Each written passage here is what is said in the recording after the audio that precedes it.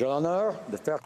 I have the honor to inform the House that the Senate has sent a message to the House to inform the House, that the Senate has passed the following bill with amendments to which the concurrence of the House is desired. Bill C-14, which a bill on medical assistance in dying. The copies of the amendments are available at the table. The Honourable Chief Government Whip is rising on a point of order. Mr. Speaker, it is requested, should you consult with the other parties, I believe you'll find unanimous consent for the motion that, notwithstanding any standing or special order or usual practice of the House, when orders of the day are called later this day, a Minister of the Crown be authorized to move, without notice, a motion relating to Senate amendments to Bill C-14, an act to amend the Criminal Code and to make related amendments to other acts, medical assistance in dying. Does the honourable member have unanimous consent of the House to propose the motion? There is no unanimous consent. Tabling of documents. I have the honour, pursuant to Section 38 of the Access to Information Act, to lay upon the table the report of the Information Commissioner for the fiscal year ended March 31, 2016. Pursuant to Standing Order 1083H, this document is deemed to have been permanently referred to the Standing Committee on Access to Information, Privacy and Ethics. Tabling of documents, the Honourable Parliamentary Secretary to the Government House Leader. Yes, thank you, Mr. Speaker. Pursuant to Standing Order 36(8), I have the honour to table in both official languages the government response to 4 petitions. Thank you. Tabling of documents, the Honourable Minister of Public Safety. Thank you very much, Mr. Speaker. I have the honour to table in both official languages the 2015 annual report of the RCMP's use of the law enforcement justification provisions. This report addresses the RCMP's use of specified provisions within the law enforcement justification regime, which is set out in Section 25.1 to 25.4 of the Criminal Code. This report also documents the nature of the investigations in which these provisions were used. Introduction of government bills. Mr. Leblanc.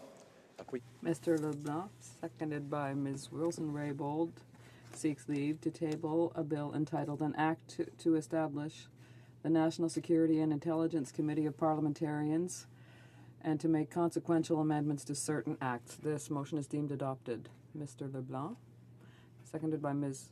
Wilson-Raybould, moves that this bill be now read a first time and printed. This motion is deemed adopted. Première lecture de ce projet de loi, first reading of this bill. Quand ce projet de loi... When shall the bill be read a second time?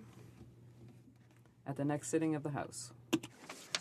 Statements by ministers.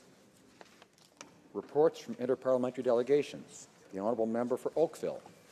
Mr. Speaker, thank you very much. Pursuant to Standing Order 34.1, I have the honour to present to the House in both official languages the report of the Canadian delegation of the Canada-Europe Parliamentary Association respecting its participation at the second part of the 2016 Ordinary Session of the Council of Europe and its mission to the next country to hold the rotating presidency of the Council of the European Union, held in Strasbourg, France, and Bratislava, Republic of Slovakia, from April 18th to 28th, 2016. Thank you. Presenting reports from committees, the Honourable Member for Battle River Crowfoot. Thank you very much, Mr. Speaker, and I have the honour to present in both official languages the following report of the Standing Committee on Public Accounts, the 12th report entitled Public Accounts of Canada 2015. Pursuant to Standing Order 109, the committee requests that a government table a comprehensive response to this report. Thank you very much, Mr. Speaker. Reports from committees. The Honourable Member for Red Deer Lacombe. Well, Mr. Speaker, I have the honour to present in both official languages the second report of the Standing Committee on Access to Information, Privacy and Ethics entitled Review of the Access to Information Act. And Mr. Speaker, may I just take a moment to say that this report was agreed to unanimously by all members of that committee who worked together very cordially and produced an excellent report, and we're expecting comprehensive legislation from the government forthwith. And pursuant to Standing Order 109, the committee requests that the government table a comprehensive response to this report. For Humber River Black Creek. Thank you, Mr. Speaker. I have the honour to present in both official languages the 6th report of the Standing Committee on Transport, Infrastructure and Communities, entitled An Update on Rail Safety. This report was again intended to underscore the need for safety on Canada's rails. From Lac-Mégantic, Quebec to Richmond, British Columbia, the committee heard that the common theme, people and communities, support commerce and recreational rail travel, but they do so with the expectation that it is safe and reliable. The members of this committee submit this report with our hope that the recommendations will help to positively move the bar when it comes to safety on the rails. And I also want to thank all of the committee members for their great work. Pursuant to Standing Order 109 of the House of Commons, the committee requests that the government table a comprehensive response to this report. Introduction of private members' bills. Mr. Davies, seconded by Mr. Johns, moves for leave to introduce a bill entitled An Act Respecting a Government Awareness Day. This motion is deemed adopted. The honourable member for Vancouver Kingsway. Thank you, Mr. Speaker. It gives me great pleasure to introduce this bill, An Act Respecting Government Awareness Day, and I'd like to thank my honourable colleague, the hard-working and excellent member for Courtney Alberni, for seconding this bill. Mr. Speaker, this bill would have this Parliament establish July 8th every year as Government Awareness Day, and the purpose of that day would be a day, Mr. Speaker, for Canadians to reflect on and celebrate our democracy. Now, July 8th was the first day that Parliament ever sat in this country, and that's the significance of that day. It would encourage citizen engagement, encourage a celebration of our democracy, education, and encourage all citizens to use that day to contact any representative they wish, municipal, provincial, or federal, and make their views known to that representative as a way of showing that democracy is about government by the people, for the people. So I hope that all members of this House can join with me in establishing such an important day, which we don't have now in this country, to celebrate and respect and enhance our democracy. Mr. Davies, seconded by Mr. Johns, moves that the bill be now read a first time and be printed. This motion is deemed adopted. First reading of this bill, première lecture sur le projet de loi. When shall the bill be read a second time? At the next sitting of the House. Monsieur Davies, appuyé par Mr. Mr. Davies, seconded by Mr. Johns, seeks leave to table an act entitled An Act to Amend the Canada Elections Act, Voting Hours. This motion is deemed adopted. The honourable member for Vancouver Kingsway. Thank you, Mr. Speaker. Once again, I'd like to thank my honourable colleague, the member for Courtney Alberni, for seconding this bill. Mr. Speaker, as all Canadians know and this House knows, we are about to embark on a very important exercise in electoral reform. And this gives us and all Canadians a chance to reflect on and discuss our democracy and our democratic practices and make improvements. Now, what this bill would do is expand voting hours in British Columbia and across the country from 7 in the morning till 10 at night. And the idea is to expand the opportunities for Canadians on Election Day to cast their ballot. I think research shows that when polls are closed at 7 p.m., as they are in BC, or 8 p.m., that there are Canadians who work and can't get to the polls. And so by increasing the length of time on that day that Canadians get to the polls, we will increase voter turnout. And that, after all, Mr. Speaker, is the essence of democracy. Mr. Davies, appuyé par Mr. Johns. Mr. Davies, seconded by Mr. Johns, moves that this bill be now read a first time and printed. This motion is deemed adopted. Projet de loi, first reading of this bill. Quand ce projet de loi When shall the bill be read a second time? At the next sitting of the House. Mr. Davies, seconded by Mr. Johns, moves for leave to introduce a bill entitled An Act to Amend the Canada Elections Act, Voting Hours, Pacific Time Zone. This motion is deemed adopted. The honourable member for Vancouver Kingsway. Thank you, Mr. Speaker. Once again, I'd like to thank the honourable colleague from Courtney Alberni for seconding this bill. Mr. Speaker, this is a bill that emanates from constituents of mine in British Columbia who have pointed out that the current practice of having voting hours in British Columbia on Election Day from 7 a.m. to 7 p.m.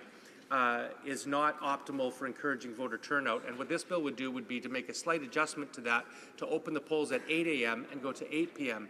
on the theory that there's far more Canadians who will go to vote after work and are shut out at the polls because they get there after 7 than there are people who can get up and be at the polls from 7 to late in the morning. So this is another way, I think, Mr. Speaker, to encourage democratic involvement, to increase the rate of voter participation on Election Day, and I hope that all members of this House will join me in supporting it. Mr. Davies, seconded by Mr. Johns, moves the bill be now read a first time and be printed. This motion is deemed adopted. First reading of this bill. Première lecture de ce projet de loi. When shall the bill be read a second time?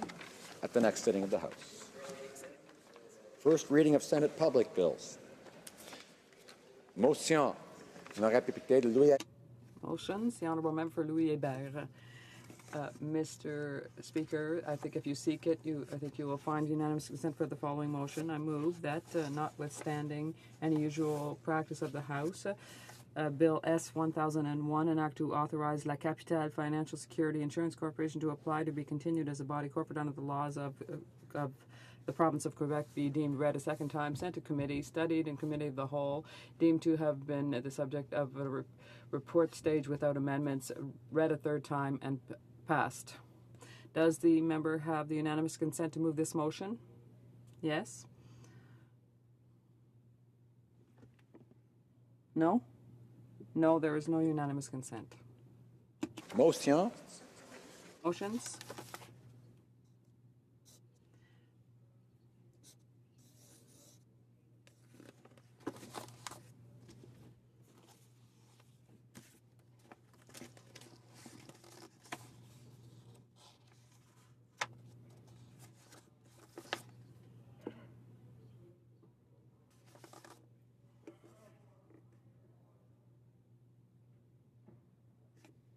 Hearing this, let me know when they're hearing me. They're now hearing me, so I presume they'll hear the government House Leader when he resumes, as he will now do.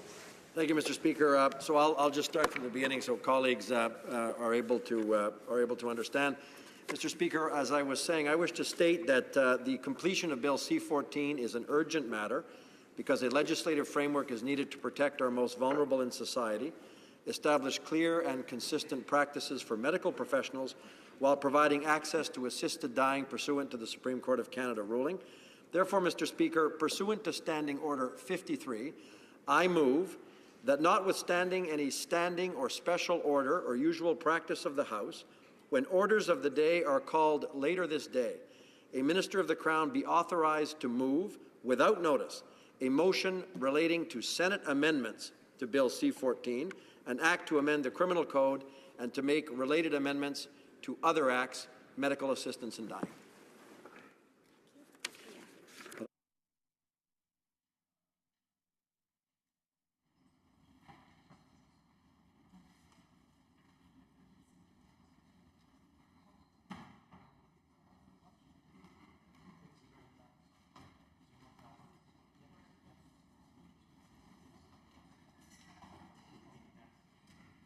Mr. LeBlanc, seconded by Ms. Mr. LeBlanc.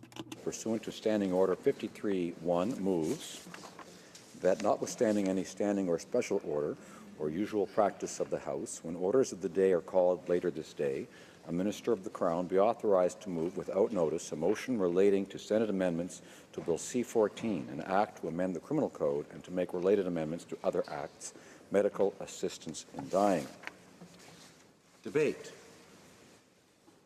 The honourable member for Sherwood Park, Fort Saskatchewan. Thank you, Mr. Speaker. And can I just ask what my time allotment is for a speech in this debate? 10 minutes? 10 minutes. Thank you very much, Mr. Speaker. And I appreciate the member's arguments with respect to the urgency of this issue. But he may be aware, I think he should be aware, in fact, that provincial guidelines have already been proposed with respect to this, and provinces are bringing in a framework to deal with this at the provincial level. Now, that doesn't negate the possible arguments for or against having a federal framework, but I think it's important to acknowledge, in the context of a claim to the alleged urgency of this issue, what the reality is at the provincial level. Because if you look at the various guidelines, it actually seems fairly clear to me that a number of provinces have done a much better job of protecting the vulnerable than the framework that the federal government has put in place. I have raised concerns repeatedly in this House about the lack of protections for the vulnerable in this legislation. And it's important that we separate out two different issues. There's the issue of the eligibility criteria, which has been fairly contentious in terms of whether it should be terminal, whether it should simply repeat the language of the Supreme Court, whether it should use other types of languages like the government does, maybe in the somewhat ambiguous term of death being reasonably foreseeable. But then there is the separate question with respect to safeguards. And I think especially in this legislation, whatever Canadians, members of this House, think of the provisions in terms of eligibility criteria, that there is an absence of safeguards. And if we look at what the provinces have put in place, they've, in many cases, done a much better job of providing important safeguards. Now, one of the models that I would like to draw the attention of the members of the House to is the law in place in Manitoba. And the law put in place there has been actually praised. There was, it was welcomed as a welcome development, even by somebody involved in assisting people accessing assistance in dying, with an understanding of the real benefits of this law. Now, the system that was set up in Manitoba was that it allowed members, people seeking assistance in dying or euthanasia or physician-assisted suicide, whatever you want to call it, it allowed those people to then have their case reviewed by government lawyers. It didn't require judicial review having many advantages, but something that some members have claimed is unduly onerous. It instead created a procedure by which government lawyers would review the eligibility criteria and be able to, in the context of their legal expertise and knowledge, rule on whether or not this was in fact, the person in fact met the criteria. Now, the government's legislation contains absolutely no mechanism for advanced legal review by competent authority, and we proposed an amendment to that effect in hopes of seeing the government bring it in. Unfortunately, they would not agree to that. But the Manitoba law, I think, strikes a good compromise. It doesn't require it doesn't require judicial review, but it does have some kind of an apparatus whereby you have review by competent legal authority. So certainly in the case of Manitoba, the vulnerable in Manitoba are better off under the provisions of the existing standards in Manitoba than they would be under federal legislation. Now, let's talk about some of the other provinces. In general, the provinces that I was able to look at used language around attending physician. They had protections in terms of conscience, but they were rooted in this idea of an attending physician being in some way involved in the process. Now, the federal legislation, C-14, makes no reference to attending physician. It doesn't require the involvement of the attending physician at all. It just simply says any two physicians that can sign off. So you could have two physicians in the country that see a particular case one way, and every other physician in the country see the case a completely different way. That person would still be able to access euthanasia or assisted suicide. So the guidelines, which in their wisdom, most of the provinces, at least most of the ones that I've had a chance to look at, deal specifically with some kind of a specifically carved out role for an attending physician.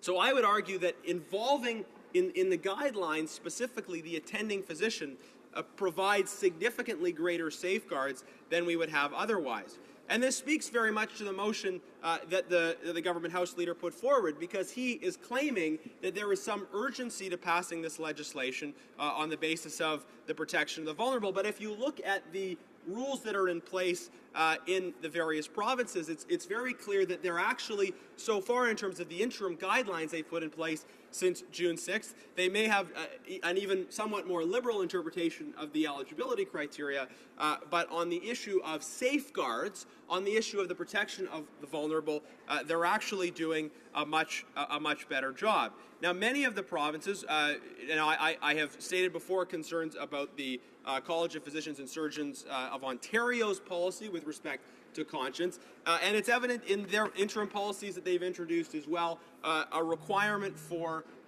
effective referral, and requiring someone to be complicit or refer for euthanasia is gravely concerning to physicians as well as to many other people within the province of Ontario. But that wouldn't change with the federal legislation, because this federal legislation does not provide the necessary protections for conscience.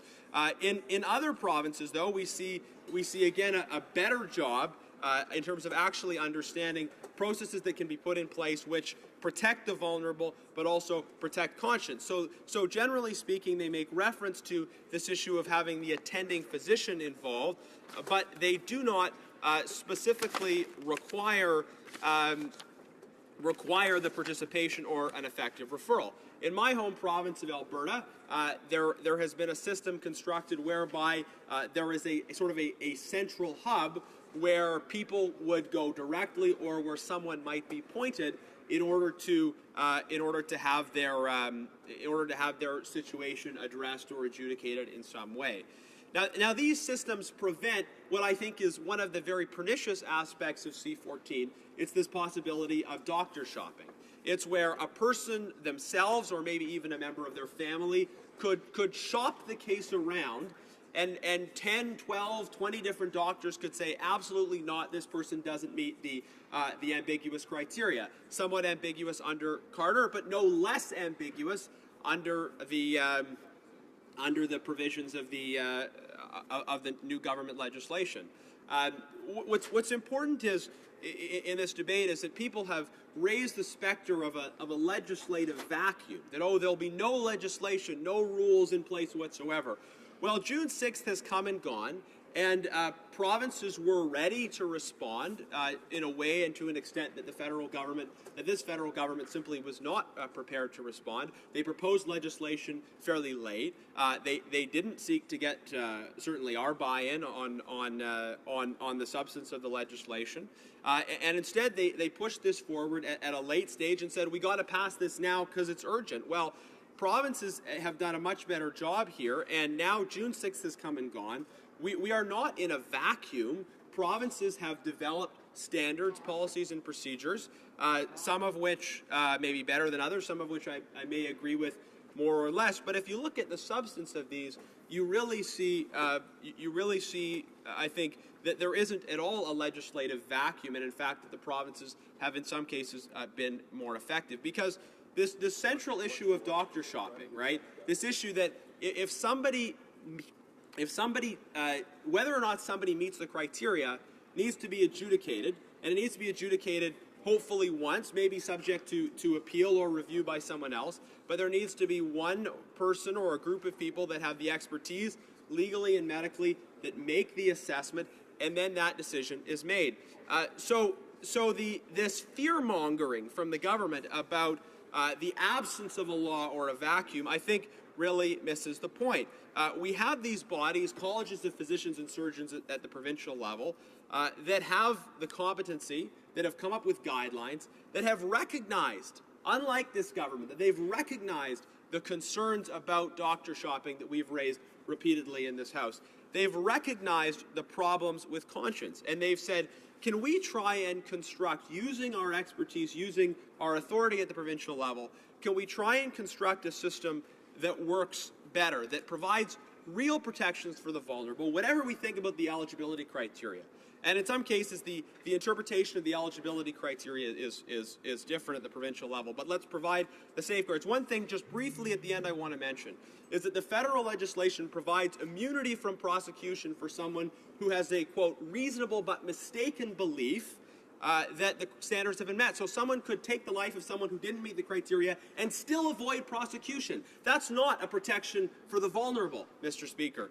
In the absence of this legislation, we don't have that exemption. The vulnerable are better protected because there isn't an exemption for those who take life without the consent of the patient, without the proper criteria being met. So I think looking at the reality of what's in place at the provincial level, it's not correct at all to talk about a legislative vacuum. So this motion does not have the urgency that is claimed at all. Questions and comments? Questions and commentaires? Questions and comments? Resuming debate. Reprise de débat. Is the House ready for the question? The question is as follows. Mr. LeBlanc, seconded by Ms. Wilson-Raybould, moved that pursuant to Standing Order 53-1, that notwithstanding any standing or special order or usual practice of the House, when orders of the day are called later this day, a Minister of the Crown be authorized to move, without notice, a motion relating to Senate amendments to Bill C-14, an act to amend the Criminal Code, and to make related amendments to other acts, medical assistance in dying. Will those members who object to the motion please rise in their places?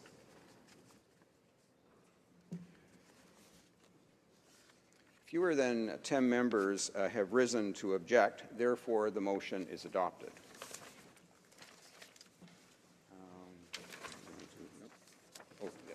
The House will now resume with the remaining business under routine proceedings, and we are under motions. Motion.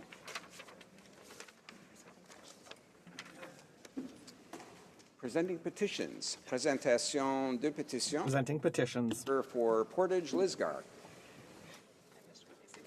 Thank you very much, Mr. Speaker. I'm very happy to be able to present two petitions today. Well, actually three petitions, but on two different topics. The first petition is in regards to victims of violent crimes, and that being unborn children who are victims of unborn crimes, and the fact that the government, our law doesn't currently recognize them as victims, and currently we do have a private member's bill before us, Cassie and Molly's Law, and these petitions call on all of us to support that law. The other two petitions are with regards to religious freedoms, and the fact that religious freedoms are probably one of the first freedoms that are at risk when any freedoms are attacked around the world. And so these petitions call on the government to restore and to renew the mandate of the Office of Religious Freedoms. Thank you very much, Mr. Speaker. Presentation de Presenting petitions. Cumberland Colchester. Thank you, Mr. Speaker. It's my privilege to present to the House of Commons a electronic petition initiated by veteran David Palmer, calling on the Government of Canada to reestablish a Canadian Military Volunteer Service Medal, which was previously awarded but cancelled in 1947. The petition has garnered almost 3,600 signatures from every province and territory in the country, and thousands more in hard copy. And at this time, I'd like to commend Mr. Palmer for his many years of dedication and commitment to veterans and to his efforts to reestablish this medal. Présentation de pétitions. La députée de Hochelaga. Presenting petitions, the Honourable Member for Hochelaga. Thank you, Mr. Speaker. I have never seen such a popular petition as this one, which calls on the government to restore home mail delivery, and which reminds the Prime Minister that that is a promise that he made during the election campaign. So once again, I have the honour to table this petition to reinstate the delivery of mail to door-to-door. Présentation de pétitions. Presenting petitions, the Honourable Member for Richmond-Arthabaska. Mr. Speaker, today I present a petition further to the decease of Cassandra Collin, 20 years, age 22, and other people in my riding who were killed by a drunk driver. These families, many families have lost loved ones because of drunk driving, and if these people find that the rules governing drunk driving are too lenient, and they want this to be recognized as vehicular manslaughter. It is the #1 cause of deaths in Canada, and over 1,000 Canadians, or thousands of Canadians, are killed by drunk drivers, and they are calling for support for Bill C-226, the Driving with Impaired Faculties Act. Member for Vancouver Kingsway. Thank you, Mr. Speaker. I rise to present e-petition 126 to Parliament. This petition calls on the Government of Canada to implement a ban on the operation of for-profit, paid donor blood collection clinics in Canada. And this is particularly apt in that it's World Blood Donor Day this week. This initiative has received the support of thousands of Canadians from across the country. It reflects the opposition of many to the Liberal government's support for the privatization of the collection of blood plasma of Canadians. Just this week, news broke of the planned opening of yet another paid blood facility, this time in Moncton, in direct violation of the principles and recommendations of the Creever inquiry into the tainted blood scandal. I'd like to thank Kat Lantain and other safe blood advocates who have campaigned relentlessly to defend Canada's blood supply. It's time for this government to put a stop to paid plasma and keep our system safe, public, and voluntary. Presenting petitions, the Honourable Member for Elgin, Middlesex, London. Mr. Speaker, I am pleased to present a petition on behalf of Canadians requesting that the Government of Canada maintain the listing of Islamic Republic of Iran as a state supporter of terrorism, pursuant to Section 6.1 of the State Immunity Act, for as long as the Iranian regime continues to sponsor terrorism. Thank you. Presenting petitions, the Honourable Member for Saanich Gulf Islands. Thank you, Mr. Speaker. I rise this morning to present two petitions. The first is from constituents in my riding of Saanich Gulf Islands from Galliano, Salt Spring, Maine, as well as Saanich Peninsula, calling for the government, and particularly the Minister of Foreign Affairs, to issue a statement condemning the practices of the People's Republic of China in relation to human rights, and particularly the rights of practitioners of Falun Dafa and Falun Gong, and further requesting that the Minister for Citizenship and Immigration list the People's Republic of China as a refugee source country to allow people to escape the oppression that occurs in that nation. Secondly, Mr. Speaker, the petition from residents of Saanich Gulf Islands calls for this House to develop a national registry for missing persons and a victims index. Thank you, Mr. Speaker. Presenting petitions, the Honourable Member for Peace River Westlock. Thank you, Mr. Speaker. I'm pleased to present a petition signed by Canadians from Nerlandia and Barrhead, two towns in my riding. The petitioners are concerned about the accessibility of violent and degrading sexual material online and the implicit impact on public health, especially the well-being of women and girls. As such, these petitioners are calling on the House of Commons to adopt Motion 47. Thank you, Mr. Speaker. Presenting petitions, the Honourable Member for Winnipeg North. Yes, thank you, Mr. Speaker. I have a petition signed by many constituents of mine asking that the House of Commons to identify hospice palliative care as a defined medical service covered under the Canada Health Act so that the provincial and territorial governments will be entitled to funds under the Canada Health Transfer System to be used to provide accessible and available hospice palliative care for all residents of Canada in their respective provinces and territories. Thank you, Mr. Speaker. Presenting petitions, présentation de pétitions. Questions on the order paper. The Honourable Parliamentary Secretary to the Government House Leader. Yes, Mr. Speaker, if questions Q190 could be made and order for return, this return would be tabled immediately.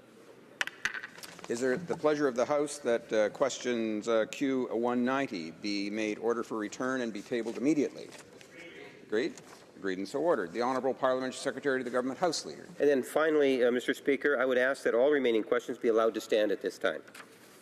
And is that also agreed? Agreed? Agreed and so ordered.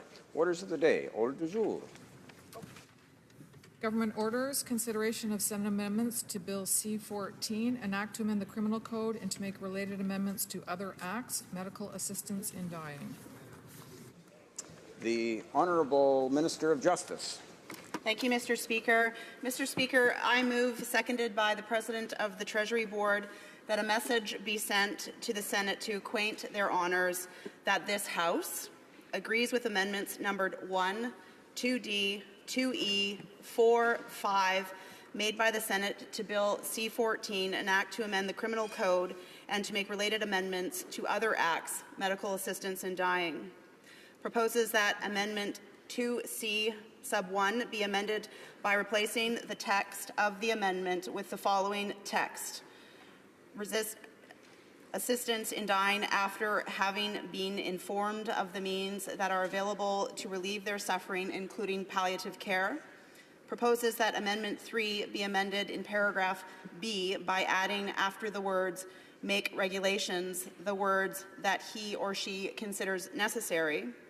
Respectfully disagrees with Amendment 2A because requiring that a person who assists to be free from any material benefit arising from the patient's death would eliminate from participation the family members or friends most likely to be present at the patient's express wish, and this would violate patient autonomy in a fundamental and unacceptable manner, and respectfully disagrees with Amendments 2B, 2C sub 2, and 2C sub 3 because they would undermine the objectives of Bill C-14 to recognize the significant and continuing public health issue of suicide, to guard against death being seen as a solution to all forms of suffering, and to counter negative perceptions about the quality of life of persons who are elderly, ill, or disabled, and because the House is of the view that C-14 strikes the right balance for Canadians between protection of vulnerable individuals and choice for those whose medical circumstances cause enduring and intolerable suffering as they approach death.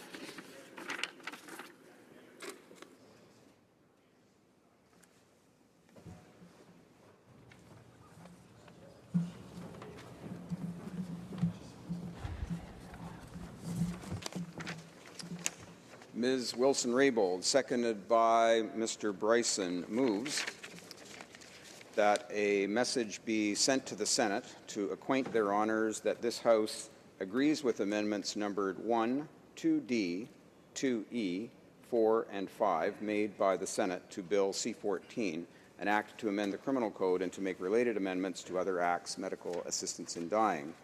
Proposes that Amendment 2C1 be amended by replacing the text of the amendment with the following text: assistance in dying after having been informed of the means that are available to relieve their suffering, including palliative care. Proposes that Amendment 3 be amended in paragraph B by adding after the words "make regulations" the words "that he or she considers necessary." Respectfully disagrees with Amendment 2A because requiring that a person who assists to be free from any material benefit arising from the patient's death would eliminate from participation the family members or friends most likely to be present at the patient's express wish, and this would violate patient autonomy in a fundamental and unacceptable manner. And respectfully disagrees with Amendments 2B, 2C sub 2, and 2C sub 3, because they would undermine objectives in Bill C-14 to recognize the significant and continuing public health issue of suicide, to guard against death being seen as a solution to all forms of suffering, and to counter negative perceptions about the quality of life of persons who are elderly, ill, or disabled. And because the House is of the view that C-14 strikes the right balance for Canadians between protection of vulnerable individuals and choice for those whose medical circumstances cause enduring and intolerable suffering as they approach death. Debate the Honourable Minister of Justice. Thank you, Mr. Speaker. I would like to begin my comments by acknowledging the depth and quality of the thoughtful work that the other place has undertaken in its review of Bill C-14. The number of amendments that were presented and thoroughly debated speaks volumes not only about the complexity of the issue at hand, but also about the dedication with which members of the other place sought to improve the legislation. Bill C-14, as passed by the House of Commons, expressed our policy choice to address medical assistance in dying in a principled and cautious manner. This policy choice was deliberately and carefully crafted. The bill achieves the most appropriate balance between individuals' autonomy in deciding how their death will occur and protection of vulnerable individuals, as well as broader societal interests. These interests include suicide prevention, equal evaluation of every person's life, and preventing the normalization of death in response to suffering. Several amendments were made to Bill C-14 in the other place. The most significant amendment was the deletion of the definition of grievous and irremediable medical condition. The effect of this amendment essentially removes the eligibility requirement that natural death has become reasonably foreseeable. This amendment appears to have been motivated by a concern that this criterion is unconstitutional because it does not explicitly appear in the Supreme Court Carter decision. Many legal experts have testified before the Standing Committee on Legal and Constitutional Affairs in the other place. Some expressed their views that C-14 has, or as initially passed in the House of Commons, would be found unconstitutional if challenged in the courts. However, other legal experts and professors took the opposite view, that Bill C-14, as adopted in the House of Commons, with the requirement that natural death be reasonably foreseeable, is constitutional. In Carter, the Supreme Court was clear that it is the role of Parliament to craft a complex regulatory regime with respect to medical assistance in dying, and that such a regime would be given a high degree of deference by the courts. Honourable colleagues, as Minister of Justice and the Attorney General of Canada, I am confident that Bill C-14, as originally drafted and presented in this place, is constitutional. As outlined in an addendum to the legislative background paper that I distributed to all parliamentarians earlier this week, and which I am pleased to table in the House today, the question is whether the complex regulatory regime found in Bill C-14 is consistent with the Charter, not whether it exactly replicates the wording of the Supreme Court in Carter.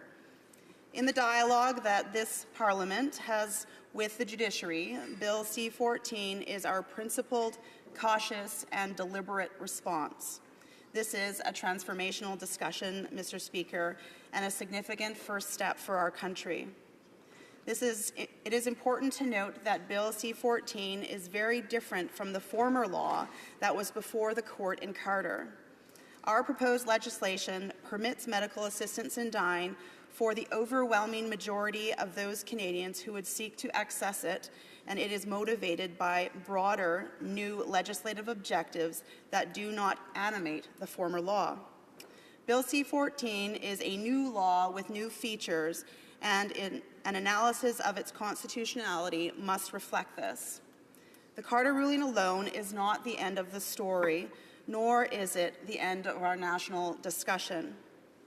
The conclusion to draw here is that there are diametrically opposed but reasonable points of view about the constitutionality of Bill C-14. This situation is not unique. It is normal and part of a healthy debate for legal experts to differ on the merits of a particular piece of legislation that has not yet been examined by the courts. However, I would caution that fundamentally altering the delicate balance purposefully struck in Bill C-14 solely because of the existence of these differing views is ill-advised. As the Supreme Court of Canada stated in Carter, the risks associated with medical assistance in dying can be limited through a carefully designed and monitored system of safeguards. The government's policy choices, as reflected in Bill C-14, were specifically crafted to protect vulnerable Canadians from these different types of risks. First is the protection of those who will ask for medical assistance in dying. Bill C-14, as passed by this chamber, would limit eligibility to those whose deaths have become reasonably foreseeable and for whom the risks can be adequately addressed by the robust safeguards found in Bill C-14. But if eligibility is drastically expanded to all Canadians who are suffering unbearably, regardless of whether or not their death is reasonably foreseeable, as the amendment in the other place proposes, there are more risks or of different types that are much harder to detect. The risks include the very real possibility that individuals may be motivated to request medical assistance in dying for a whole host of reasons, psychosocial, emotional, or systemic, that are separate from their medical condition but that exacerbate their suffering. People may die unnecessarily or prematurely when other options for improving their quality of life are available. Cases from other jurisdictions that permit medical assistance in dying support these concerns. We do not believe that this is what Canadians want. Importantly, while the other place expanded eligibility in the bill, they did not introduce new safeguards for the very circumstances where the most caution is required. The result is that any serious medical condition, whether it be a soldier with post-traumatic stress disorder, a young person who suffered a spinal cord injury in an accident, or a survivor whose mind is haunted by memories of sexual abuse, could result in eligibility for medical assistance in dying. I raise these examples from other jurisdictions, Mr. Speaker, not to be sensational, but to highlight the real risks at play. But beyond the risks for those who make a request for medical assistance in dying, making it available to all Canadians who are suffering would also have repercussions at a much broader level. It would alter our societal values and send the wrong message to our most vulnerable Canadians, who may never even request assistance. These are risks for which there are no obvious safeguards. Broadening eligibility for medical assistance in dying to situations where death is not reasonably foreseeable would contribute to negative perceptions about quality and dignity of life of people with disabilities. Organizations like the Canadian Association for Community Living and the Council of Canadians with Disabilities, amongst other disability rights organizations, have cautioned us about the potential devaluation of the lives of Canadians with disabilities that broader eligibility criteria would attract. They tell us that such devaluation happens when the law presumes that life with a disability could be so unbearable that death should be a state-sanctioned option. Broad eligibility criteria could also send the wrong message that society feels it is appropriate to address suffering in life by choosing death. This message may encourage some who are in crisis and already considering suicide to act, even privately and without assistance. Procedural safeguards would not help these individuals. The relationship between medical assistance in dying and suicide has not been sufficiently studied, and we must have more information about this complex situation before we can decide what is right for Canada.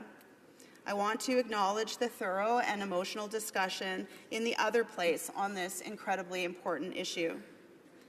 We recognize the important amendments to Bill C-14 adopted by the other place, namely that a person signing on behalf of the patient requesting assistance cannot know or believe that they will benefit from the patient's death. This is indeed a thoughtful amendment that improves the bill and a valuable safeguard that we are pleased to support. Ensuring that a patient is aware of all means available to relieve their suffering, including palliative care, is of course important. A further amendment concerning the monitoring system introduces mandatory language requiring the Minister of Health to make regulations and guidelines. The government appreciates the other place's concern that regulations to support the monitoring regime be put in place. Canadians want to know that this system will be well monitored, and we support this well-crafted amendment from the other place. Further, there was an amendment requiring that the issues to be studied in the bill, mature minors, advanced directives, and requests where the sole underlying condition is mental illness, be completed in 2 years. This amendment from the other place reflects the concern that Canadians have for these incredibly complex issues and the desire for this government to be held to account on each of them, and for that reason, it is supported.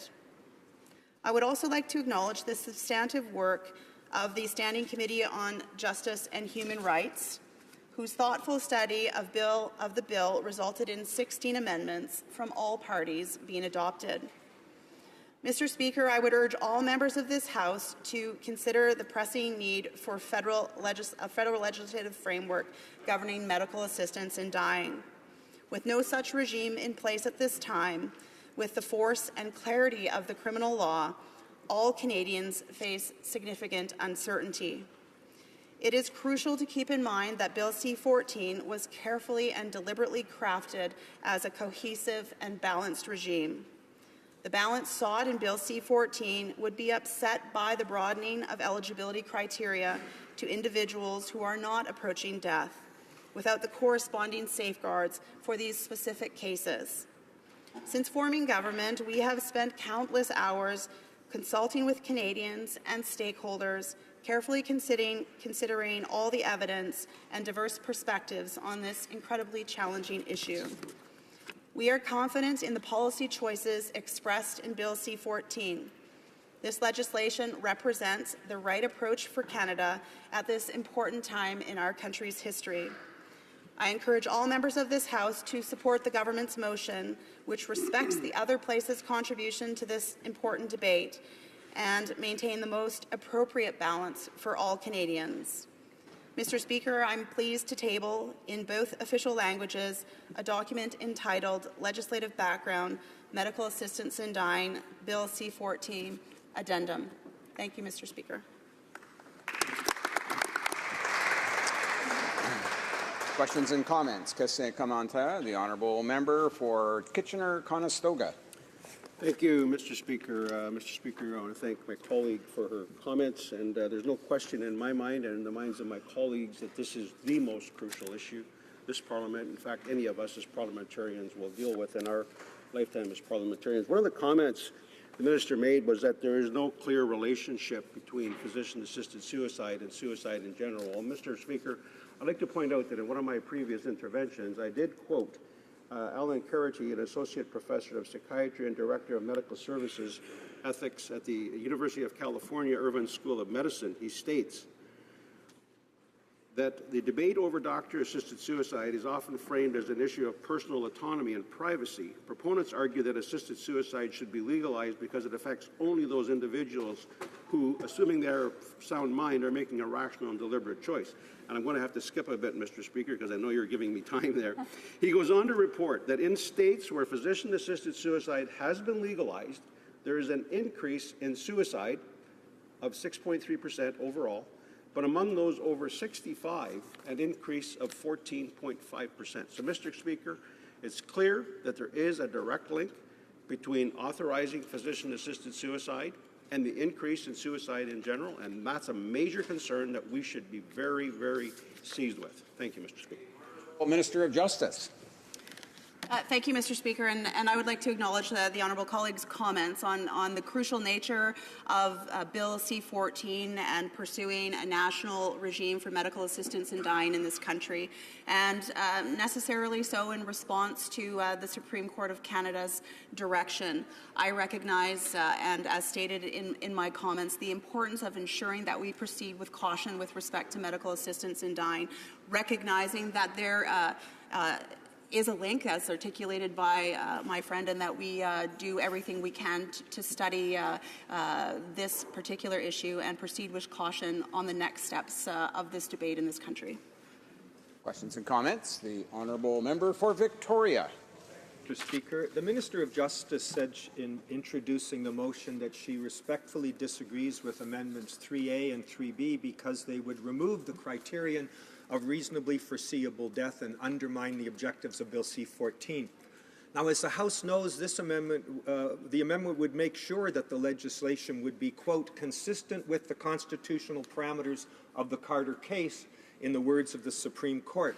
Professor HoC said if the bill was amended in this way, it would be consistent with the parameters set out in the Carter case, and if it were not, the bill would be unconstitutional. But, Mr. Speaker, I'd like the Minister's reaction to the comments of Dr. Douglas Grant, the chair of the Federation of Medical Regulatory Authorities of Canada, who said that the criteria in the unamended Bill C-14, in other words, the reasonably foreseeable language the Minister would propose to retain, would, quote, involve language that is too vague to be understood or applied by the medical profession and too ambiguous to be regulated effectively.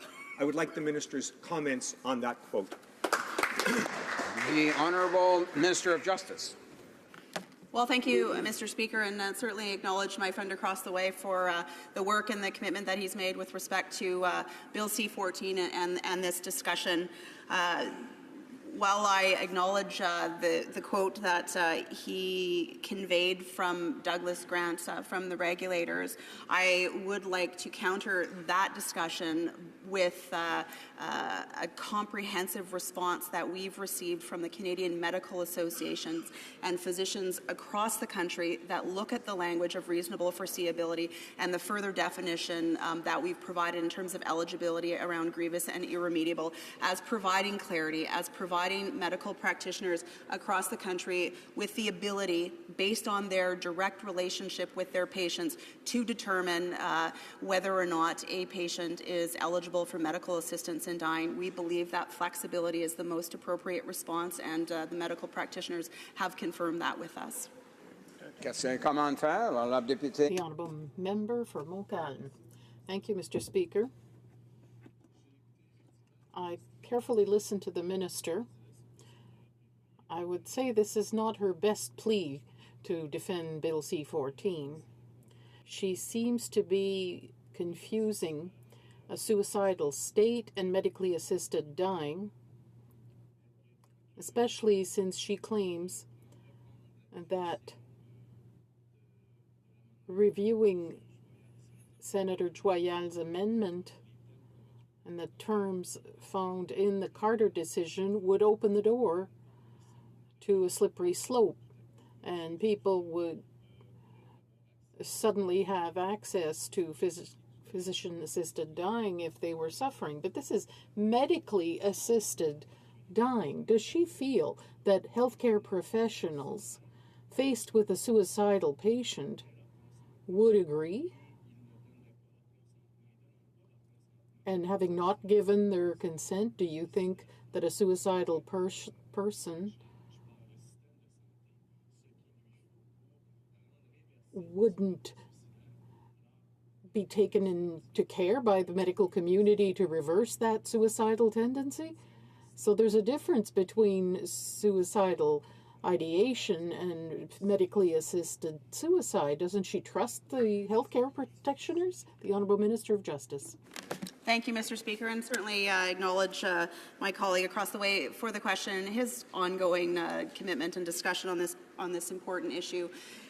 My words today were in response and speaking to a motion to the other place in terms of their thoughtful considerations with respect to Bill C-14. The member opposite speaks to the risks, speaks to the broadening of the criteria in terms of one of the amendments that was sent back. What I was expressing in my comments was the serious concerns that we have if we were to broaden the eligibility criteria.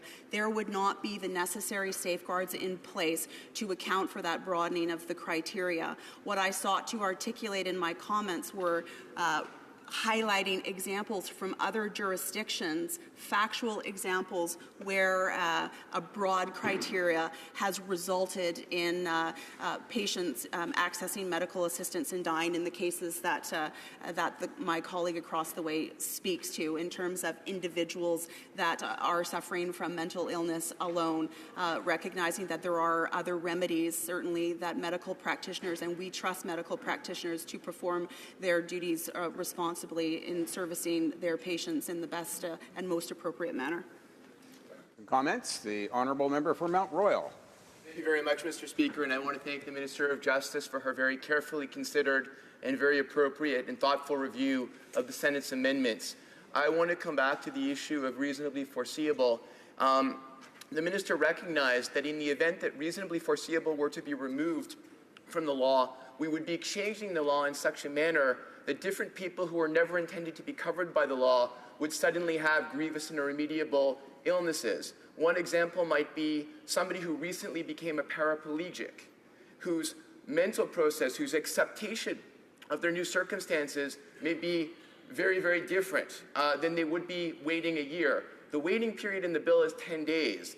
And as such, does the Minister not believe that if we were going to change reasonably foreseeable, you would need to drastically extend the waiting period for some categories of people? Honourable Minister of Justice.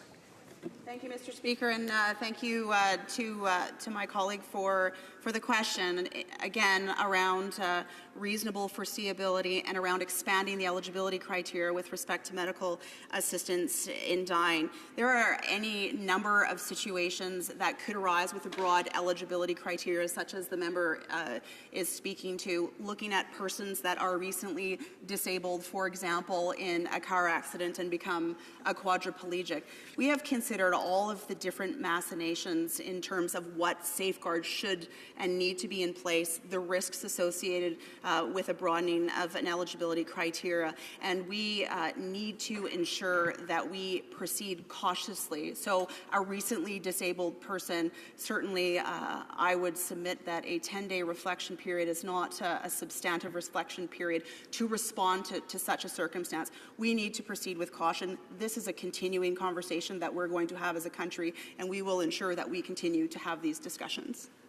We have time for one more short question and response. The Honourable Member for Sherwood Park, Fort Saskatchewan. Thank you, Mr. Speaker. The Minister puts a great deal of stock in the reasonably foreseeable provision. Reasonably foreseeable in this context is not a recognizable legal term. It's not a recognizable medical term. The Minister has herself said previously in debate that it does not mean terminal. So given the alleged significance of this criterion, this safeguard, so to speak, I wonder if the Minister could tell us what reasonably foreseeable means. The Honourable Minister of Justice. Thank you, Mr. Speaker, and thank you for the question in the compressed timeline that I have to respond. Certainly have spoken to reasonable foreseeability in this chamber, and reasonable foreseeability is something that has been used quite regularly in the criminal code. But reasonable foreseeability, we place this in the legislation to inject what we feel is a necessary flexibility to provide medical practitioners with the ability, based on the direct relationship that they have with their patient, to determine when that patient would be eligible for medical assistance in dying. In other words, to determine when their patient's death, has become reasonably foreseeable. Resuming debate, the honourable leader of the opposition in the House. Thank you.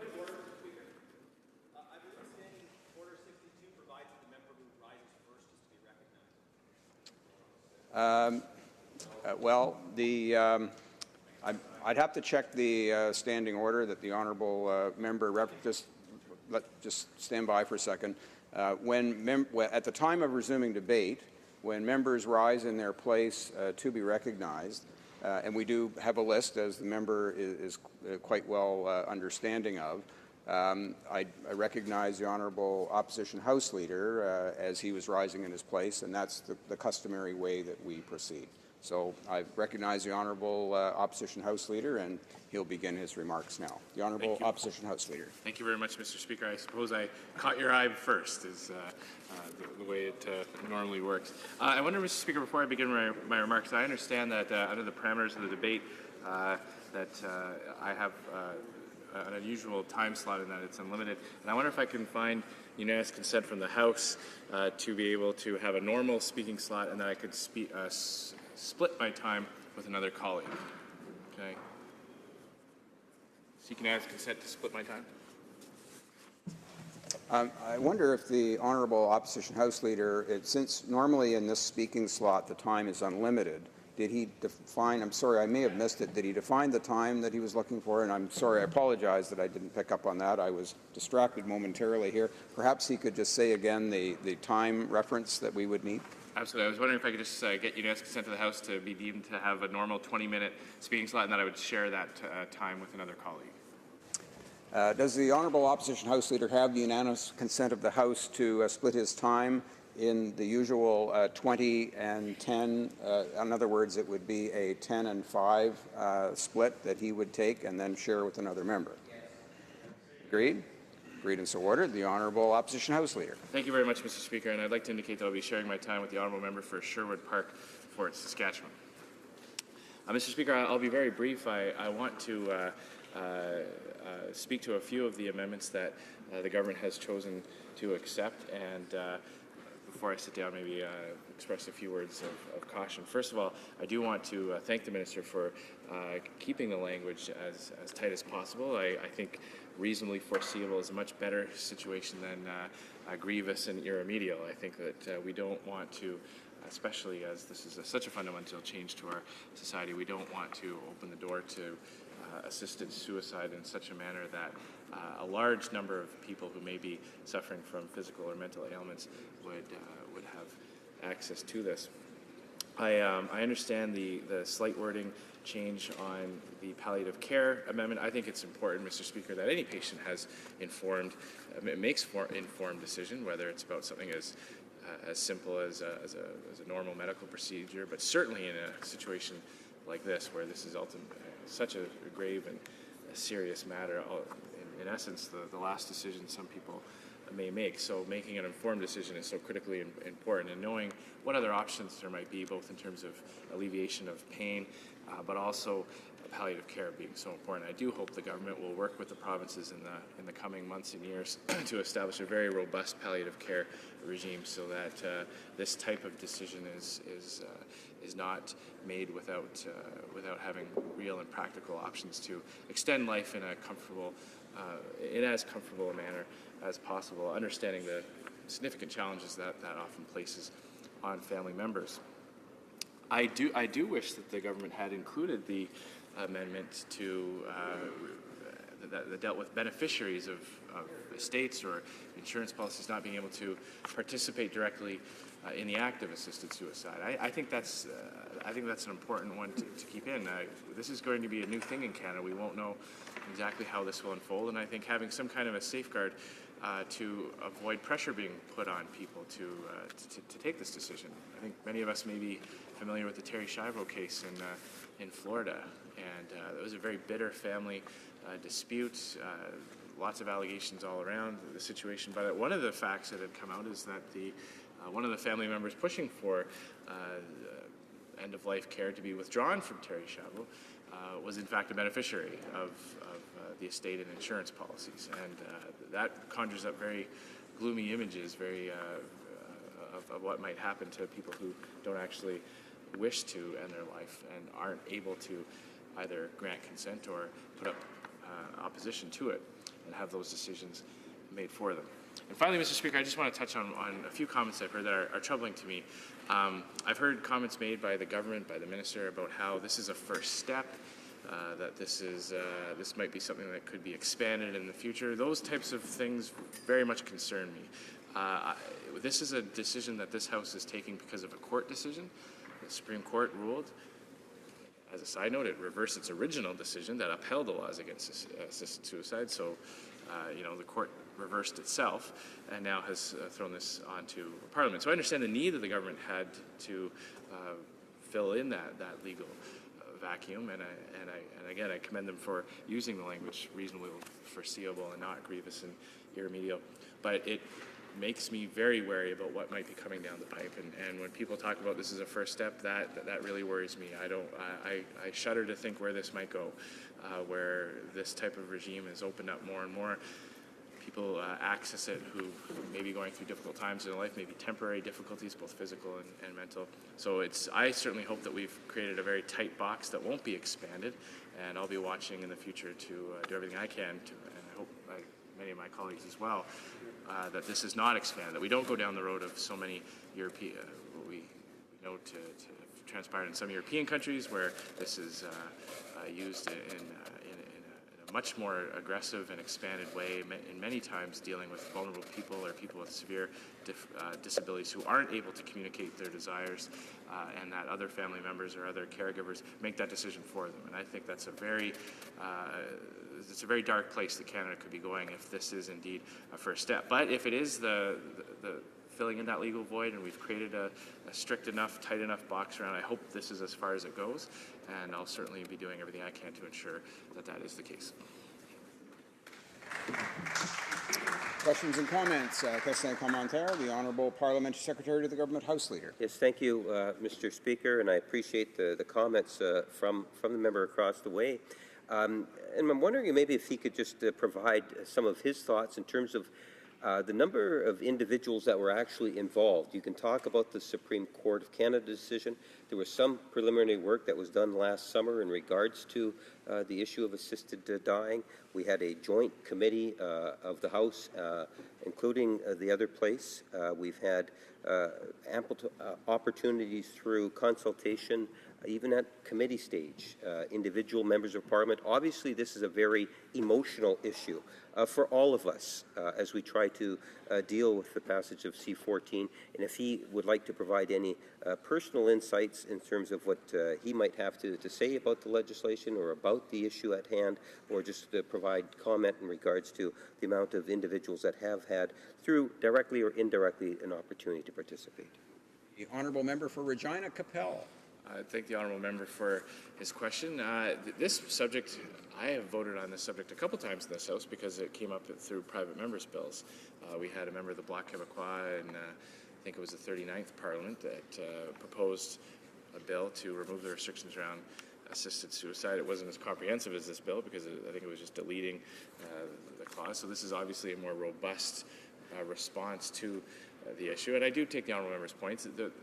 Once the House came back after the election, there was a great number of opportunities for members to weigh in on what direction it should take. There was the special committee before the legislation was drafted, obviously debate in the House, our standing committee, and now over to the Senate. But none of that kind of matters when we're dealing about the original principle that the Supreme Court hoisted this back onto us. The elected representatives of Canadians several times in the last decade or so have voted against legalizing assisted suicide. The Supreme Court in my lifetime has upheld the rules and the law against assisted suicide, and now they have reversed themselves. So that's my beef with this whole question, is that it was quite clear through the elected will of Canadians that Canadians were comfortable with assisted suicide being illegal, that the sanctity of life being upheld all the way through to natural death was an important principle, and that Canadians were afraid of where something like this might lead to. But the court, having reversed its decision, has now placed this back into Parliament's lap. So, there are limited options for parliamentarians to take. The bill is not perfect. I voted against it at second and third reading. I would have liked to see more protections for conscience rights of medical practitioners. That's something I wish we were talking more about. It's not in the amendments that we're dealing with today, so I know I can't speak to those, but it would have been easier for me to support the bill if those types of protections for medical practitioners to be able to reflect their conscience were in the bill. Questions and comments? The honourable member for Edmonton Strathcona. Speaker. And I've listened with great interest, Mr. Speaker, to the honourable member's comments about what Canadians think. Perhaps he might want to actually contact the governments, including the government of Alberta, who actually took the time to survey Albertans and also worked with the College of Physicians and Surgeons, as they have across the country. And the College of Physicians and Surgeons of Alberta have issued guidelines consistent with the Supreme Court of Canada. The survey of Albertans, 60% of respondents want to support the safeguards put in place by the College of Physicians and Surgeons, which is immediately consistent with the Supreme Court of Canada. So how is it that the member, and frankly, and the Minister of Justice keep saying we should rely on a political body that lobbies on behalf of medical interests in Canada, as opposed to the Colleges of Physicians and Surgeons who support the Supreme Court of Canada guidelines? Honourable Opposition House Leader. Well, I'm not familiar with the steps the government of Alberta took to survey people in Alberta. If it wasn't a referendum, then I don't know how accurate a reflection of the people in Alberta could be. But I will say one thing, Mr. Speaker, I would not look to the government of this current government of Alberta to inform basically any of the decisions I would make, especially about something as serious as this. And I think, when let's be honest, we're talking about very complex legal principles. We're talking about medical terminology that touches on many different aspects of different kinds of care. I can tell the honourable member when I say that the will of Canadians was reflected through this House. That's a pretty fundamental principle that political parties, MPs come here to represent their constituents, and we did vote on this several times in my life here as a parliamentarian, and every time we rejected the call to legalize assisted suicide, and I think rightly so, because as difficult as it is, and I've had people in my family reach the end of their lives and go through very tough medical conditions. Upholding that principle of the sanctity of life, that it's our job, it's a medical industry's job to protect life, to extend life, that's a fundamental principle. And when we lose that anchor, there's a lot of unintended consequences that I worry are coming down the pike in the foreseeable future. Resuming debate, the honourable member for Sherwood Park, Fort Saskatchewan. Thank you very much, Mr. Speaker. It's a pleasure to rise for which will probably be my last time speaking to this particular bill, though I'm sure not to this issue in general. I'm going to give a perhaps fairly disparate speech addressing a number of different issues that have been raised, and I think perhaps loose ends in this conversation. I think, first of all, it is important to underline that we do not exist in a legislative vacuum at the present time. The government has, in my judgment, created this sort of artificial sense of fear, this artificial timeline that says we have to pass their, in my judgment, bad legislation, just because if we don't do it, there'll be no legislation. But, of course, June 6th has come and gone. There are provincial guidelines in place, and I don't dispute the fact that a better version of a federal framework would have many things desirable about it. I have not certainly opposed the principle of the federal government legislating in this area. We are, after all, talking about the contours of an exception to the criminal code. But in the absence of the federal government having done the detailed work in terms of actually coming up with a system of checks and balances, a system of safeguards, it may well be, and in my view, it is the case with the present legislation, that we are better off to defeat it, perhaps to bring back a better bill in the future. And I'll talk specifically about why that is and what a better bill would look like. But I think it is fundamental that we recognize the reality that there isn't a legislative vacuum. It's not as if people are being killed without some kind of systems, checks and balances, safeguards in place. Provinces were ready in a way that this federal government simply was not. I think we have a failure of process here, and I'll just briefly overlay what that process was. So we had a Supreme Court decision at a time when the Conservatives were in government. We created this expert panel to review and report back, and it would have reported back after the election. It would have been difficult for politicians to be involved in a government consultation process in the immediate lead up to and during an election. But we had this external expert panel that was consulting Canadians and that was ready to report back both the results of their consultation as well as make policy recommendations. But when this new government came in, they removed the power of that expert panel to make recommendations with respect to policy. They only reported on their consultation. And when you hear this, the government talk about this timeline, they somewhat misleadingly will say the previous government did nothing to advance this when it was their decision to remove that essential power of the expert panel to make policy recommendations. So then we had a motion of this House in December to create a panel, a joint committee of the House and Senate to review this issue. That panel could have sat during the Christmas break, but didn't. It faced a time crunch when it came back, and then we waited months before seeing any kind of federal legislation. The failure of process, Mr. Speaker, was that in every case, as much as a year and 4 months isn't that much time, we faced a time crunch towards the activities of the committee, towards the activities of the House and certainly the Senate, because we didn't have this, we didn't more effectively use the panel that was put in place by the previous government. And that panel consulted far beyond what the special committee did, far beyond what the Justice Committee did. In the case of the Justice Committee, I'm not for any ill intention, I'm sure. I was concerned about the process of witness selection with the Joint Special Committee. There were many people that were even interveners in the Carter case who were not able to participate excuse me, in those hearings. But the point is, we had this artificial time crunch that was created, and we see it happening again today. Again today, the government is trying to create this artificial urgency instead of delving into this substantive conversation. Quebec did this in 6 years, and I'm not saying we should or could take 6 years, but having the prudence to have introduced legislation earlier, to have drawn on the wisdom of the expert panel would have been much better, because we are in this seeming time crunch, but I think we need to reject the time crunch the government is creating and instead do the diligent work that we need to do to fix some of the big problems in this bill. Now, we see the sloppiness, may I say, Mr. Speaker, in this legislation, especially around this discussion of reasonable foreseeability. The Justice Minister who just spoke, and I actually share many of the concerns that she raised about leaving this wide open, but I think what she neglects is that reasonable foreseeability isn't clear enough to be in any sense a meaningful safeguard.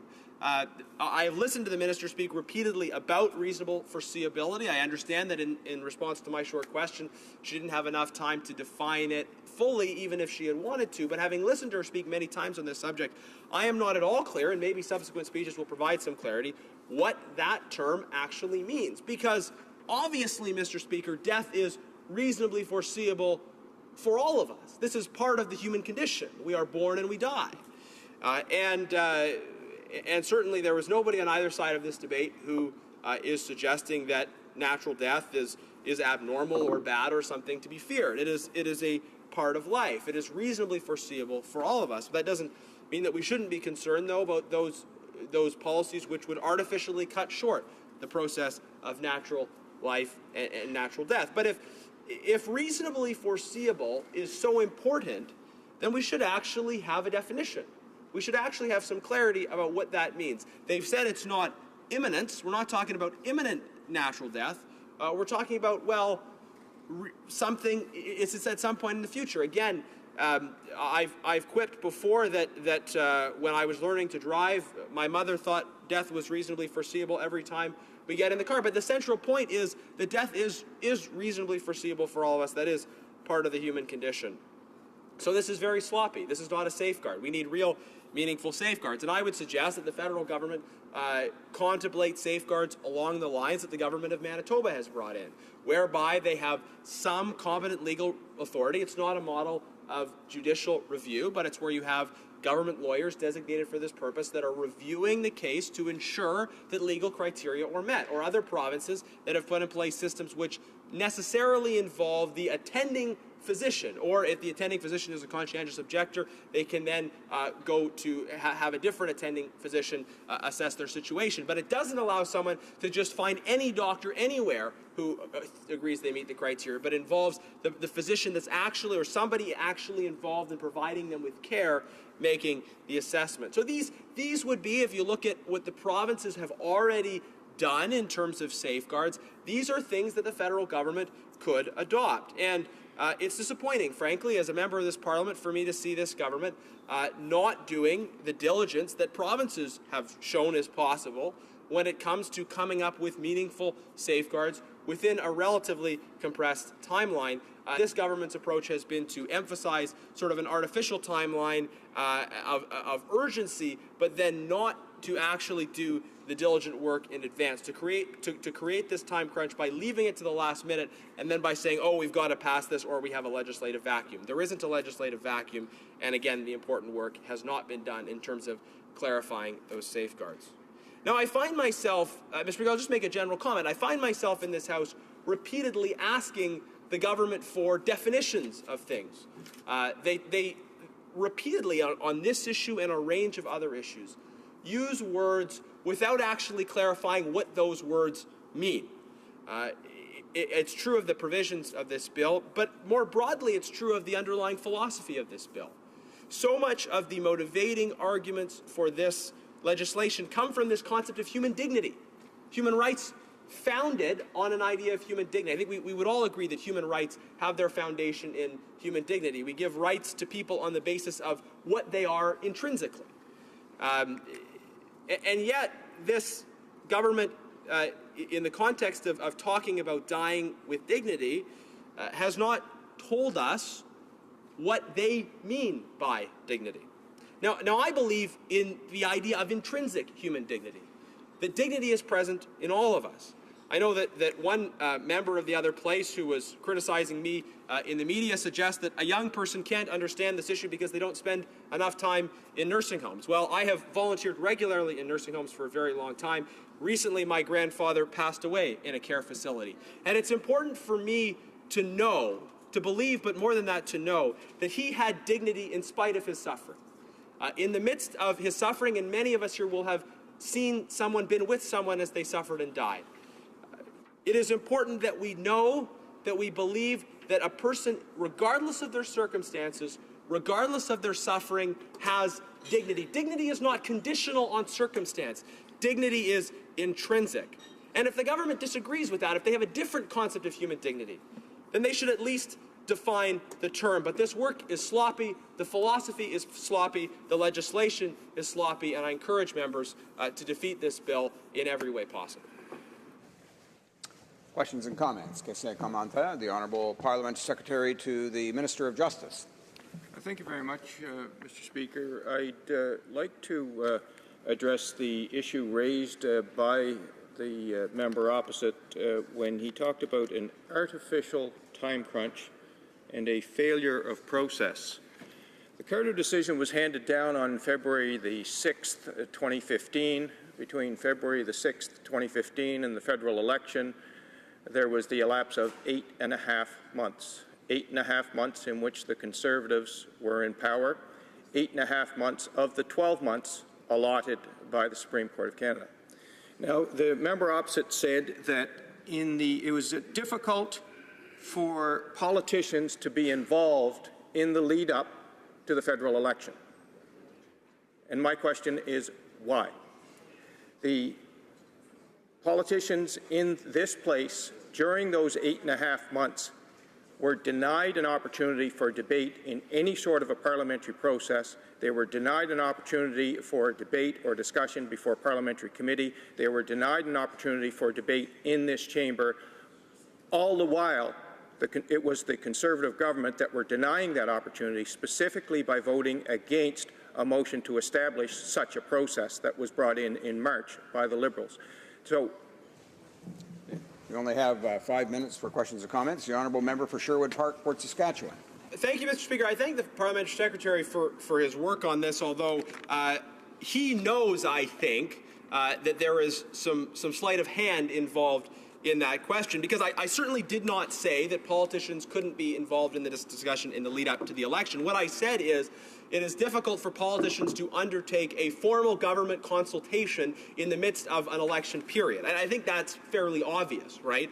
I think that the approach we took was a responsible approach where you had an expert panel that was conducting consultations and reporting after the election. And this member, the government has to explain why they cut that process off. It's simply not true to say that members were denied an opportunity for debate in this place, as the member knows, and he in fact alluded to it. There was a supply day discussion of the issue, and supply days are a process part of the debate. But the reason there was no government orders debate at the time was because there was no government legislation. It would have been irresponsible, I think, for the government to try and bring forward and pass legislation in the spring of last year, that shortly after a Supreme Court decision. Question. Order. Questions and comments. The honourable member for Edmonton Strathcona. Speaker, in a very brief question. Mr. Speaker, I put the same question to my colleague's fellow member in the Conservative Party. I would think it's important as representatives of certain regions to pay attention to what the people of our region are saying. The governor of Alberta took the time to do a survey of Albertans and see what their view was on the various opportunities to legislate in this area. 60% of respondents replied that they wanted to support the safeguards put in place by the College of Physicians and Surgeons of Alberta, who, as he knows, are the regulatory authority, and those are the guidelines adopted by the Supreme Court of Canada. But my question to the member is this. There's been a lot of discussion on that side about we can't do anything until we provide palliative care. In the decade that his party was in power, they did not put any additional dollars into providing palliative care to Canadians. So what would he like to say to that question? Honourable member for Sherwood Park, Port Saskatchewan. Thank you, Mr. Speaker. I will resist the temptation to offer some comments on the Alberta government in the context of that question. I have a great working relationship with my local MLAs, even if we don't agree. But I do want to specifically address the question in terms of surveys. One of the concerns I have with many of the surveys that are done on this issue is that people often misidentify, and questions can poorly identify the distinction between the withdrawal of treatment and active euthanasia or assisted suicide. It is regular and supported by I think everyone here that in a medical environment there would be certain cases where many cases frankly, where you would need to withdraw extraordinary measures and allow the natural process to take its course. That is something that is fundamentally different from the active killing associated with euthanasia or assisted suicide.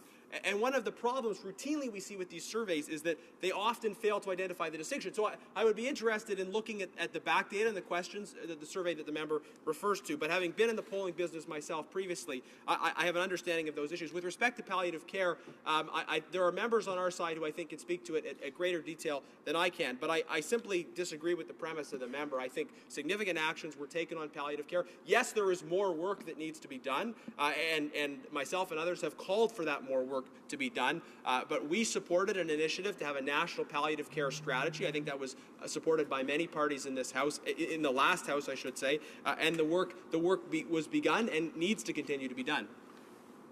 Resuming debate, the honourable member for Victoria. Thank you, Mr. Speaker. I'm very pleased to rise to address the government's motion on a response to the Senate regarding the amendments that it's made to Bill C-14. Mr. Speaker, my personal involvement in this process began in January when I had the honour to serve on a special all-party and Senate committee. My colleague, the member for Saint-Hyacinthe-Bagot, was a very important member of that committee as well. Our mandate was to advise the government on a response that would respect the Supreme Court of Canada decision in Carter, respect the Charter of Rights and Freedoms, and respect the priority of Canadians. I have told the House before just how very proud I was of the work which we accomplished together. And the spirit as well, Mr. Speaker, with which we worked in that place. We knew that the government would not accept all of our recommendations, but each was based on the evidence and faithfully respected the testimony that we heard, testimony of experts who came to us from across this country and reached out to others in the process. Now, since Bill C-14 was introduced in the House, I, like many others, have focused great attention on its most surprising feature. That feature was the decision of the government to narrow the declaration of the Supreme Court of Canada to a much smaller circle of eligibility. And it could have proved to be a fatal flaw. That was the testimony, after all, of the Canadian Bar Association, the Quebec Bar Association, Maître Ménard, Joseph Harvey, and later, Mr. Speaker, the testimony of Canada's foremost constitutional scholar, Professor Peter HoC. That was the conclusion as well of the courts in Ontario and Alberta. That flaw was important not only because it fatally weakened the bill against a charter challenge, but also because it would force suffering Canadians to launch a court battle. That flaw was so important and so glaring that it overshadowed much of what was good about Bill C-14. Colleagues who have grown tired of hearing me warn about charter challenges and infringed rights will be pleased to hear that little of that from me today, because that fatal flaw has now been erased from the bill that is now before the House. The bill, as amended, now combines a clear and faithful implementation of the Supreme Court ruling with a system of stringent medical safeguards to individually screen every request for assistance in dying. Those safeguards are based on the evidence received by the All-Party Committee. They reflect the best practices of other jurisdictions, as well as made-in-Canada provisions which members of all parties have helped shape over the course of this debate. Now, without the amendment that came to us from the other place, as Peter HoC has testified, the bill would not be consistent with the decision in Carter. That was his clear testimony. And, Mr. Speaker, it also would remove a victory that would be taken from those individuals in Canada who could not comply with the very narrow and frankly inexplicable restriction of reasonably foreseeable death. Those individuals have the right as of today until C-14 is enacted. Those rights will be taken away should the motion by the government be passed. But I'm happy to say that the bill before us today, which contains the language of the Supreme Court decision, would of course be compliant with that decision and with the Charter of Rights and Freedoms. As Professor HoC has said in the clearest possible terms, if it is not fixed as per the amendment that comes to us today, it will be struck down in the Supreme Court of Canada. And when we speak of Mr. HoC and I hear the government saying, well, we have different experts in different places, I suppose it's important to remind the House of just the accomplishments of that individual. His decisions in his book has been cited over 200 times in the Supreme Court of Canada. By my reckoning, Madam Speaker, it's been cited 1,627 times in the courts of Canada. To suggest that this professor is just another person with an opinion is really quite disturbing, because the government itself, the Department of Justice, has retained that individual on countless occasions. So for him to say, as he did in the other place, that this bill, without the amendment before us today that would fix the problem, is somehow, it's unconstitutional, he said, but for the government to say, oh, it's just another expert, you know, lawyers differ, economists differ, whatever, is simply misleading. Canada's leading constitutional scholar has said in the clearest possible terms that without the amendment that happily is now in the bill before us for debate, it has to be fixed, Madam Speaker. And I think that testimony I termed a game changer. I termed that as a game changer because I thought, how on earth can a government that's retained this gentleman hundreds, if not dozens and dozens of times, now turn around and say, well, it's, as they did this morning in the Minister Speaks, you know, constitutional scholars differ, that's how it works. So happily, Madam Speaker, we have in front of us a bill, as amended in the other place, that we can support. And that is the good news for Canadians. The bill also goes, and some amendments come before us to deal with things like palliative care, an amendment that would require all patients considering medical assistance in dying to get a full briefing on palliative care options. Another amendment would deal with restricting people who help a person in assisted dying, tightening the rules around what role a person who could materially benefit from the death could do.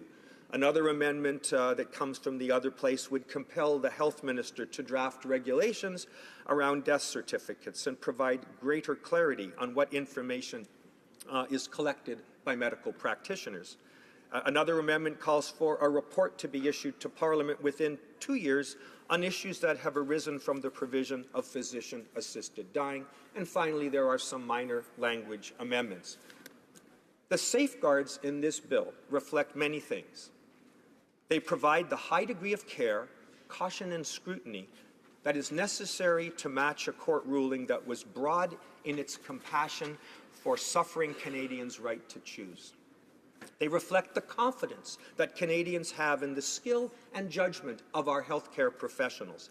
And they reflect the realities of our vast and diverse country and the principles of equity that undergird our public healthcare system, of which Canadians should be so proud. Much has been said in this chamber about the need to balance respect for the autonomy and protection for the individual. We've heard that so often. The Supreme Court of Canada was unanimous in its analysis of our Charter, and it ruled definitively on the question of whose autonomy must be respected on this deeply personal matter of choice. It was for us as legislators then to choose what combination of safeguards might be necessary to screen out from that group those who, by virtue of diminished capacity or external pressure, must be denied this option for their own safety. We considered this question carefully, knowing that excessive caution would have its costs. Excessive barriers would not protect the vulnerable. Rather, they would condemn competent, autonomous, adult Canadians to intolerable suffering by wrongly denying their right to choose. Neither could the solution be to presumptively deny the autonomy of a whole class of persons granted their right to choose by the Supreme Court of Canada. No matter the rhetoric, Madam Speaker, to presumptively deny people's autonomy, to assess them not as unique individuals, but to dismiss them blindly as a group is, to me, as deeply patronizing and offensive as it is unnecessary. The Supreme Court expressed faith in us as legislators that we could devise what they called a, quote, carefully designed and monitored system of safeguards, close quote, to address the risks associated with offering the compassionate choice of medical assistance in dying. I, for one, believe the court's faith was not misplaced. Remember, Mr. Speaker, what the Supreme Court of Canada said in Carter. We have concluded that the laws prohibiting a physician's assistance in terminating life infringe Ms. Taylor's Section 7 rights to life, liberty, and security of the person that is not in accordance with the principles of fundamental justice, and that infringement was not justified under Section 1 of the Charter. To the extent that the impugned laws deny the Section 7 rights of people like Ms. Taylor, they are void. They are void by operation of Section 52 of the Constitution Act 1982. And here's what the court went on to add. It is for Parliament and the provincial legislatures, should they so choose, by enacting legislation consistent with the constitutional parameters set out in these reasons. So two key points come out of the Supreme Court's pronouncement. The first is we didn't have to do this at all. The court decision could have could have stood on its own, as in fact it is doing now, along with the safeguards that the provincial and territorial regulators have put in place. We didn't need to do what we have done, but we did, in the words of the court, choose to do so. The second point, though, is equally important, that we could only do so if what we enacted as legislation was, quote, consistent with the constitutional parameters set out in this reason, in our reasons, close quote. Now, here's what Professor HoC testified in the other place. He said, in my opinion, the bill is not consistent with the constitutional parameters set out in the Carter reasons, close quote. The amended bill before us would fix it and be possible for all of us to work in the spirit of collaboration as we did so effectively in the Senate House Committee and in the Justice Committee, to wrap our hands around something that would make Canadians proud, to wrap our arms around something that would show the compassion that the Supreme Court of Canada showed in the Carter decision, rather than dividing on party lines or other lines. All that amendment that the government today announced it wishes to not follow would do is to ensure that it's consistent with the Supreme Court of Canada and the Charter. Now, much has been said about the fact that we need not follow and put into legislation the precise words of a court judgment. Of course that's right. Of course that's right. The simple path was to put the actual language of the decision into the legislation, because that was clear and obvious, and surely no one could say it would be unconstitutional to do so. Rather, the government wishes to use words reasonably foreseeable, natural death, which people on all sides of this place have demonstrated is ludicrous language. Dr. Douglas Grant, head of the regulatory bodies for all medical regulatory authorities across the country, has pointed out that the language is vague and unworkable both from a medical point of view. Yet the government proposes to take the words of the Supreme Court of Canada, they didn't need to, but at least no one can say they're bad, and substitute for words that are incomprehensible to the people, physicians, healthcare providers, who are being required to implement them. I can't understand that, Mr. Speaker, and I particularly can't understand it when to do so would be to take away the rights of Canadians that were hard-fought and won in the Supreme Court of Canada. Why? How do I tell those people who call me and say, I have to decide whether to take my life now, because after this bill comes into force, that may not be an option available to me. I won that right in the Supreme Court of Canada, but in no way am I near end of life. I may have 30 more years of excruciating pain and suffering. And how dare you say that I don't have that autonomy as a Canadian individual? But now the government purports to take away that right. Now, please understand, Mr. Speaker, as of June 6, the Supreme Court decision stands alone, carefully governed by rules that apply to healthcare practitioners from coast to coast to coast.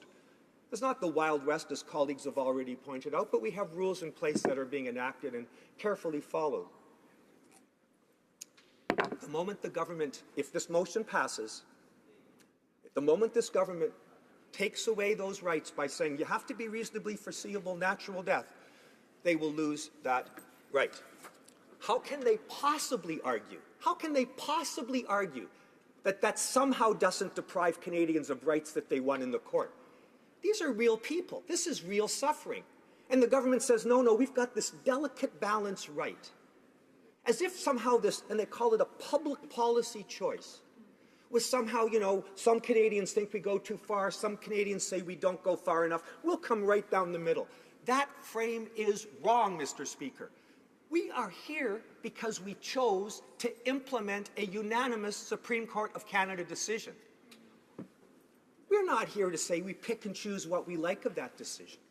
Can we add additional safeguards? Absolutely, and I'm proud of what we did. Can we deal with palliative care? Yes. Can we deal with conscience rights? Of course, and we did, and I'm proud of what we achieved.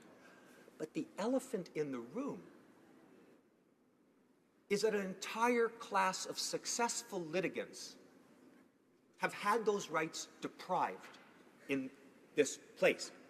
The good news, Mr. Speaker, is we can fix that. We've got a path to do that, which comes from the other place. It's language we tried to get through this House before. I don't care where it comes from. I'm on the side of suffering Canadians who want the rights that they had before.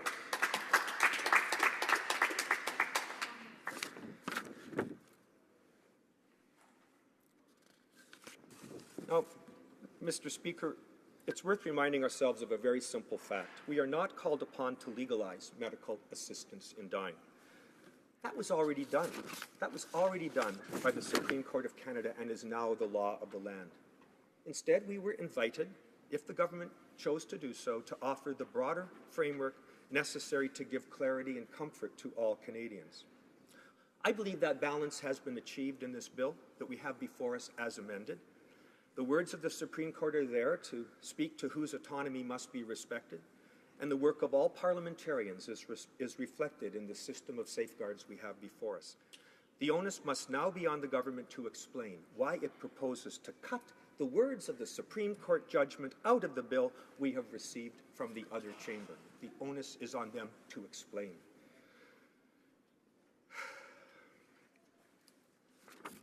I know that many of us share a common belief that no one can ever make this choice, this difficult choice of medical assistance in dying for you. But by rejecting the ruling of the Supreme Court and removing their words from this bill, that's exactly what the government suggests that we do. I cannot accept that. And on a free vote, it's up to all members whether they can accept that. I would ask all members in this place to consider the alternative, and that is to accept that what we now have is a balanced bill that bears the marks of the Supreme Court, of Parliament, and of thousands of Canadians who participated in consultations and town halls along the way. I feel we have in our hands now what the Special All-Party Committee set out in January to produce, and that is a bill that respects the Supreme Court ruling, respects the Charter of Rights and Freedoms, and respects the priority of Canadians. We don't need to reopen the debate and cut out the words of the Supreme Court.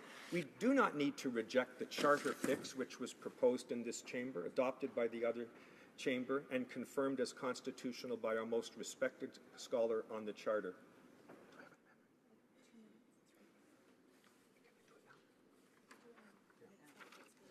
So, Mr. Speaker, I move, seconded by the member for Saint-Hyacinthe-Bagat, that the motion before this House now be amended by A, deleting the paragraph commencing with the words, quote, respectfully disagrees with amendments 2B, 2CII, and 2CIII, and replacing the words, quote, agrees with amendments numbered 1, 2D, 2E, 4, and 5, with, quote, agrees with amendments 1, 2B, 2C2, 2C3, 2D, 2E, 4, and 5. Thank you, Mr. Speaker.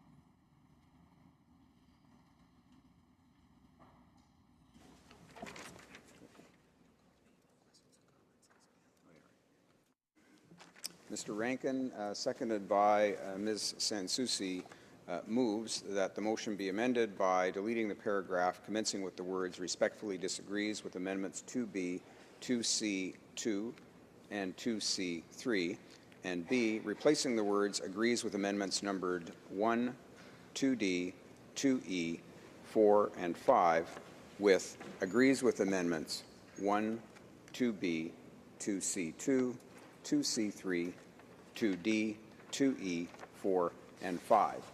Questions and comments? Question commentaire, the Honourable Parliamentary Secretary to the Justice Minister.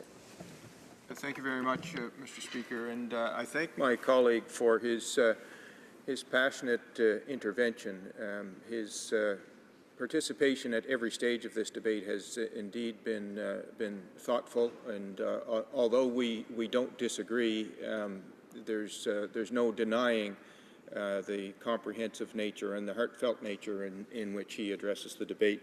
I want to ask him a question actually about the speech that was put forward by the Minister of Justice. And the Minister of Justice indicated that when we take out the words reasonable foreseeability and leave the bare words of the Carter decision, we are left in a situation where, and we draw this experience from the most permissive regimes in the world, where it is possible that a soldier with PTSD, that a sexual assault victim, or that a young person with a spinal cord injury will, under those permissive regimes and without the reasonable foreseeability language, will be able to avail themselves of medical assistance in dying. Now, the member talked about us bringing forward something that would make Canadians proud. So my question for him is whether he agrees with what the Minister of Justice has said, that we owe a responsibility to those individuals in the legislation that they be protected under the Canadian federal law. So my question is whether he agrees that that's a responsibility that we hold, and whether we will be maintaining that responsibility by defeating the motion before Parliament. Honourable Member for Victoria. Well, thank you, Mr. Speaker, and let me start by thanking the Parliamentary Secretary for his for the nice things he said, and to say right back at him that it has been a pleasure to work with him on this difficult issue. And I know that all members of this House know how sensitive and difficult this topic is for all of us, and I just want to acknowledge the very, very respectful way in which he has conducted himself throughout this process. I do think and accept that responsibility to be mindful of the sexual assault victims, the PTSD victims, and the like. I would say, however, that I agree with the Supreme Court that that we can do that. They heard the evidence and came up with the test that is before us in the Carter case, and would be in the decision in the legislation should we insert their language in it. The safeguards, such as a reflection period, that are in the bill would address the issue in part, but I have to remind the honourable member that we have as well the very intricate safeguards that each of the provincial regulatory authorities have suggested need to be in place. And we can't look at this bird with just one wing, and I would agree with Dr. Gus Grant that the reasonably foreseeable language is, quote, too vague to be understood or applied by the medical profession. Questions and comments. Question commentaire. The Honourable Member for Sherwood Park, Fort Saskatchewan.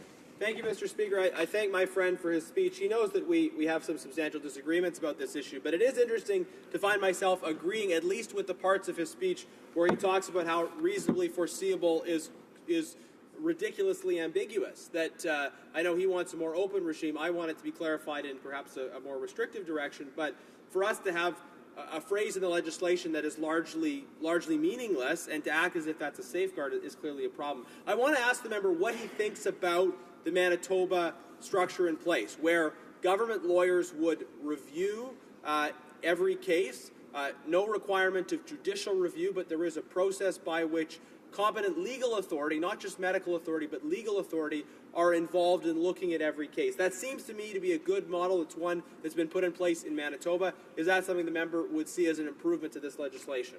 The Honourable Member for Victoria. Thank you, and let me acknowledge the contribution the member for Sherwood Park has made throughout this process in both committees, and thank him for the question. The idea that the Manitoba regulators have of interposing a prior judicial restraint, if you will, or a process that he's described, I think could constitute an effective barrier to access. We accept Canadians accept that their doctors look after them in life, and I believe with the safeguards that are in place to deal with conflict of interest and reflection period and the like, that we can trust the same physicians to look after us in death. I worry about barriers that would impose, particularly in non-urban areas. the notion of finding a lawyer and the like in Nunavut or northern Manitoba, for that matter, is somewhat troubling. So I think that would be an effective barrier. I don't think it is required. I think we've got it right in C-14. I just wish the test of eligibility would embrace all Canadians and allow those who won the victory in Carter to not have to march back to the Supreme Court in a few months to be told that. Questions and comments, questions et commentaires. L'honorable député de Saint-Hyacinthe. The honourable member for Saint-Hyacinthe-Bagotte. First of all, I'd like to express my admiration and respect for my colleague's sense of responsibility and commitment in this delicate and complex issue. On many occasions, I benefited from his expertise in constitutional law. My question is this. This week, the Minister of Health, in an effort to justify the clause about reasonably foreseeable death, said we mustn't be concerned only with the rights of citizens, but also the difficulties of doctors in applying this law and requests for medically assisted dying.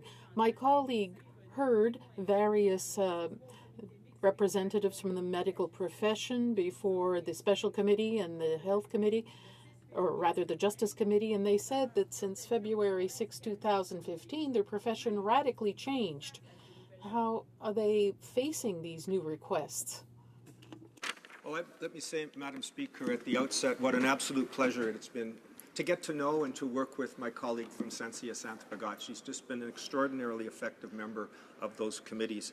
The question involved reasonably foreseeable, and the effect on doctors of that test as well as on patients. Should we be concerned about the doctors and healthcare practitioners that will be called upon to implement this bill? It troubles me greatly when I hear the head of the regulatory body for all doctors say that this is unworkable.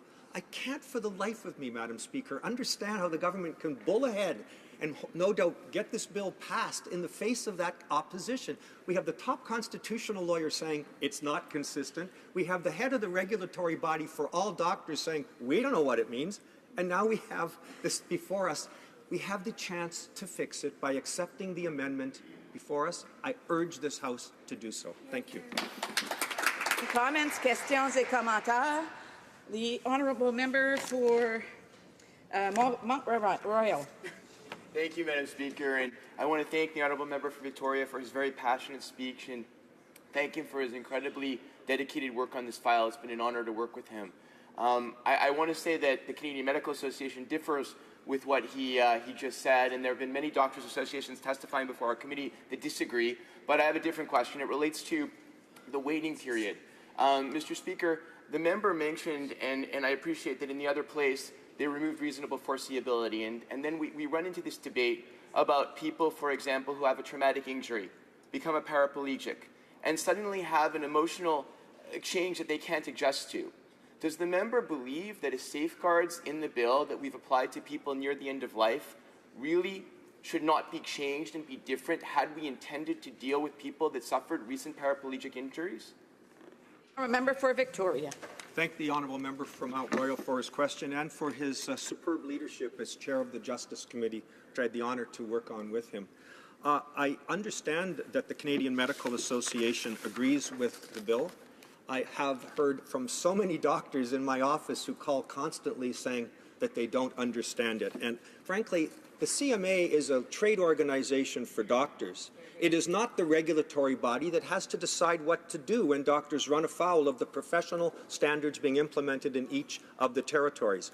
Now, I think that the constitutional constraints on us under a criminal law power to do some of the things that provinces can better properly do will address some of the very concerns that the member raises, such as concerns about whether we have an adequate reflection period and the like. And I'm proud to see that although these rules are not unanimous from coast to coast to coast, they are fairly consistent, and I think taken with C-14 will provide the kind of safeguards Canadians expect.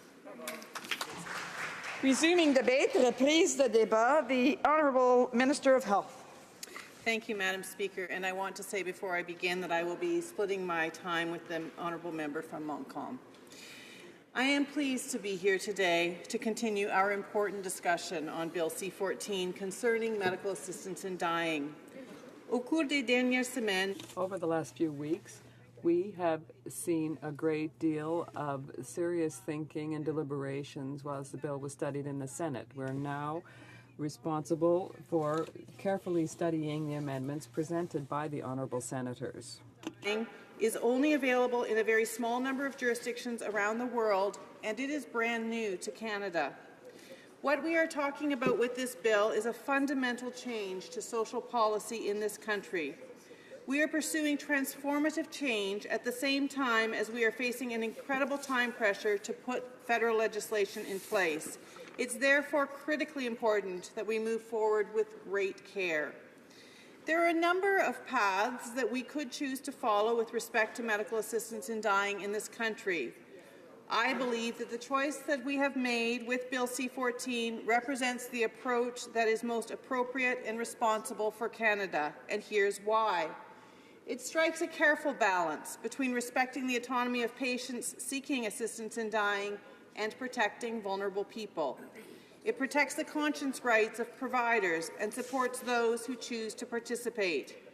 It puts measures in place to study the legislation over time as we understand and gather further data to deal with the issues. I would like, first of all, to bring to the attention of the honourable members the ways in which the bill respects the autonomy of patients. Under this legislation, eligible patients approaching the end of their lives will be able to choose a peaceful, medically assisted death. This represents a significant shift in the way we approach suffering at the end of life in this country. It provides patients with greater autonomy over their decisions. The bill also supports access for patients and to allow nurse practitioners to administer medical assistance in dying, to take into account the realities of Canada's unique geography and demographics. These professionals often work alone and offer vital health services in areas that are not well served. Autonomy, Bill C-14 also takes care to protect patients who may be vulnerable. When changing social policy, we must proceed with great caution. If there is a chance that those who are most vulnerable among us may be negatively affected, without appropriate safeguards, the availability of medical assistance in dying could pose threats to marginalized people and those who may lack access to adequate familial, social, or economic supports. This bill establishes robust safeguards and procedures to protect vulnerable persons from being encouraged or coerced into seeking medical assistance in dying. It's important to recognize that there has been significant support in this piece of legislation from the healthcare sector, including the Canadian Association for Community Living, which includes 40 individual advocates and 50 organizations, from various medical associations, both provincially and federally, from the Canadian Nurses Association, the Canadian Association of Advanced Practice Nurses, Canadian Pharmacists Association, Canadian Psychiatric Association, Canadian Association of Social Workers, and many more. This legislation also complies with the Vulnerable Persons Standard, which I believe sends a strong message to all Canadians about our support for those among us who need most protection. The bill recognizes that providers have a choice as to whether or not they want to participate in medical assistance in dying according to their conscience. For those who choose to participate, the bill ensures that doctors and nurse practitioners who administer this assistance will not face legal proceedings. Moreover, it exonerates the people who can assist, such as pharmacists and nurses. To help support providers in assessing patients. It's important to keep in mind that healthcare providers are required to assess the condition of their patients on a regular, if not daily, basis.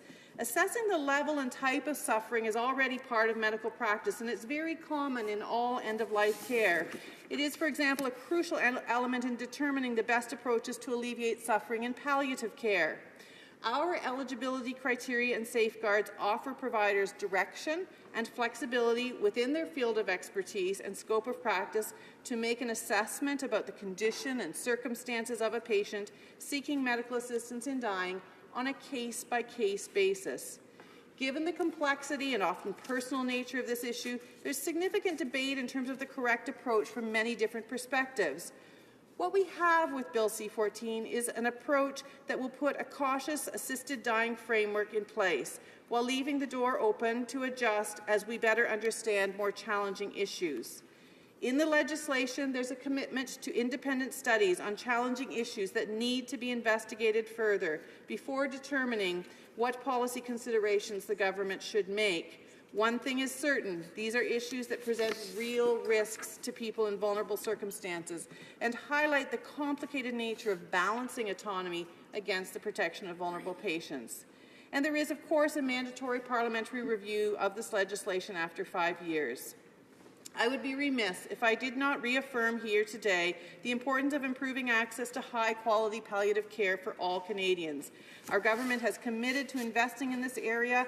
I continue to work with provinces and territories to help support access to all options for care at the end of life. Madam Speaker, the motion today has given thoughtful consideration to the work of the upper chamber. I thoroughly appreciated the opportunity to take questions for a 2-hour period at the Committee of the Whole, in addition to the time that I appeared before the committee's pre-study. Although there are 2 amendments made by the upper chamber where we respectfully disagree, we as a government reviewed and, as captured in the motion today, sought a path forward that encompasses the Senate's amendments where possible, resulting in our agreement with the 5 remaining amendments. There is alternative text proposed to reflect the upper chamber's desire to recognize the vital importance of palliative care options for patients. As I've said repeatedly, this is a positive outcome if the result of this legislation allows tangible improvement to access palliative care in Canada. We also have a responsibility to provide language in this legislation that healthcare professionals can understand in order to provide access to assisted dying. As is stated in the proposed message from the Senate, removing the criterion of the reasonable foreseeability of natural death would undermine the objectives of C-14 to recognize the significant and continuing public health issue of suicide, to guard against death being seen as a solution to all forms of suffering, and to counter negative perceptions about the quality of life of persons who are elderly, ill, or disabled. C-14 strikes the right balance for Canadians between protection of the vulnerable and choice for those whose medical circumstances cause enduring and intolerable suffering. In conclusion, Madam Speaker, I would like to underline to my fellow parliamentarians that the approach set out in Bill C-14 is the result of tremendous thought and deliberation over the course of many months. There have been extensive consultations over this past year on the issue of medical assistance in dying with Canadians, stakeholders and relevant experts. The findings have been reviewed carefully to inform the legislation. I hope that both the House and the Senate are able to support this motion. I would like to thank from the bottom of my heart all parliamentarians from both the upper and lower chamber that have professionally and thoroughly debated this issue. It's a transformative social policy that governments debate perhaps once in a generation, and this is a piece of legislation that is one of those remarkable debates. Make no mistake, this will be a dramatic change for Canada. In the Carter decision, the Supreme Court acknowledged that it was up to Parliament to craft an appropriate regime. I believe we have arrived at the best approach for our country. Thank you, and I welcome any questions. Questions and comments, questions et commentaires. The honourable member for Kitchener-Conestoga. Thank you, Madam Speaker. I want to thank my colleague for her remarks today. She mentioned fundamental change, transformative change, and certainly, Madam Speaker, I think we agree that it is. We may disagree on whether it's a positive transformative change or a negative one. She referenced different times vulnerable persons in her comments, and I just want to remind Canadians that in the preamble of the bill, it clearly is looking at the possibility of extending physician-assisted suicide to those where mental illness is the sole underlying medical condition. I don't know if there's anyone more vulnerable, Madam Speaker, but another group of vulnerable people are those who might be coerced by relatives who may be beneficiaries. And I can't understand why the Liberal government would have rejected this amendment, which was passed in the Senate. They're rejecting that amendment. And finally, Madam Speaker, she assures me that no doctor will be coerced into participating in physician-assisted suicide. Can she assure me that no medical doctor or healthcare institution will be forced to either participate or to refer for physician-assisted suicide? Thank you, Madam. The Honourable Minister of Health. Thank you, Madam Speaker, and I want to thank my honourable colleague, and especially for the time that he is committed to being here to debating this important matter. I share with him concerns over the protection of people who are facing mental illness, and this is one of the fundamental reasons why we hope that he and his colleagues will support the motion that we've put forward in the House today. We are concerned with the removal that was recommended by the Senate of the clause that recommends that this be considered only in the face of natural death being reasonably foreseeable, because of the fact that people with mental illness, among others, will not be adequately protected. He also talks about other safeguards that were suggested by the Senate, and I encourage him to look at this. This piece of legislation was drafted in a totality, and that the safeguards that are in place to recognize that no one would be coerced need to be seen in totality, so that one piece or clause in particular does not adequately put those safeguards in place. But my colleagues and I, who have worked on this legislation, To allow for other questions, and maybe the minister could finish her thoughts on the next question. The questions and comments, questions et commentaires. The honourable member for South Okanagan West Kootenay. Thank you, Madam Speaker, and I'd like to thank the Minister of Health for her speech. We have, over the last few weeks, heard reports from many experts that Kay Carter, whose case before the Supreme Court brought this very important issue to us, would not be eligible for physician-assisted dying under Bill C-14 as it now stands. And so I just wanted her to comment on that, and if she disagrees with that position, doesn't this reflect on the confusion that this bill, as it has been crafted, has caused the debate before us? Thank you. The Honourable Minister of Health. Thank you, and I want to thank my honourable colleague for the question, because it gives me an opportunity to reiterate again, as my colleague, the Minister of Justice, and I have said on numerous occasions, that we are absolutely clear on the fact that the two cases that were reviewed in the matter of Carter versus Canada are cases of people who would absolutely be eligible under the legislation that is before the House today. I want to also remind my colleague that the Carter decision, if read carefully, one understands that it was very clearly speaking to people who were facing end-of-life decisions, and we are fundamentally affirming today that the people in question in this case would meet the criteria of Bill C-14 for medical assistance in dying. Questions and comments, questions et commentaires. The Honourable Parliamentary Secretary to the House Leader. Yes, thank you, Madam Speaker. And I guess my question is more of open-ended in the sense that the Minister working and the attempts to bring forward, I believe, very good, solid legislation reinforce the fact that it is that it will stand the test of time. At least I believe it does set up a wonderful framework, and it does also enable us to deal with the very important issues that Canadians want us to deal with. And just to maybe get her to give some concluding remarks. A 30-second response, please. Thank you. This is a bill that changes the social fabric of this country. This is a bill where we need to think about how it affects the lives of people, individual Canadians, as they face the end of their life. We're very pleased to put forth a piece of legislation that we believe is the right approach for Canada. Resuming debate, reprise au débat. L'honorable député. The honourable member for Montcalm. Thank you very much, Madam Speaker. I have 10 minutes, I imagine, and so I would appreciate if you could let me know when I have 2 minutes left. First of all, I would like to thank the Minister of Health for having shared her time with me. It demonstrates wonderful and clear fair play. It's a democratic spirit, knowing that I am someone who is going to oppose the bill and this motion. And so having said that, how can I say what I would like to say in only 10 minutes? Well, first of all, let's get to the substance of the matter. The premise from the outset of this whole debate concerns our understanding of the principle of self-determination.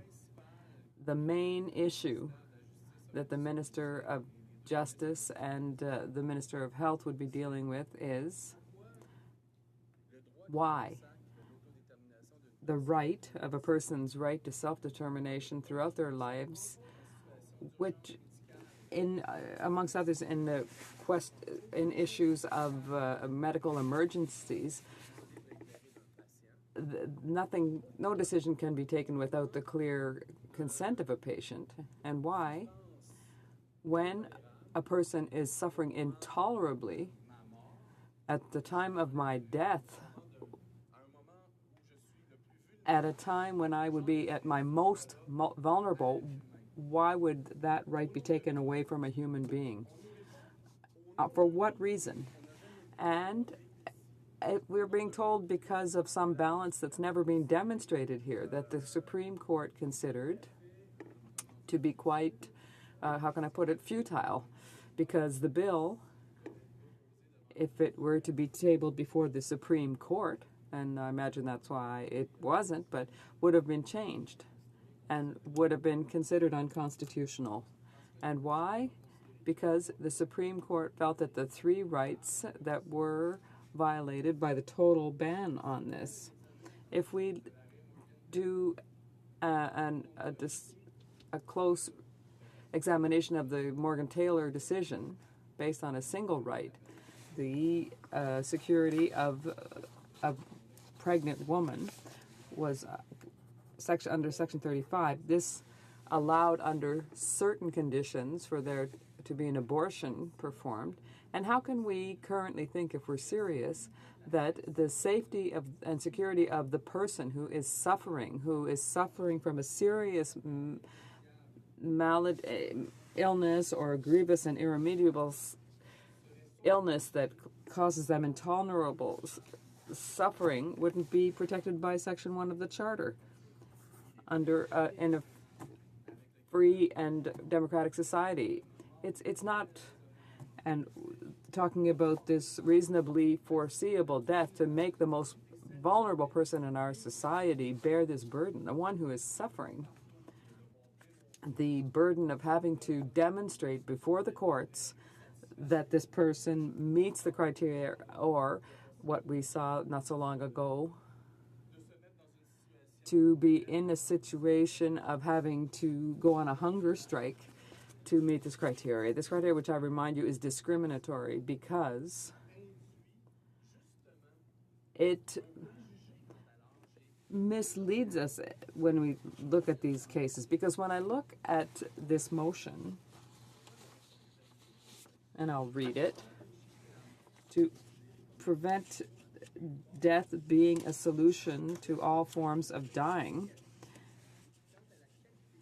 and have negative perceptions as to the quality of the person who is ill, elderly, or disabled. Whose negative perceptions, Madam Speaker? Who are we talking about exactly? As far as I know, a person who is suffering from a degenerative illness, and this, I won't be teaching anything to the Minister of Health, but there is a case history that becomes established between the practitioners and their patients.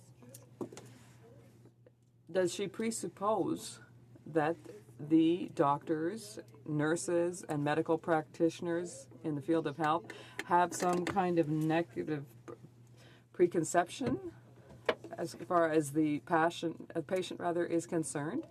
She presupposes that the healthcare workers don't mean well, and if that's the case, let's get rid of them. That kind of rationale stems from a negative prejudice against health workers, unless she is claiming that they must protect senior citizens, the people who take care of them. Madam Speaker, this bill is a very bad copy, or rather cut and paste, of the Quebec law. Now, obviously, we could base ourselves on the Quebec experience, so we could proceed a little bit faster here. But the Quebec experience focused on end-of-life care. And they really did a great job because they ensured that as part of the end-of-life care continuum, there is palliative care and other care that is available to the patients. So why would this bill be limited only to one component? Or, for example, to a degenerative disease like ALS, because obviously the death is reasonably foreseeable. And that is where there is a discrimination among degenerative diseases. And who are we to decide on a person's quality of life? It is not up to physicians to decide on the quality of life of their patients. And it is not up to them to compare lives, compare different people's lives. If we put our trust in health practitioners, the people who are treating us, then that health practitioner can see the quality of life of the patient a year ago and today.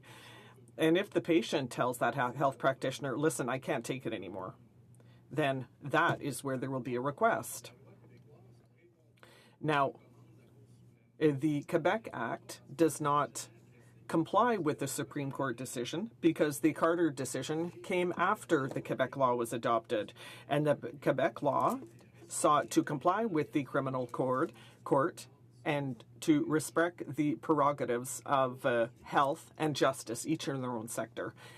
And so today we have the Carter decision, and we have this bad bill, C-14, and the Minister of Health of Quebec, the Quebec Minister of Health, is right when he says this is an impracticable notion, so we have to be careful, because at the federal level, we have not had the courage to address the Carter decision and take it into account. And today I read the motion, and I ask the minister the question.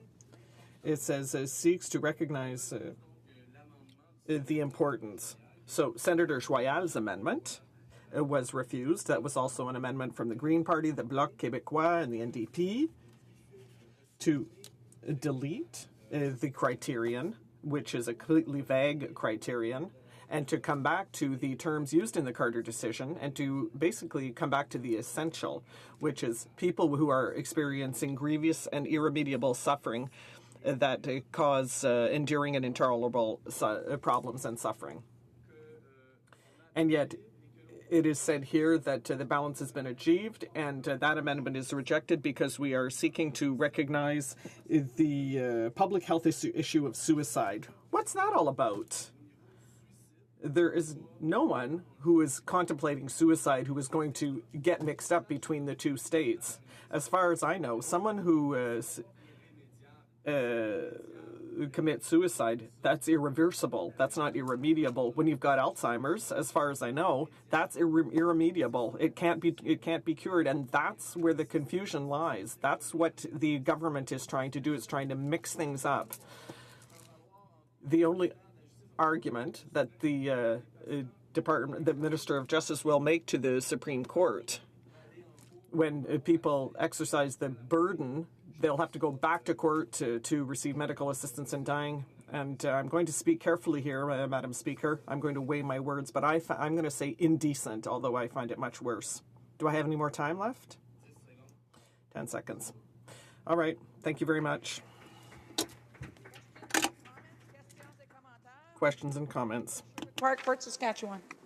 Thank you very much, Madam Speaker, and I thank the member for weighing in on this issue and his involvement in the discussion. Now, the Quebec legislation has effectively a terminal requirement. So this federal legislation intervenes in an area which at least the Quebec government has called Quebec jurisdiction by changing the criteria. So I wonder if the member would agree with me that it would be more respectful to that particular sense of Quebec jurisdiction to include a clearer terminal requirement in the federal legislation. The Honourable Member for Moncton.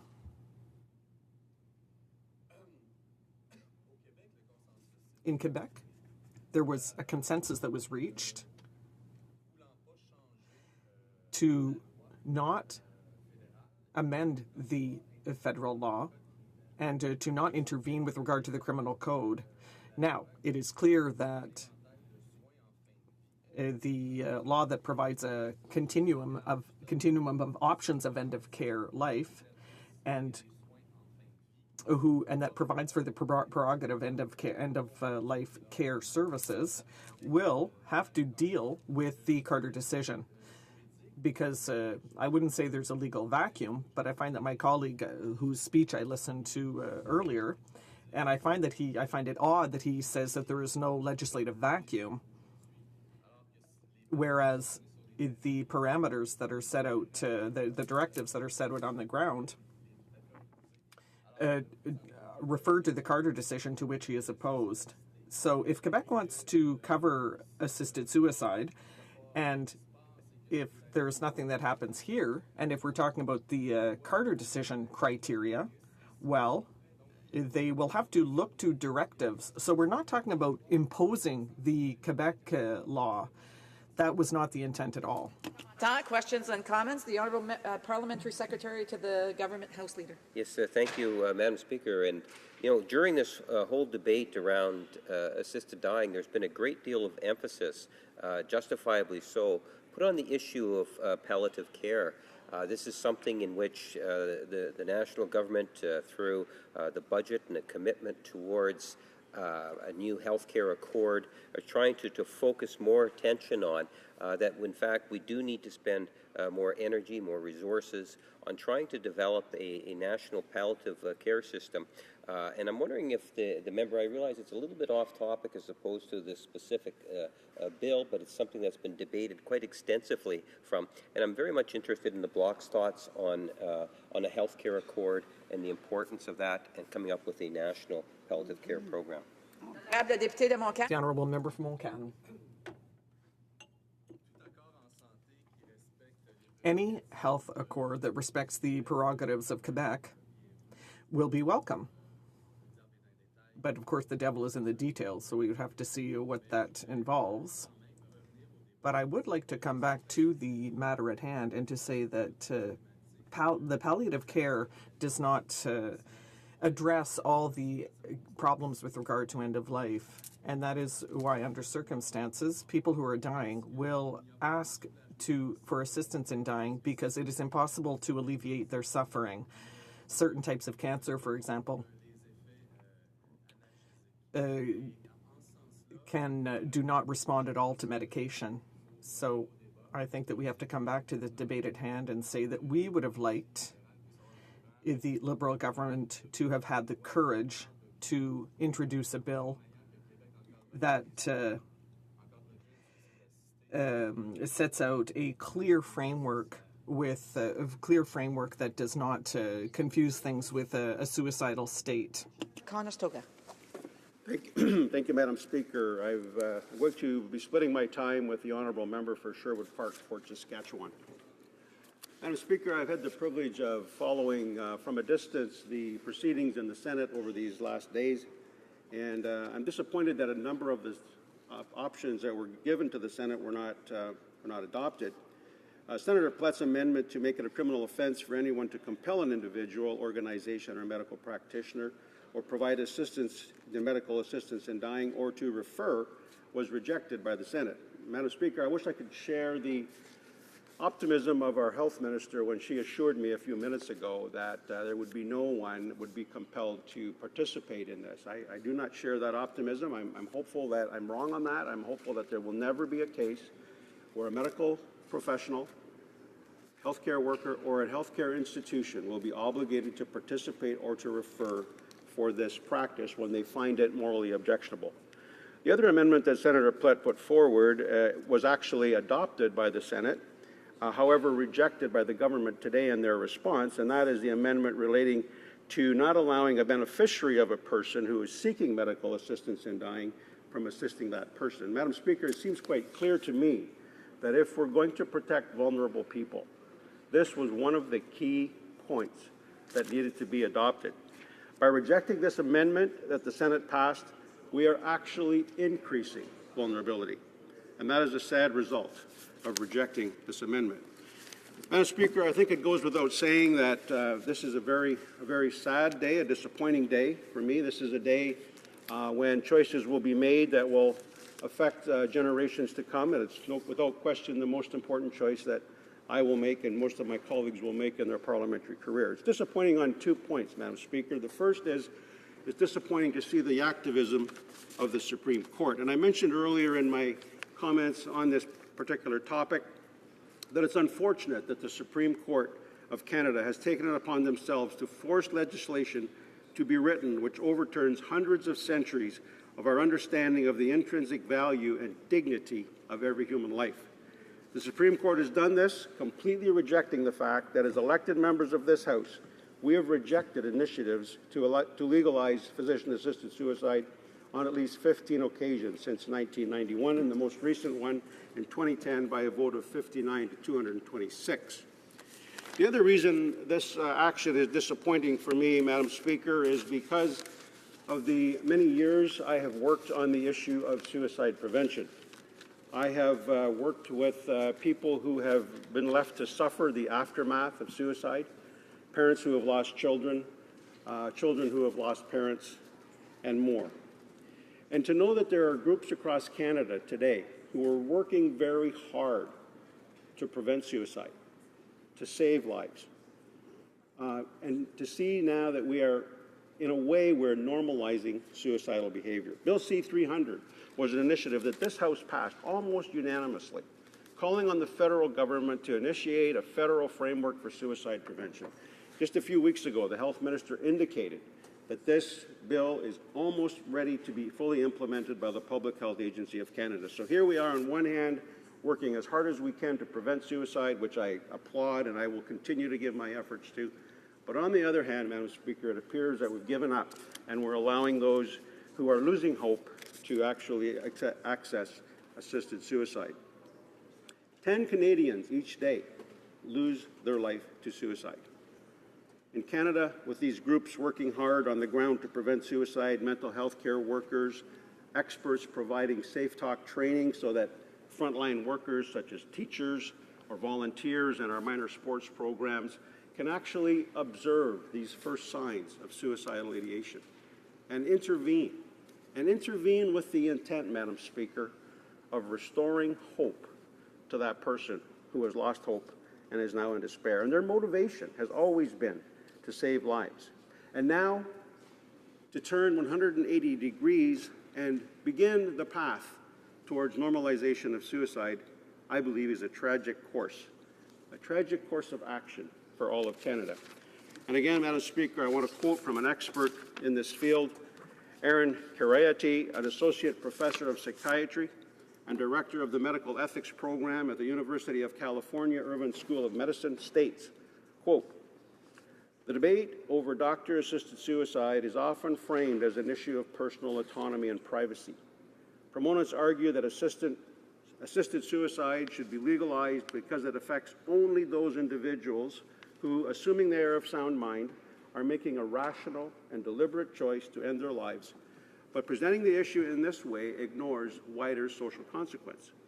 He goes on to ask, what if it turns out that the individuals who make this choice, in fact, are influencing the actions of those who follow? As I stated earlier today, he goes on to report that in states where physician-assisted suicide has been legalized, there's been an increase in suicides of 6.3% overall, but among those over 65, an increase of 14.5%. These results should not be surprising to anyone familiar with the literature on the social contagion effects of suicidal behavior. You don't discourage suicide by assisting suicide. Aside from publicized cases, there is evidence that suicidal behavior tends to spread person to person through social networks, up to 3 degrees of separation away. So my decision to take my own life would affect not just my friend's risk of doing the same, but even my friend's friend's friends. No person is an island. Finally, it was widely acknowledged that the law is a teacher. Laws shape the ethos of a culture by affecting cultural attitudes towards certain behaviors and influencing moral norms.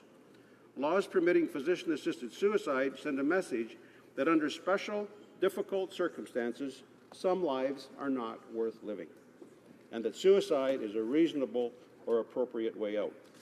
This is a message that will be heard not just by those with a terminal illness, but also by anyone tempted to think he or she cannot go on any longer. Debates around physician-assisted suicide raise broad questions about our societal attitudes toward suicide. Recent research findings on suicide rates press the question, what sort of society do we want to become? Suicide is already a public health crisis. Do we want to legalize a practice that will worsen this crisis? I believe life is to be chosen over what some would call, quote, death with dignity. There is nothing dignified about deciding someone's life is not worth living. If a patient has a need, let's address it. Our goal should be to eliminate the problem, not the patient. Madam Speaker, it's my firm belief that this House, this government, should be invoking the notwithstanding clause in order to protect Canadians. For thousands of years, all caring societies have agreed that it is not okay to kill another human being. Now, Madam Speaker, we can try to soften that language. We can call it physician-assisted death. We can call it medical assistance in dying. We can use any euphemism we want. But, Madam Speaker, the reality does not change.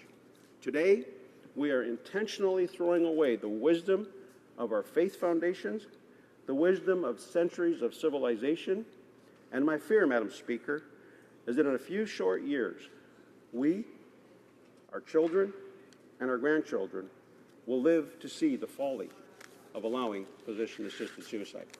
Thank you, Madam Speaker. Questions and comments? Questions et commentaires? L'honorable secrétaire.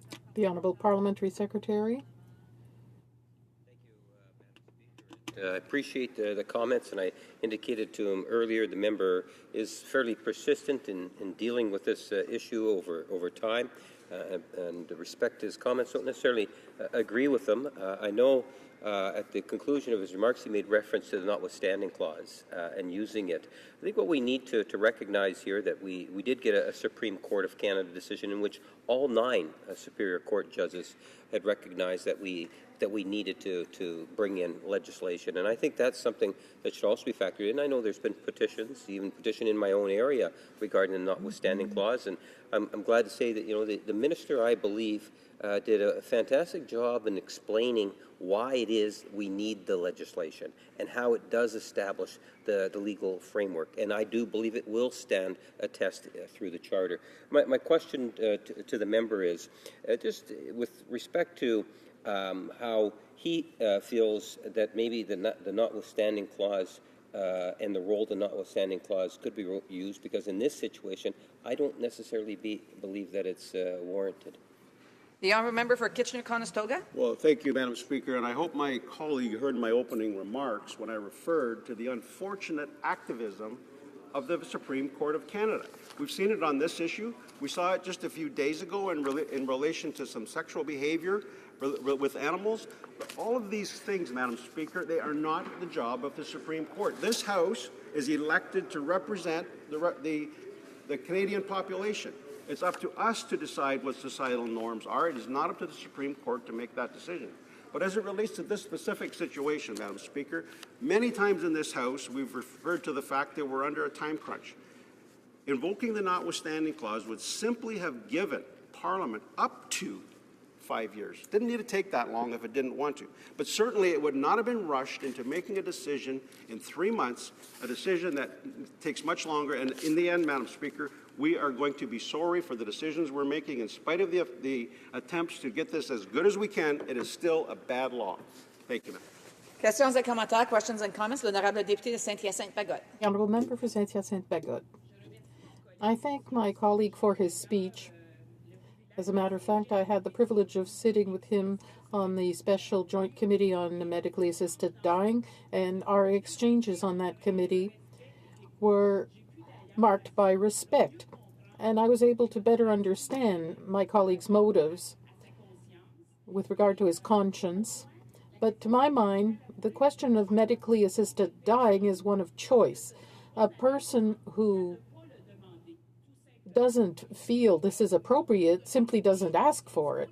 My colleague closed his speech by saying that there's wisdom that came from centuries of civilization. But what I've been hearing from my fellow citizens since January is that civilization has reached a point that as individuals, we are in a position to make choices about our own lives. Doesn't my colleague believe that we should allow Canadians to have that choice for life? Well, again, I do want to thank my colleague, and I do remember serving on the committee together, and I agree, we had very respectful, although diametrically opposite points of view, but I think there was a large degree of respect. Madam Speaker, as it relates to choice, it comes back again to the fact that no man is an island. And when I have the right to ask for someone to help me to assisted death, it automatically implies someone else is being asked to participate in that. So it's not a matter of just individual choice. And that's why, Madam Speaker, I've been relentlessly calling for better protections for healthcare workers, healthcare professionals who've been professionally trained, who have no interest. In fact, Madam Speaker, I have a letter from yesterday from a palliative care physician who indicates, let me just read it, get it right. In addition, all palliative care providers are dually trained. We have clearly told the Medical Association, Canadian Medical Association, and others that we will quit palliative care and do other jobs if we are forced to participate. That's why, Madam Speaker, I've been relentless on this. We cannot simply say this is a choice of mine. It's a choice that's going to impact another person who's going to be implicated in either actually carrying out the physician-assisted suicide or referring to someone who will. Resuming debate, reprise de débat, the honourable member for Sherwood Park, Fort Saskatchewan. Thank you, Madam Speaker. I'm pleased to speak now to the NDP amendment, as well as to the underlying issues raised by C14, and address some outstanding issues. I think the first thing I want to do is pick up on a question that my colleague from the NDP just asked, and that is about choice. Many of the arguments in favor of this legislation have been framed around this idea of choice. But of course, we have to acknowledge at the same time that this bill is designed to impose significant limitations on choice as well. It does not legalize suicide in every case. And I think clearly suggests that there still ought to be limits on choice. And that's a good thing, but those limitations don't at all protect the vulnerable. They don't go nearly far enough. And I think we would understand the limits of choice, and my colleague touched on this as well, in that choice is shaped by values and social norms. The stigma around something, the social acceptability around something shapes the kinds of choices that are made. And in light of the Supreme Court decision, and in light of the fact that we have to respond to it, I'm very concerned, I think many of my colleagues, at least on this side of the House, but perhaps in other corners of the House, are concerned that suicide remains a socially unacceptable choice. That maybe if required, as required, it be allowed in certain narrow circumstances, but that we don't allow ourselves to shift in a direction where we remove the fundamental stigma around taking human life, that we maintain a fundamental respect for the intrinsic value and dignity of all human life. And it's my belief that going down that road, but only a little bit, is very difficult, perhaps even impossible. And we've seen already with the debate around this issue that as soon as the can of worms is opened a little bit, then there's a major push for expansion to all kinds of other different situations. The language used, and the language that some members want, that the NDP amendment wants to limit this to, is grievous and irremediable harm. It seems to me that anybody who takes their life does so because they consider themselves to be facing grievous and irremediable suffering. Nobody who takes their life doesn't think that, Madam Speaker, clearly. So we have, it's not at all a simple matter, as some members have suggested, clearly demarcate suicide, and then, on the other hand, what is covered by this issue. Choice always has limits, Madam Speaker. It must have limits, especially when choices may impact the broader social architecture of choice under which other people operate. And I think that is an important point to underline here, that we need to try and, as much as possible, preserve that underlying concept of the value of human life. And I don't think C-14 has nearly the safeguards to do it. Now, what we could have had, what we should have at the very least, is some kind of clear legal criteria.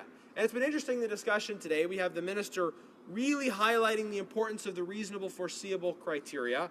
And I don't support the NDP amendment. I would still, all other things equal, like reasonably foreseeable to remain in the bill, although I agree with the NDP that it's not at all clear what that means. But then the minister talks about the importance of this criteria, and she talks about how it is the entire bill, the system of safeguards, was developed with that criteria in mind.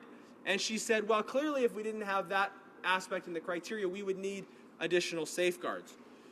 So she is putting a very large amount of weight on those two words, those two undefined words. She said they wouldn't want reasonably foreseeable to apply to someone who, a young person who, let's say, had some kind of an accident and became permanently disabled. They wouldn't want reasonably foreseeable to apply to somebody with just a mental health challenge. But without meaning to those words, without some kind of clarity, it's not at all clear that those cases that the minister has identified are even excluded by this legislation. So in a sense, she defeats her own argument by saying, on the one hand, that this legislation had limited safeguards, things like only a 10-day waiting period, because of the narrowing of the criteria. But given that there was no meaningful, well-defined narrowing of the criteria, then she acknowledges effectively that the safeguards in this bill are inadequate. If this legislation was written with a tighter narrowing of criteria in mind, then perhaps we should have actually had some definition of what constituted that new criteria. We should have had some kind of definition of what this means. And of course, we proposed an amendment to add the word imminent. We can say that death is reasonably foreseeable for all of us, but death is not imminent for all of us. So that would have at least provided some metric for establishing a distinction between some cases and other cases.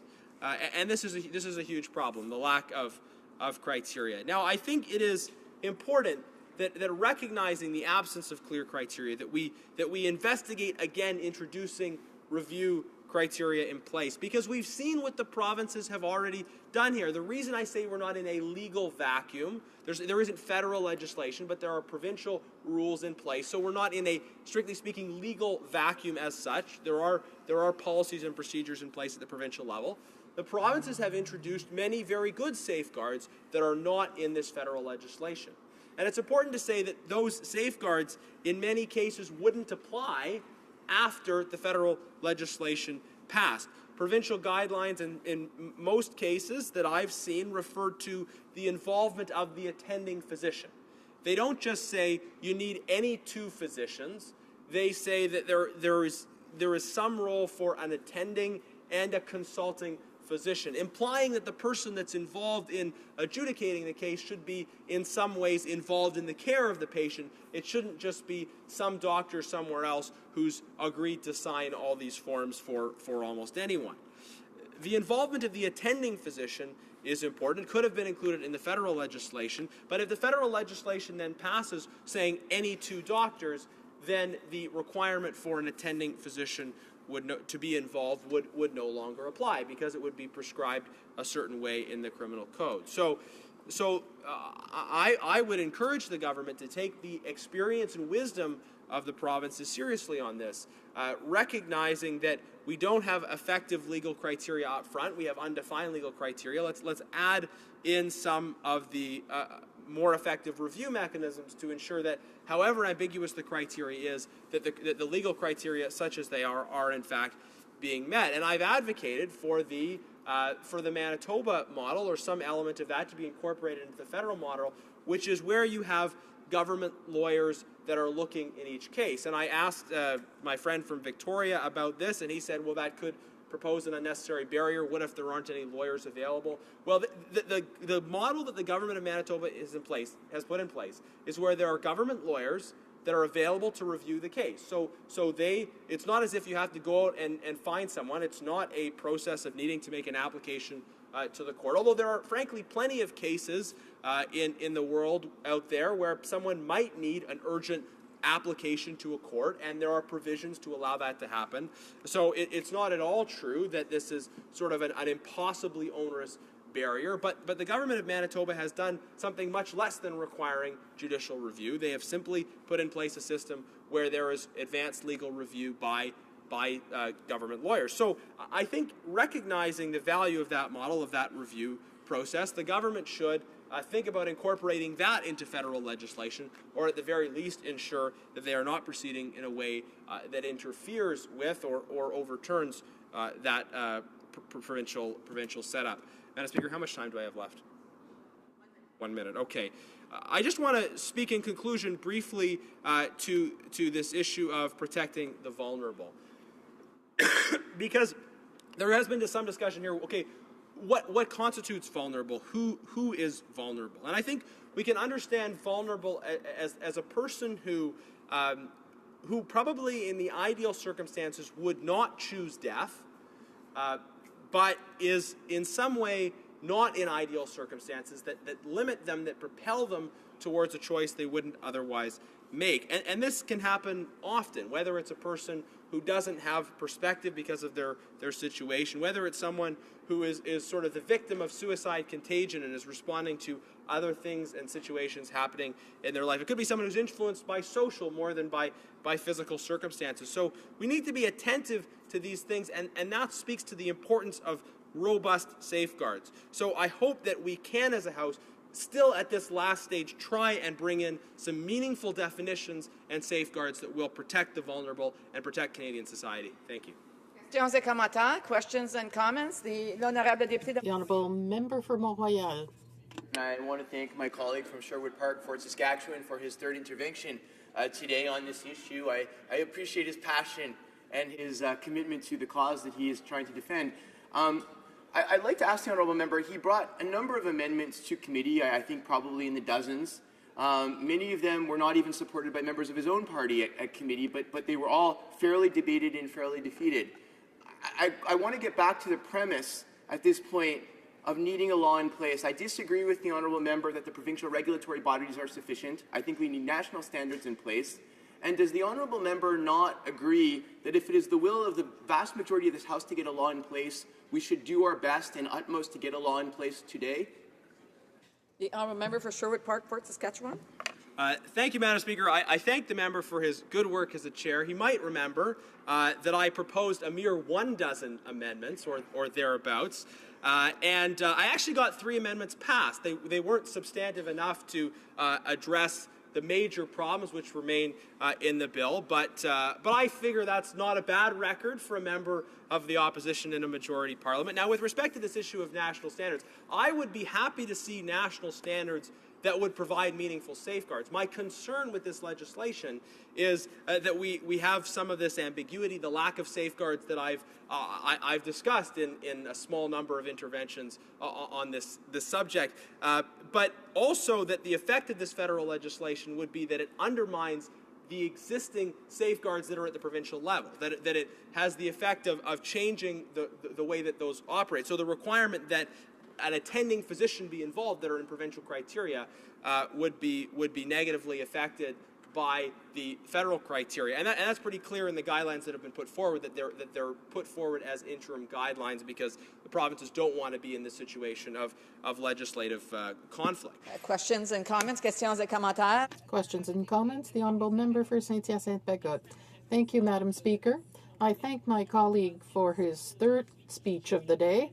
I had an opportunity to hear him during the special joint committee, which allowed me to better understand his position. I think that no human being takes a request for medically assisted dying lightly. I think it's impossible to make such a question that facile. Organizations representing the disabled who met with us at the committee explained the importance of respecting their rights, because that's what the Supreme Court talked about, was rights, and to recognize them as persons. Here's my question. I'm worried when I hear my colleagues say, we shouldn't give people too much choice. Well, come on. Even a vulnerable person, even a person who's suffering, is capable of making a choice.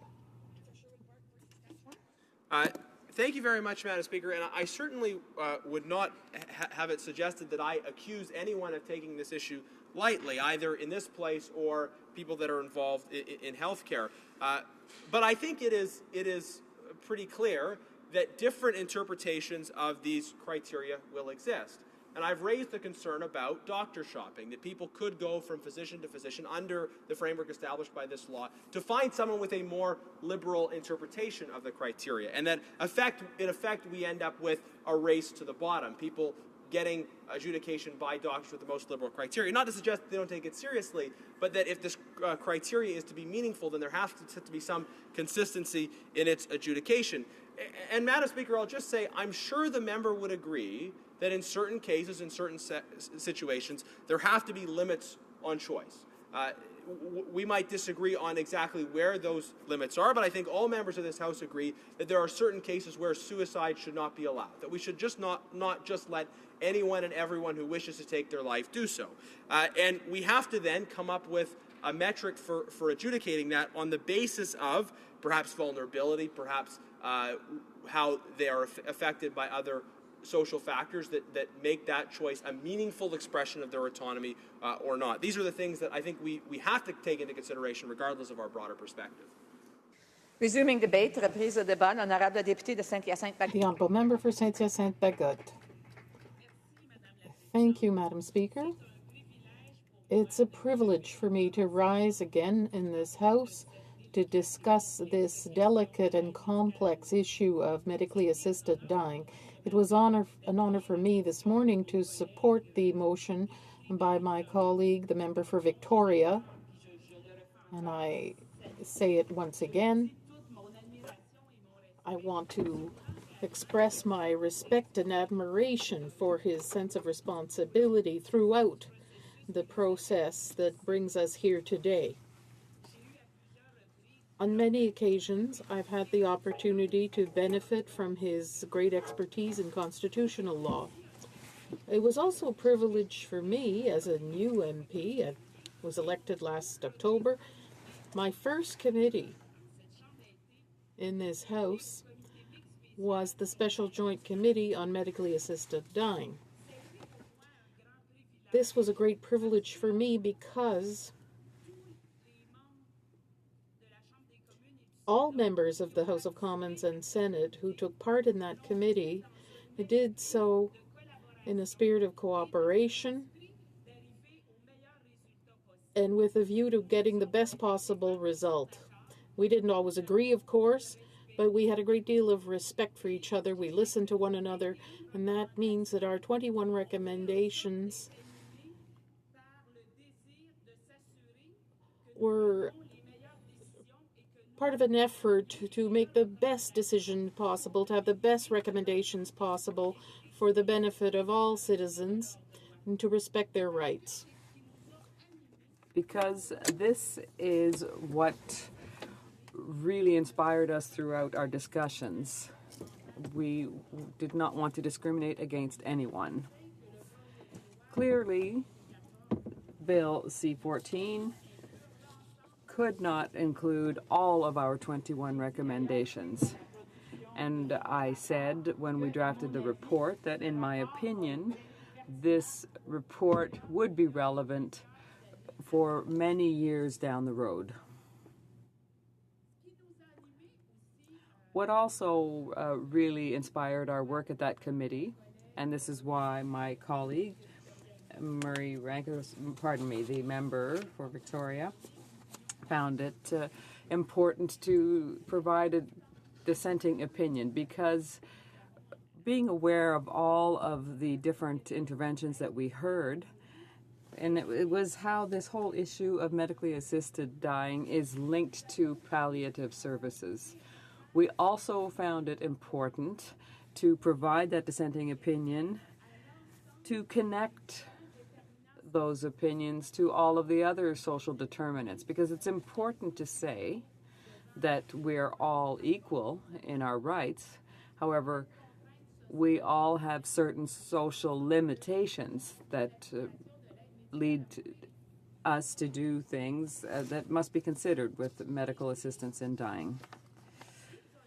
I was astonished, sitting on that committee, by the expertise that has been developed across the country on this issue. We heard from more than 60 witnesses. We read thousands of pages to be able to draft this report and its recommendations. And really, I had a great deal of admiration for many of the witnesses who appeared before us, because they really thought deeply about this very delicate issue. We know that we've evolved as a country on the issue of medical assistance in dying. The Supreme Court, with the Carter decision, demonstrated that to us. And the witnesses, indeed, spoke to us about that evolution that we've seen in our society. And if we go back 20 years to the Rodriguez decision, there's been a great evolution in our society concerning the end of life. I believe that our report and our recommendations, and this is why I'm so concerned that the bill that we will pass in this House take into account of where our population has gotten to. The witnesses presented to us, whether it was disabled persons groups who thought very seriously about with this issue with their members. I was particularly touched when they said that some of their members had seen loved ones who committed suicide prematurely, because currently we don't have any measures in place that would allow people to have hope that when they might make a request for medical assistance in dying, that they would have the freedom and the choice to do so. That's one of the concerns that really pushed me. I was also very touched by the testimony provided by doctors. Doctors who came to us and said that for them, the 6th of February 2015, the date of the Carter decision, their profession radically changed. These doctors came and said to us that throughout all of their training and throughout their careers, and I met with doctors in my riding who said the same thing to me, they were always trained to heal and indeed to prolong life. And now they're being told that what people want is what the law will allow them, and with respect for the law will allow them, and that is to be able to apply for medical assistance in dying. So I've listened obviously to a lot of speeches since we started debating this issue, and I've also had the opportunities to say so in the many meetings that I've had in my riding.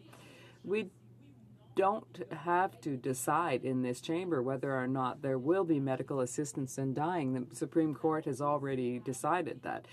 But we're here to amend the criminal code.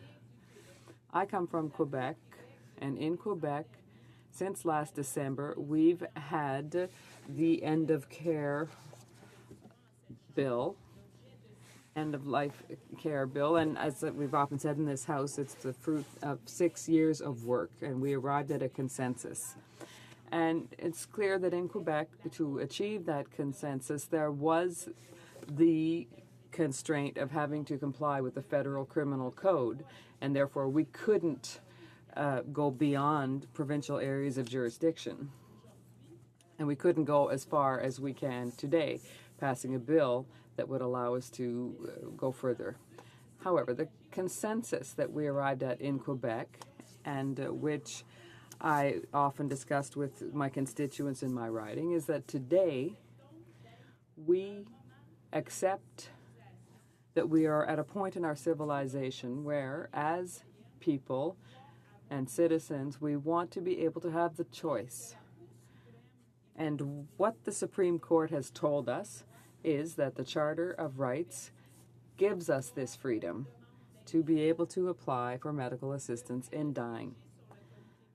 The fact that I participated in the Joint Standing Committee means that I really had the sense of having to work very hard on this and meet with people and groups in my riding of Saint-Hyacinthe-Bagotte who daily are experiencing these issues, who meet with people who are ill or dying. And whether it's stakeholders or volunteers at Les Amis du Crépuscule, which is a group that comes and helps people who need palliative care, or after that, to help their families after the person dies, whether it's people who are using various healthcare services. There's the hospital in Saint-Hyacinthe, which is one of the biggest long-term care institutions in the province of Quebec. And in fact, Madam Speaker, in Saint-Hyacinthe, we have l'Hôtel Dieu de Saint-Hyacinthe, where there are several hundred, I think 500 if memory serves me well, people who are living their last days there. So in this hospital with several hundred beds, there are only 12 palliative care beds. 12. And that's why, since the beginning of the whole discussion on medical assistance in dying, it's been important to think of the development and the implementation of a true national strategy for palliative care. Because for medical assistance in dying to be a true choice, we must have also the choice of accessing palliative care. And unfortunately, for so many of our constituents, this choice is limited by the access that we have to palliative care. And also in Saint-Hyacinthe-Bagotte, people have access to a hospice for people who are suffering from cancer. It's the Maison Victor Godefroy. And this house receives 800 requests per year, and they can only house 200 people. So there we can really see just how important it is. We've developed this, and this is what doctors came and said to us. We've developed a healthcare system that's really hospital-focused and focused on healing. But when I met with Monseigneur Lapierre, who's our bishop, he said something that I thought was wise. He said we should think as much about medical assistance in dying as over-treating people, because sometimes I see cases, I'm called to go to a dying person's bedside, and they say to me, I've had enough. And in the end, this whole issue of medical assistance in dying, we here in this chamber, when we vote, we must feel that we have the responsibility of representing our constituents. Those people who are living with very serious and irremediable illnesses, who are living with pain that they find intolerable.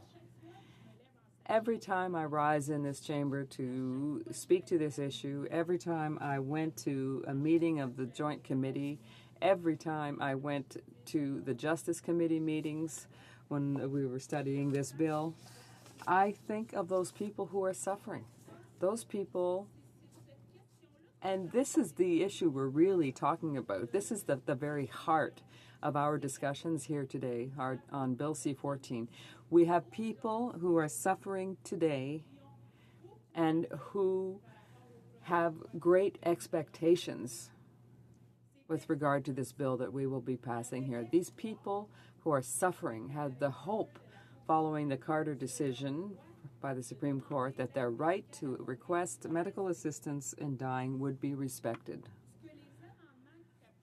The amendments that my colleague has proposed in his amendment say that we should not disappoint these people who are suffering and who are waiting today for our decision and in the following days that will allow them to apply for medical assistance in dying and not to be limited in their rights. These people who are suffering don't need to go before the courts. I was also really touched by the testimony of the Carter family. They came and said to us following the tabling of Bill C-14, and we know that they were dealing with this question over many years, standing with their mother. They said, listen, with C-14, our mother would not even have had the right to request medical assistance in dying. And I'm just not able to stand in this chamber to vote and say that I am ensuring that people will be left suffering in that situation. And because they're told, well, sorry, you're not in the right category to have this right. The Minister of Health told us this week that we can't just think about the rights of citizens, but we also have to think of the work of doctors. And from the beginning of my thoughts on this issue, I've always said I've the greatest respect for all healthcare professionals. I also have great confidence in their judgment.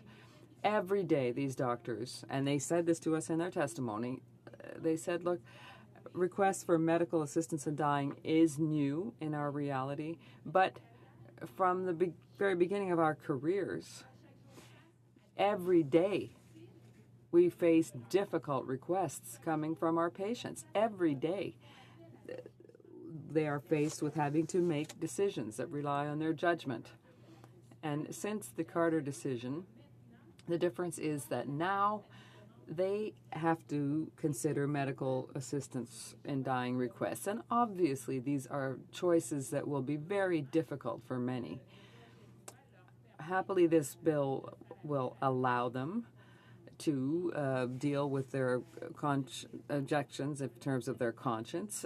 They can say to a patient, I'm sorry, I don't feel comfortable responding to that request. And we understand that the healthcare system will indeed ensure that the patients won't have to look up in the yellow pages for a new doctor. They'll have to be accompanied to ensure that their rights are respected to make the medical assistance in dying request. We also believe that the safeguards that have been put in place are sufficient, because we have to remember, and this really spoke to me when I listened to the organizations from people representing disabled persons.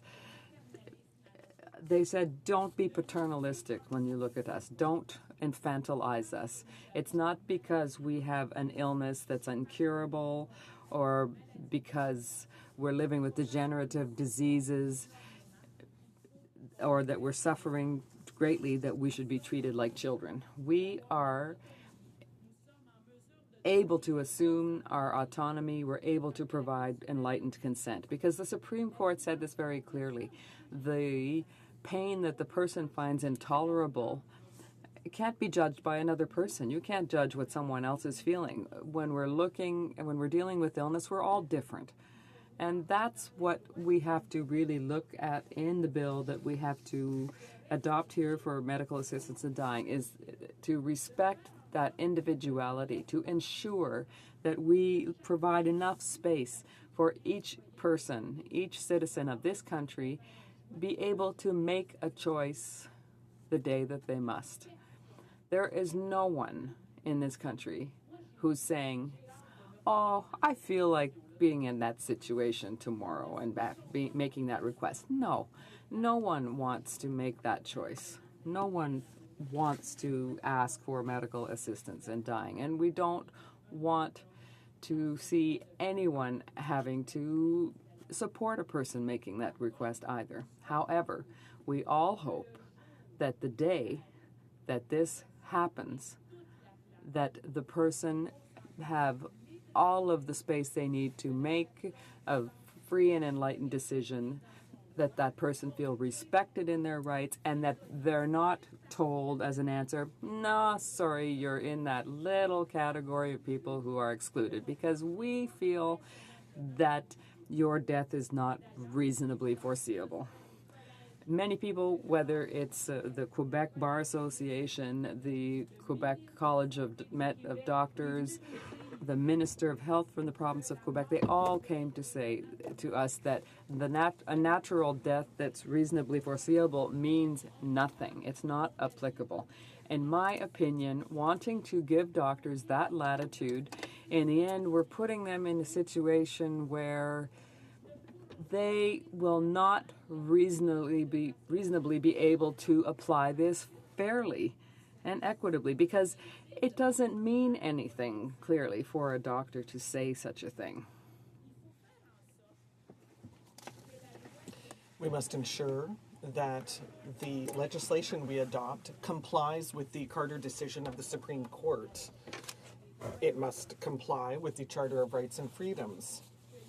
And we must ensure that this legislation can give people who are suffering the option, or rather will not force them to go before the courts to have their requests for medical assistance in dying to be respected. We must ensure that this legislation is clear enough to ensure that the provinces, and we heard this at committee, the provinces are ready to continue their work on adopting the provincial legislation. The minister said so. The minister from Quebec said so. He was pleasantly surprised at the work of his provincial colleagues. So we must adopt a piece of legislation that complies with the Supreme Court ruling and that allows all citizens to request medical assistance in dying. Thank you. Questions et commentaires, questions and comments. The Honourable Parliamentary Secretary to the Government House Leader. Yes, thank you, Madam Speaker. And I can appreciate, I've heard not only during this particular debate, but debates, whether it's in second reading or third reading, a great deal of expression with respect to the reasonably foreseeable issue and the definition. And I'm wondering if the member would acknowledge that if you were to check with the legal communities in the medical professions, that there is somewhat indifference, or maybe even indifference might not necessarily be the best word to be using here, but to acknowledge that there are differing opinions on this issue. And I really and truly believe that this legal framework that we are establishing will in fact be constitutional. And just because you have one opinion doesn't necessarily, or two opinions, doesn't necessarily mean that it is not. And I'm wondering if she could just pick up on the point of that there are always going to be differing opinions. The Honourable Member for Saint-Hyacinthe-Bagotte. Well, I can understand that when the Canadian Medical Association conducts a survey, that physicians should be able to say, well, listen, we have a ways to go before being completely ready. And in fact, palliative care physicians told this to us at the committee. They said palliative care training is deficient. Very few people are trained to accompany people at the end of their lives. So it is clear that the physicians have a challenge before them, but there are different professionals in the province. It's not just with the CMA. The different professionals from the provinces told us that they have given very clear directives to their members, and they are ready to accompany them in order to go forward and in order to be able to respond to requests for medical assistance in dying from their patients. Member for Sherwood Park, Fort Saskatchewan. Thank you, Madam Speaker. I thank my honourable colleague for her remarks. Now, we hear a lot from the NDP about the importance of palliative care, so I want to ask her a question about how palliative care fits into this. I moved an amendment supported by our caucus to require that patients receive information about palliative care options. This is one of those kind of fairly minimal safeguards that I think could have improved the bill, and yet she and her caucus voted against a bill that would have simply said people need to receive information about palliative care options before receiving euthanasia or assisted suicide. So I want to ask her why she voted against that amendment, and why wouldn't they support these kind of simple safeguards that don't create a real burden but simply ensure that patients have access to information about other options. The honourable member for Saint-Hyacinthe-Bagotte. I don't agree that it doesn't add anything to their burden. I think that each time that there are safeguard measures that are too onerous, that it is another step, another hurdle between the patient's request and receiving a response to it. So we are prolonging the process needlessly. We have to remember that we're talking about people who are experiencing suffering that they cannot tolerate day after day after day. Every minute of their lives is constant suffering.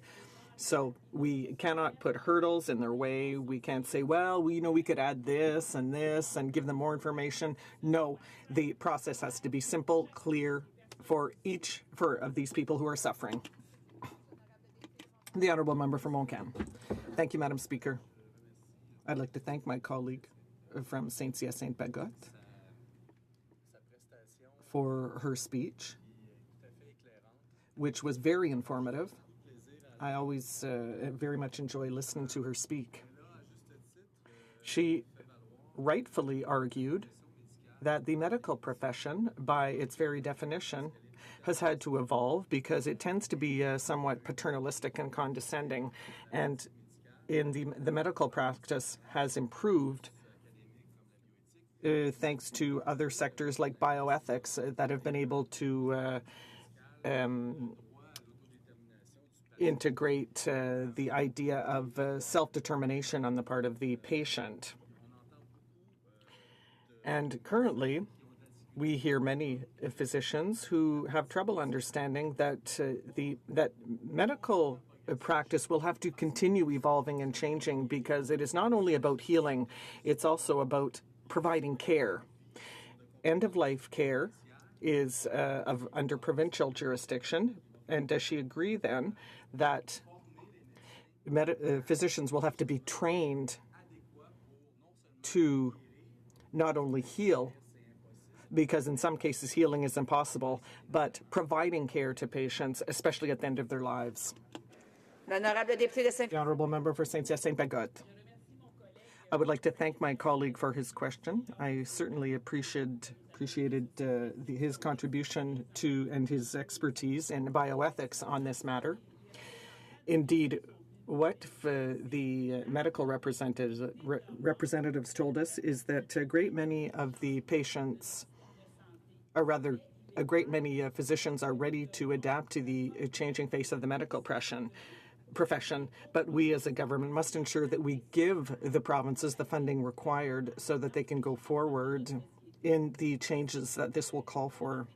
The federal government has already funded provincial health care to the tune of 50% of the costs, but now we're down to 17 or 19%. We need to get up to 25%. So the decision to be made on medical assistance in dying will have to go hand in hand with funding to the provinces and also a fund to ensure that physicians are properly trained to respond to these requests. Questions and comments. The honourable member for Drummond. Thank you, Madam Speaker. And I'd like to commend my honourable colleague from Saint-Hyacinthe-Bagotte for her excellent speech and all the passion and hard work that she brings to this debate. She worked very hard with my colleague from Victoria as well on medical assistance in dying. And quite frankly, I tip my hat to her because this is not an easy topic. My sister works at the Hôtel Dieu Hospital in Saint-Hyacinthe. So this is an area that I'm somewhat familiar with because my sister tells me about all kinds of things that she experiences. And it is not always a fun or an easy experience. It takes a lot of energy. And also something that is sorely lacking these days is resources and the will to use palliative care or to focus on palliative care. And the constituents in my riding are working on putting in place palliative care. So how can she explain the fact that in this budget there was no funding for palliative care? The honourable member. Yes, indeed. That was one of the greatest disappointments of Budget 2016. The government has said over and over and over since it tabled the budget that is promising $3 billion for palliative home care. It says that it says that it has promised this, so citizens think that it's in the budget. My constituents have said, "Oh, finally, it kept its promise regarding palliative care." No. It's not in the budget. The government is simply continuing to promise these funds, so we don't know when or if it's going to happen. My colleague mentioned the Hôtel Dieu Hospital in Saint-Hyacinthe. I met with a nurse who has worked in palliative care for 20 years, and we were just talking about medical training.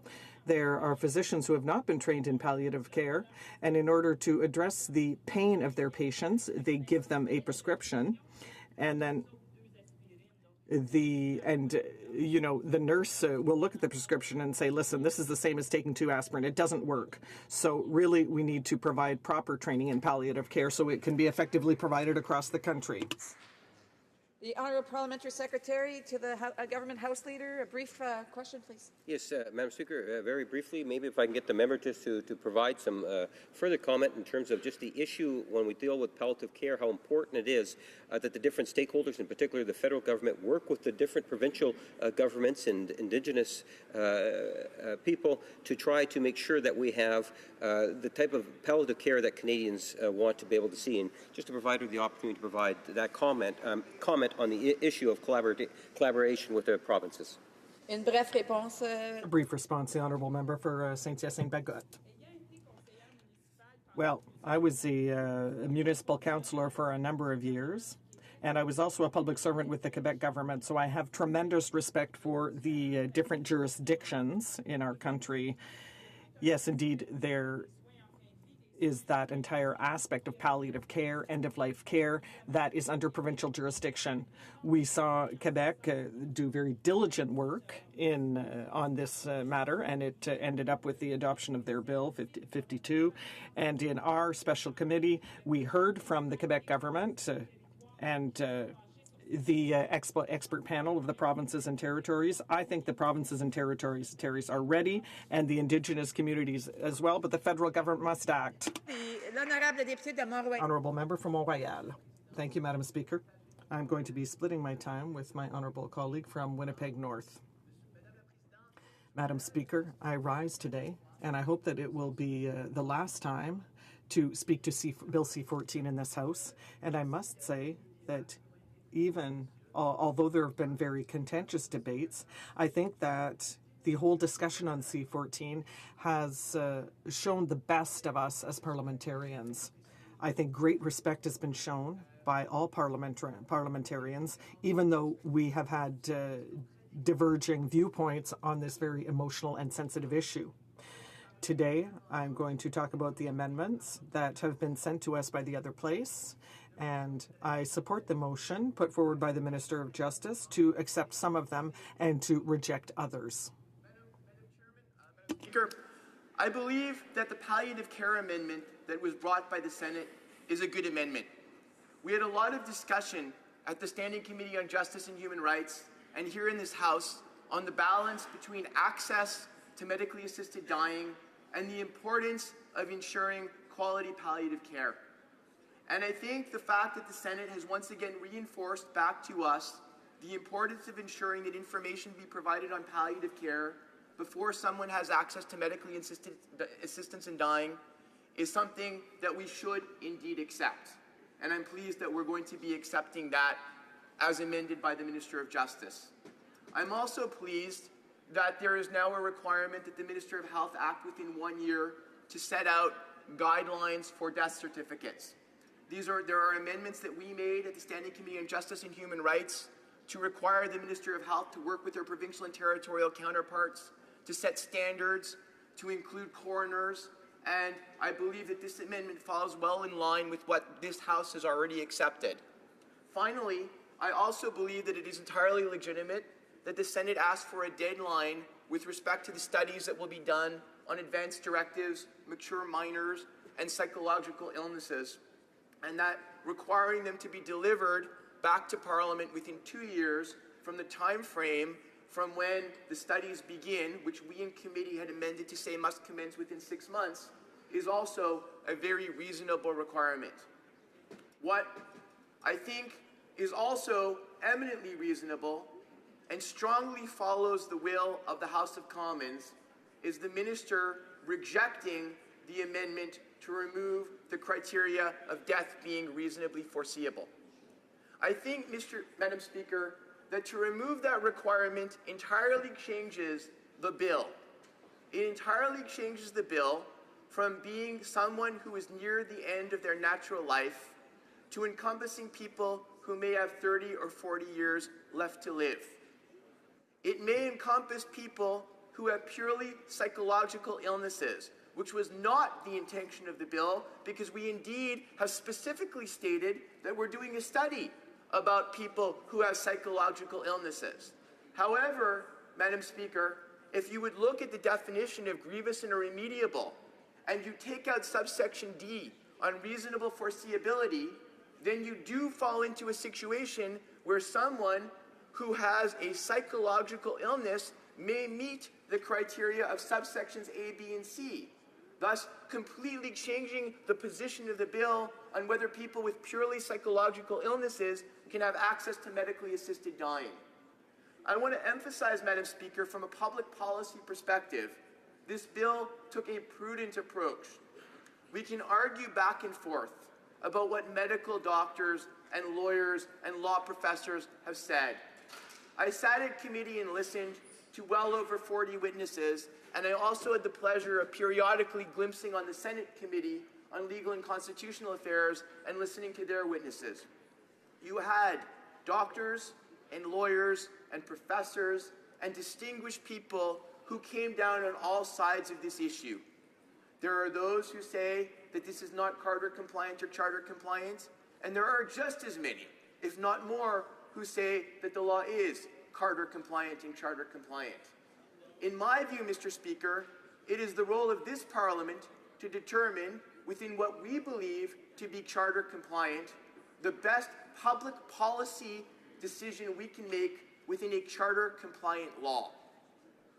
Medically assisted dying, to me, is meant to help people who are suffering intolerably, but they are in an illness that will extinguish their life at some future date.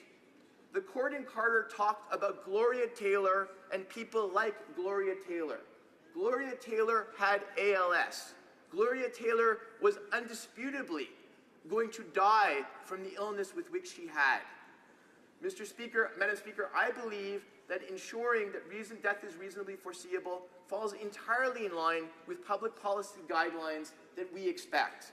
Doctors and nurses, many of them, came before us and said they did not go to school for many years to end people's lives.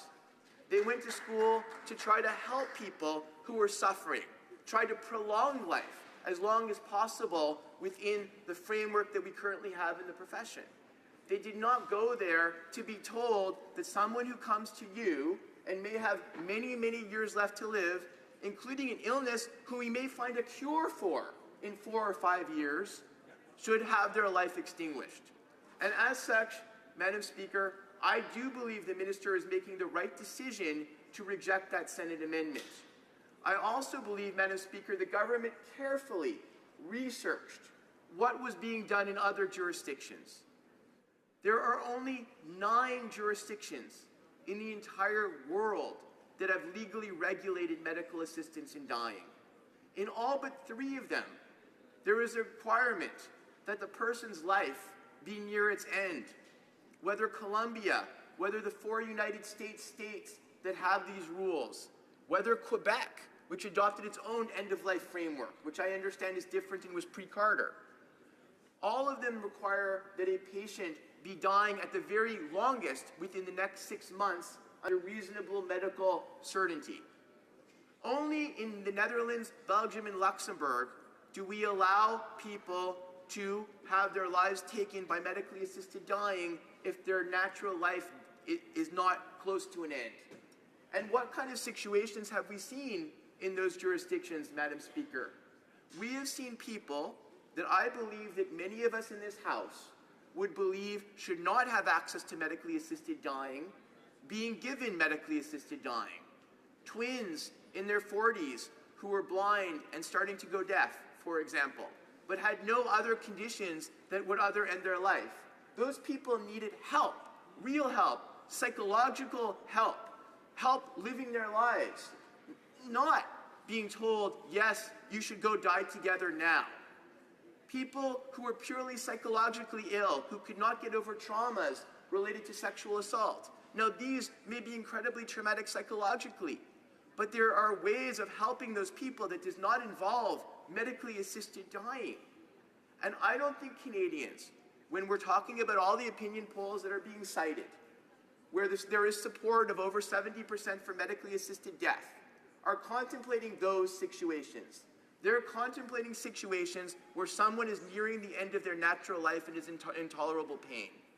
And so, Madam Speaker, for me, if we removed reasonable foreseeability, you would be asking the medical profession in Canada, the nursing profession in Canada, other medical practitioners in Canada to be participating in medically assisted death beyond where they decided to do. And even more importantly, we would be doing so without the safeguards that would have been put in the bill had we intended that that class of people be covered. There is no way that a 10-day waiting period suffices when somebody could have 40 years left to live. So, Madam Speaker, in conclusion, I want to say that I support the motion from the Minister of Justice, and I'll be voting in favor today. Thank you, Madam Speaker. Questions and comments? Questions et commentaires. The honourable member for Sherwood Park, Fort Saskatchewan.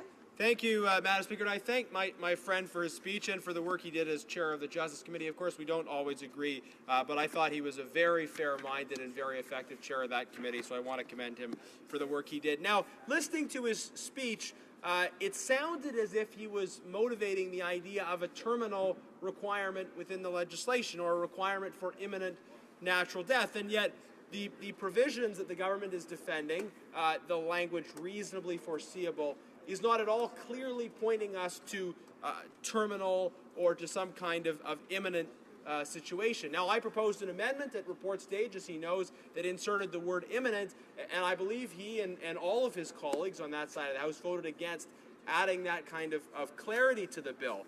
So it seems to me that there's a bit of a disconnect between some of the very real issues and concerns he raises with there not being an imminent requirement, and yet the government's opposition to in any way clarifying that imminence is what reasonably foreseeable means, because without that clarification, that's not what it means. A member for Mont Royal. Thank you very much, and I want to thank my colleague from Sherwood Park, Fort Saskatchewan, for the very strong contributions he made, both in the debate in the House and at committee. I also appreciate working with him. With respect to those comments, I think that what I am saying is that reasonably foreseeable means, as the Minister has stated, is that someone is on the path toward their natural death. What we heard at committee was that if you use the word imminent, it means that the death is going to happen within the next month, and I don't believe that that would be the best public policy approach to take such a restricted term, nor would it necessarily be charter compliant in my view. I believe that while I personally would have been comfortable having a longer time frame such as a year in the bill, I also understand the reasons that there are not that time frame, and I am comfortable with the concept of reasonably assisted death, knowing that that means that based on someone's overall medical condition, they are on that. Questions and comments? Questions et commentaires. The honourable member for Edmonton Strathcona. I too would like to thank the member. I know he's been working hard along with my colleagues on this bill for quite some time. And of course we would all like to have some legal clarity for Canadians. What troubles me and troubles both of my colleagues is the result of the bill tabled by his party and now rejecting the very amendment from the other place. The exact effect will be to exclude this option to the very people who have now been allowed that option by the Supreme Court of Canada because it's their charter right. And the result of this bill will be the very people who, if they happen to be 45 years of old and are suffering from this grievous irremediable disease, will not get this assistance, but somebody perhaps who is 99 will. I fail to understand that the member can explain to me why they would exclude my constituents who have had to go to court for exactly those kinds of situations will now be prohibited from getting that medical assistance. The honourable member for Mont Royal. Thank you very much, and I'd like to thank the honourable member for her very clear and fair question. In my view, the Supreme Court spoke to Gloria Taylor and people in the same class as Gloria Taylor. I don't believe the Supreme Court was speaking to someone whose death was not naturally foreseeable. So we disagree as to what the terms of the Carter decision are. We actually completely disagree. As I mentioned in my speech, I don't believe that the Carter decision requires us to encompass the class of people of which the honourable member is speaking. We have defined grievous and irremediable, and we have defined it as being someone whose death is naturally reasonably foreseeable within the context of their overall condition, and I believe that will be both Carter compliant and Charter compliant. Questions et commentaires. Une brève question. A brief question. The honourable member for Montcalm. Yes, Madam Speaker. I thank the member for Mount Royal, who always acts as a gentleman. Probably his name predestined him for the way he is. But I think he's exaggerating somewhat. He talked about Ms. Taylor, but he didn't, and he talked a bit about Kay Carter. But according to this criteria of foreseeable death, Kay Carter would not have been entitled to medical assistance in dying unless there was discrimination about her age. Is that what we want? Legislation that allows for age discrimination or disease discrimination since she had ALS. It's as if this bill was drafted for that. If we want an answer, we have to give the member a chance to answer. A very brief answer. The time is up for questions and comments. The honourable member for Mount Royal. I greatly appreciate my colleague's question, who enormously contributed to this debate. Yes, I believe that Kay Carter would have been eligible according to the criteria in the Act, as the Minister of Health has stated. The Honourable Parliamentary Secretary to the Government House Leader in the House of Commons. Yes, thank you, Madam Speaker. And, what a debate it has been. C-14 has been, at times, a very emotional discussion, both inside the House and outside the House, whether it's been in committee or other places, Madam Speaker. And I for one, have learned a great deal from it. I really appreciate the many members on all sides of the House, no matter what their position has been on C-14, how they've been able to articulate and share quite candidly some real-life stories, whether it was during second reading or third reading or at the committee stage, Madam Speaker. Just a number of members of Parliament that got engaged on this debate and their contributions I'd like to really acknowledge at the very beginning. It's been an interesting process virtually from its beginning. We can talk about the Supreme Court decision, and if I was to fast forward it, Madam Speaker, up to December, where there were heavy discussions as to how we can try to come up with some sort of a report. We had a joint committee, both of the House and the Senate, Madam Speaker, where we saw members of both places coming together, working and trying to get a better sense of recommendation and ideas and thoughts through consultation to try to make sure that we could advance where we are today, Madam Speaker. We saw most able ministers of the Crown, two of them in particular, Justice and Health, where they were able to somehow pull it all together. And I would suggest to you what they've pulled together is, in fact, something that not only sets a good, solid legal framework, but it will, in fact, stand up to a charter challenge, Madam Speaker. I truly believe that to be the case. So from the ministers to the individuals that have sat on the committee, to the individuals that have spoken on this at different levels of readings, to those individuals outside of the House. You know, I have on numerous occasions stood up on petitions dealing with this particular issue. I know other members have done likewise. I know that all members of this House have had consultations with their constituents, have received correspondence, had telephone discussions, you name it, Madam Speaker. Individuals throughout our great country have been involved and engaged as much as one can expect on a piece of legislation that is so very important to each and every one of us, Madam Speaker. I know even for myself, I was able to cite a very personal experience with my father and what had taken place at the time of his passing. And I was only one of many that were able to share stories. I thought maybe, Mr. Speaker, Madam Speaker, what I would do is just kind of provide a bit of a highlight in terms of why it is that we are here.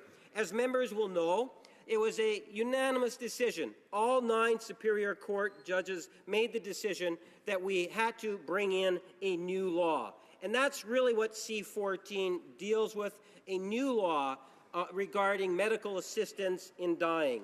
The Supreme Court of Canada made that decision, and they put in a time frame. We have passed the deadline, not by too much, Madam Speaker. It would have been nice if we would have been able to achieve that particular deadline, but that's where we are today. We have the access, and just if I can maybe make a quick reference to what it is, access to medical assistance in dying would only be available to those who meet certain conditions. Mentally competent adults who are in advanced state of irreversible decline in capability, have a serious and incurable illness, disease, or a disability, and are experiencing enduring and intolerable suffering caused by their medical condition, and whose deaths have become reasonable, foreseeable, taking into account all of their medical circumstances. Something that's not highlighted very often, Madam Speaker, is the fact that after 4 years, this whole process will in fact be under review, which I think is really important to emphasize. Madam Speaker, earlier today at the beginning of the debate, I thought there was a comment that I think kind of captures the essence of this particular bill, and hopefully will put to rest many minds in regards to the issue that we have been debating. And this is a quote right from this morning from the Minister of Justice, that the bill achieves the most appropriate balance between individuals' autonomy in deciding how their death will occur and protection of vulnerable individuals, as well as the broader societal interests, Madam Speaker. This is something in which the Minister said earlier today, and I concur with 100%.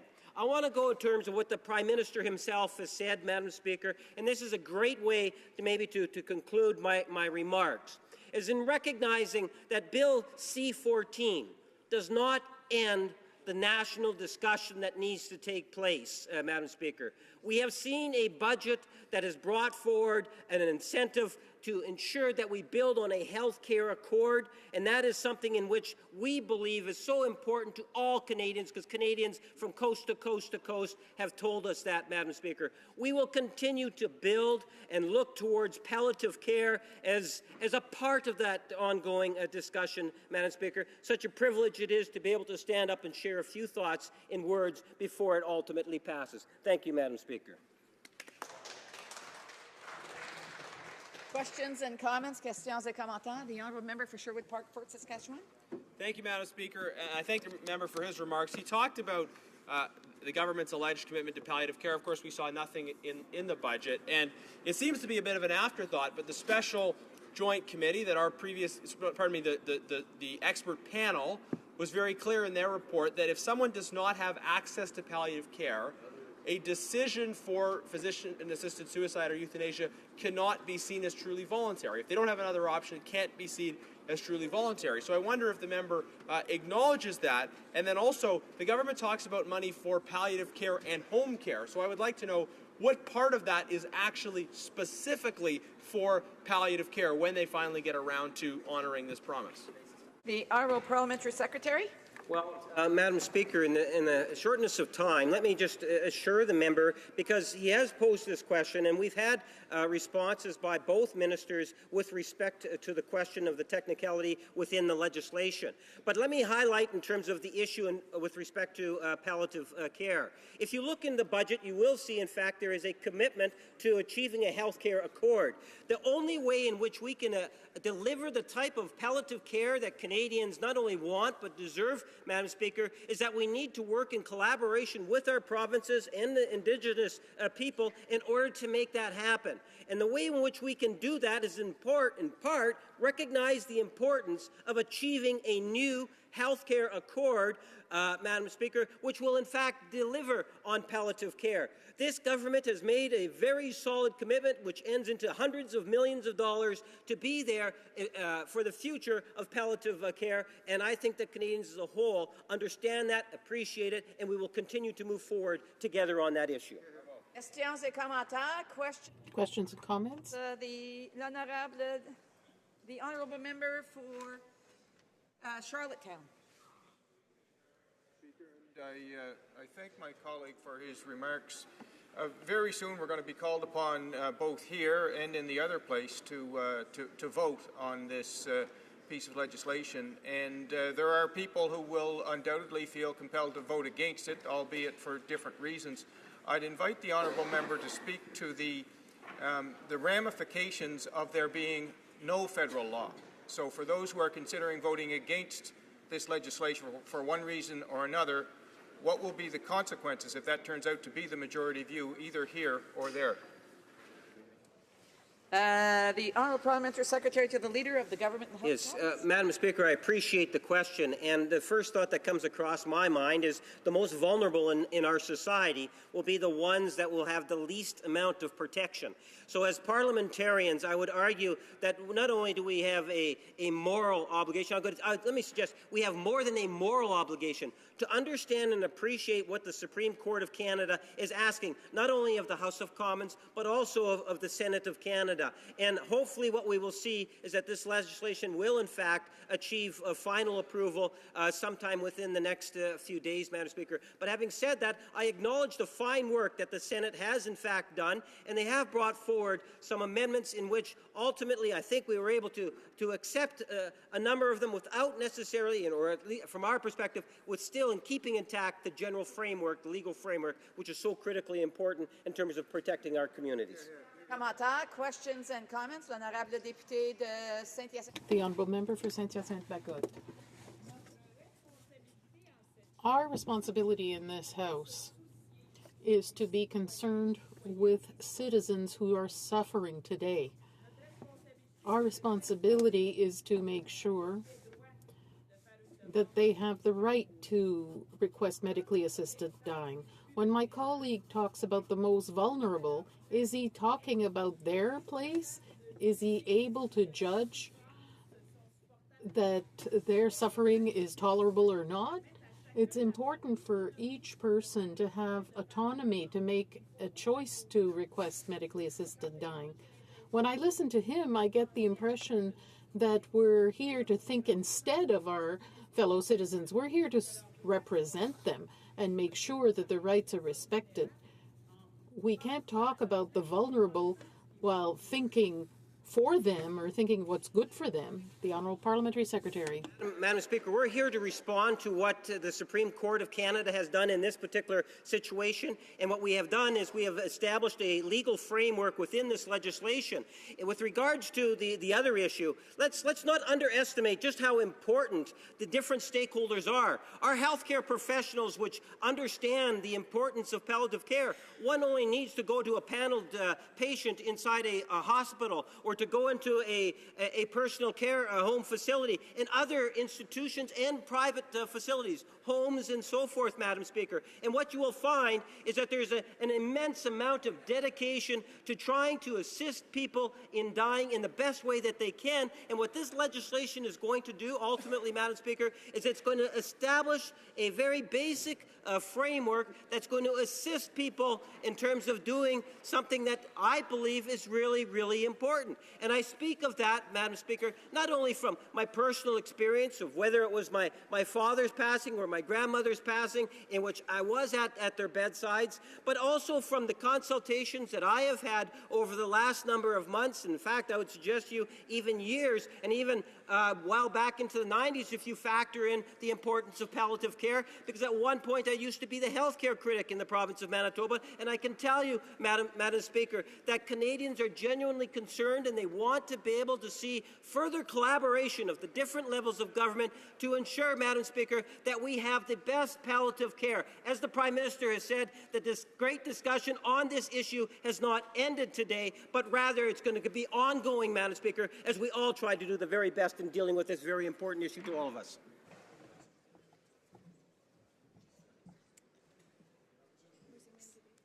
Resuming debate, reprise de débat. Since there's no further speakers, is the House ready for the question? La question est la suivante. The question is as follows. Ms. Wilson-Raybould, seconded by Mr. Bryson, moves that a message be sent to the Senate to acquaint their honours that this House agrees with amendments numbered 1, 2D, 2E, 4, and 5 made by the Senate to Bill C-14, an act to amend the Criminal Code and to make related amendments to other acts, medical assistance in dying. No? Proposes that Amendment 2C1 be amended by replacing the text of the amendment with the following text: assistance in dying after having been informed of the means that are available to relieve their suffering, including palliative care. Proposes that Amendment 3 be amended in paragraph B by adding after the words "make regulations" the words "that he or she considers necessary." Respectfully disagrees with Amendment 2A because requiring that a person who assists to be free from any material benefit arising from the patient's death would eliminate... Dispense? Shall I dispense? I hear no.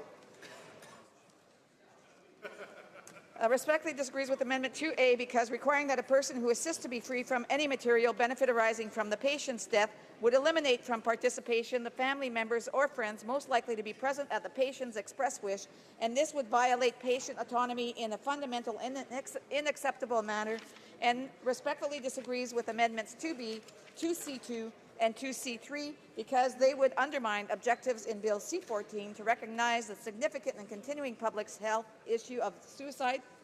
I hear the word dispense. Shall I dispense? No?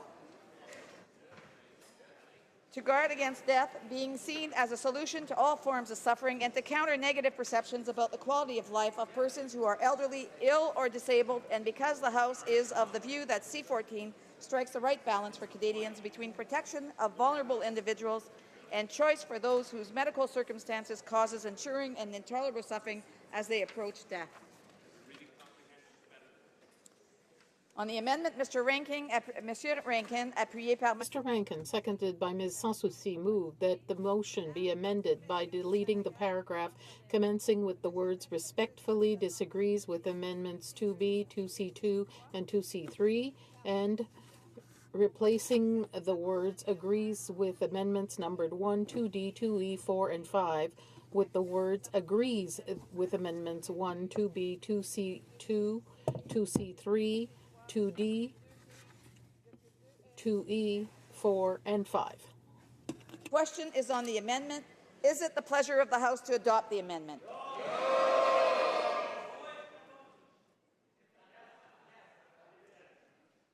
All those in favor of the amendment will please say yay. Que tous ceux qui s'y opposent... All those will please say nay. À mes avis, le non. In my opinion, the nays have it. I declare the motion, or call in the members.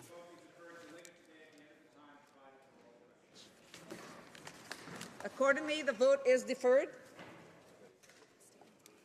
Statements by l'honorable député de Repentigny. The honourable member for Repentigny. Madam Speaker, the Quebec Labrador Assembly of First Nations now formally opposes Energy East. This new voice, made up of 43 Aboriginal communities, carries a lot of weight. It is in addition to the chorus of voices in Quebec opposed to the project. That is to say 300 towns in Quebec, Montreal and its region, environmentalists, agricultural producers, civil society organizations, and people from every region of the province of Quebec. In short, it would be shorter to tell you who approves of the project rather than those who oppose it. The Quebec Nation and the Aboriginal Nation speak with one voice against Energy East. Serge Simon, Grand Chief of Kanesatake, sums it up very well. No to Energy East, period. The federal government needs to get its head out of the oil sands and listen to reason once and for all.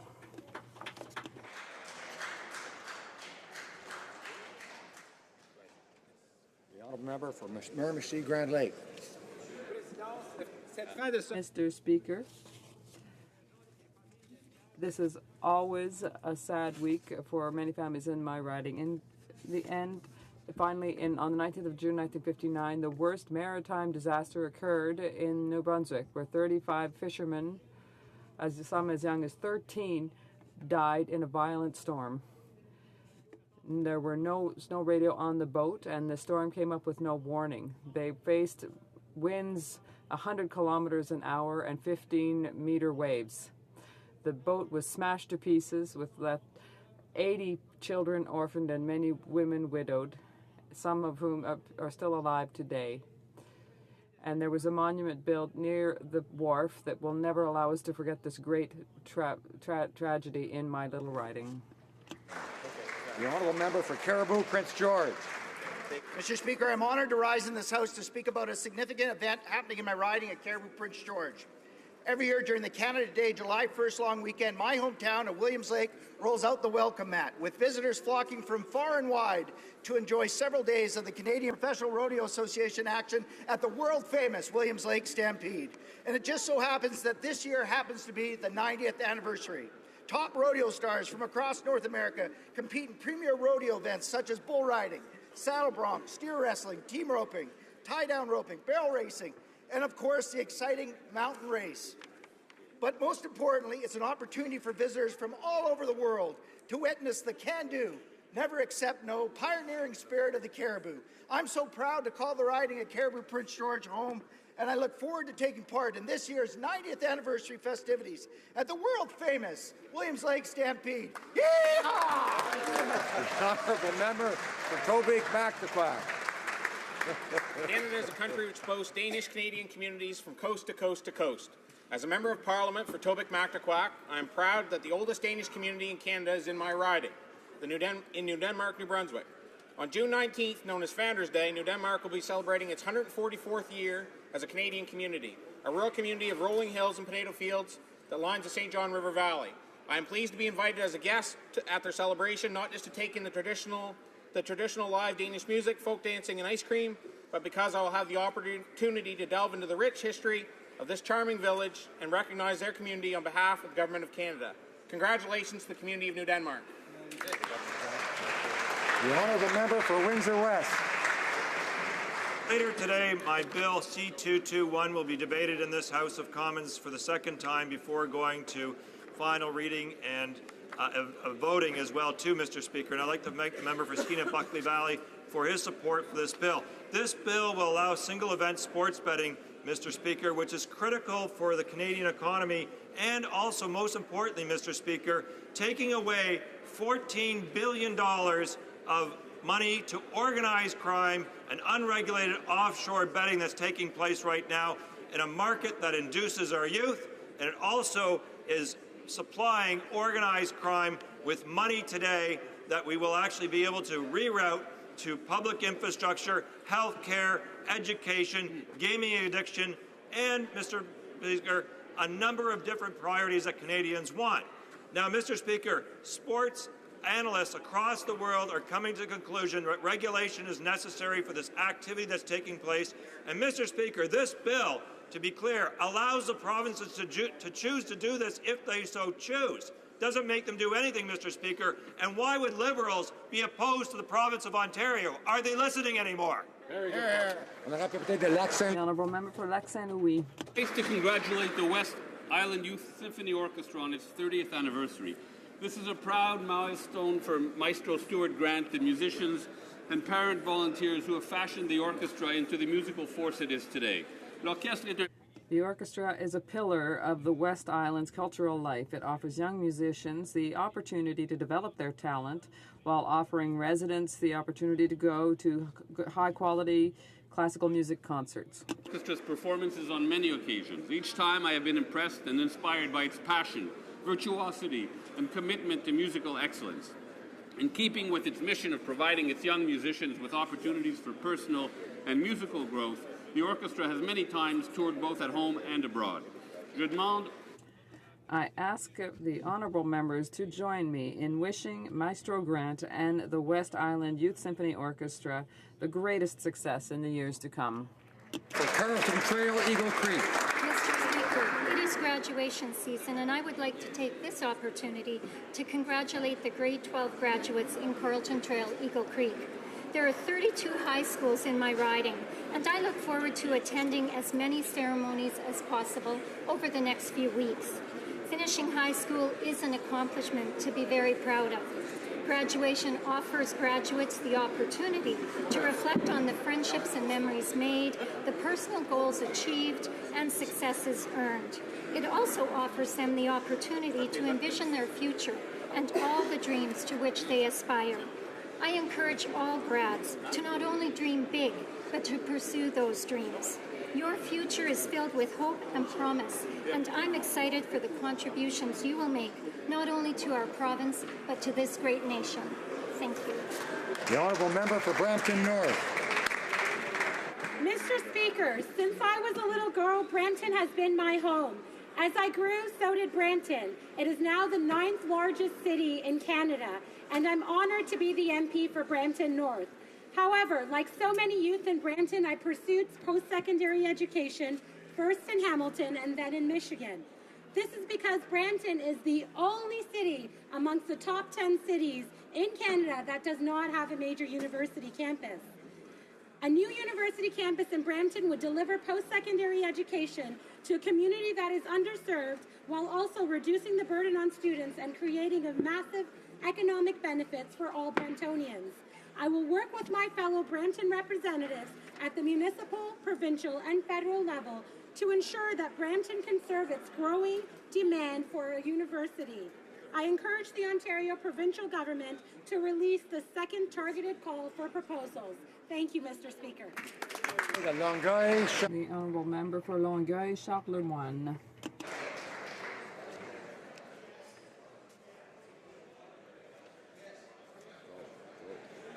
Longueuil-Charlemagne. Longueuil-Charlemagne. Start the time over. Honorable député de Longueuil-Charlemagne. The Honourable Member for Longueuil-Charlemagne. There seems to be a problem with the microphone. Let's try. I see the members like. Okay. Mr. Speaker, as the school year comes to an end, I think it's safe to say that summer vacation is on everyone's mind. Memories of summer camp are usually filled with joyous moments spent with friends, but for citizens of my riding, this time comes with a heavy heart. You see, Mr. Speaker, this year is the 35th anniversary of the passing of William Carlos Tull, who passed away at CFS Lac Saint-Denis in 1981. What should have been a fun swim on the beach for cadets turned to tragedy as Billy Tull jumped into the water and never came up. His best friend, Alex Zanetis, who also jumped in, rushed to his rescue, risking his own life in the process. Billy was a proud member of the 1979 Centennial Cadet Corps in my riding, and a loving brother, son, and friend who will not be forgotten.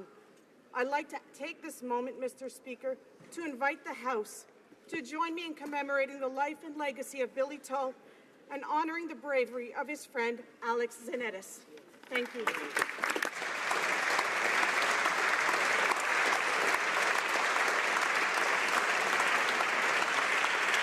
Honourable Member for Leeds, Grenville, Thousand Islands, and Rideau Lakes. Mr. Speaker, I rise today to pay tribute to a very important group of employees on the Hill, those who work at Children on the Hill Daycare. They have provided care for children 18 months to 5 years of age since 1981. Their dedication, organization, and care for all the children is extraordinary and very much appreciated. My son Tristan has been going to Children on the Hill since September of 2013. They deserve a special thanks for taking tremendous care of the children during the horrible events that unfolded on October 22nd, 2014. Their courage, care, and commitment to ensuring all were happy and secure at the daycare will always be remembered, and we are very grateful for all their efforts. It is with a heavy heart that my wife and I will be taking Tristan out of the daycare as he heads to school. Thanks to Children on the Hill for all they do and for making our son's first learning years unforgettable. We will miss seeing you all. What you do is the most important work out there.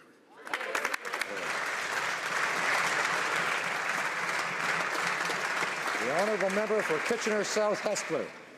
The theme of this year's World Refugee Day in Waterloo Region is Waterloo Region Celebrates Refugees. Indeed, Waterloo Region does celebrate refugees. We have a long history of welcoming refugees, including Russian Mennonites in the 1920s and Vietnamese refugees in the 1970s.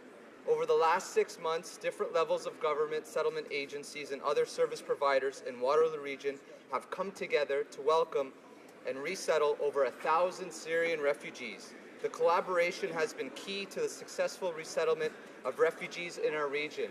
Thank you to the Immigration Partnership of Waterloo Region, Reception House Waterloo Region, KW Multicultural Center, the YMCA Cambridge and Kitchener-Waterloo Immigrant Services, and all those other organizations and associations that make our region an amazing place to live. Thank you.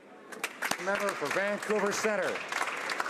Mr. Speaker, I stand in this House to brazenly boast about a dance company in my riding of Vancouver Centre.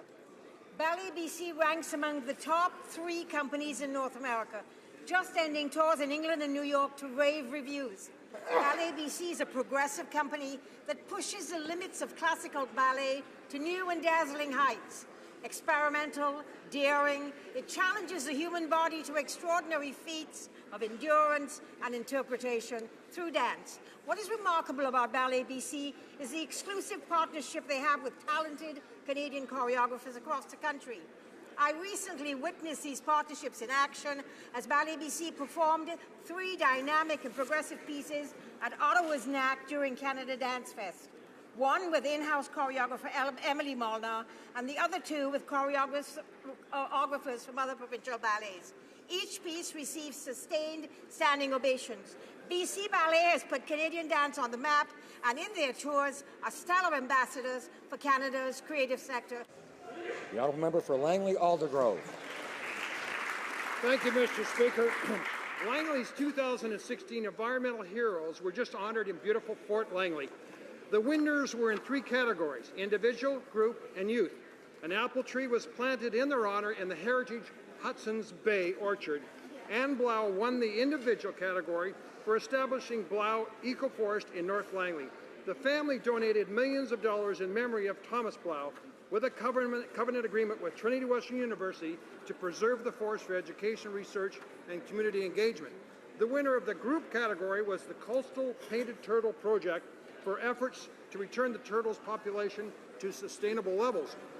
Desiree Check-Harder won the youth category. The Langley Fine Arts students spoke about the community garden and the importance of educating people to engage in the environment. This is the 10th anniversary of the Langley Environmental Hero Awards. Congratulations to this year's Langley Environmental Heroes. The honourable member for Kelowna Lake Country. Mr. Speaker, I wish to bring to the House's attention the passing of Russell Rusty Charles Goodman of Kelowna, British Columbia. Mr. Goodman was an accomplished artist designing and installing over 1,000 stained glass windows in private and public buildings across this country. He was also founder of the Goodman-Zessoff Stained Glass Studio, which has created stained glass windows for the House of Commons and most notably the Senate foyer commemorating the Queen's Diamond Jubilee. Recognized widely for his work, Russell Goodman's awarded the Order of Canada, the Governor-General's Award for Visual and Media Arts, and the Queen's Jubilee and Diamond Jubilee Awards. Our thoughts are with his wife Nancy, son Mark, Scott, and Christopher, who is also a stained glass artist. Russell Goodman's beautiful art will live on in many places throughout this country, including Parliament. Rest in peace, Rusty.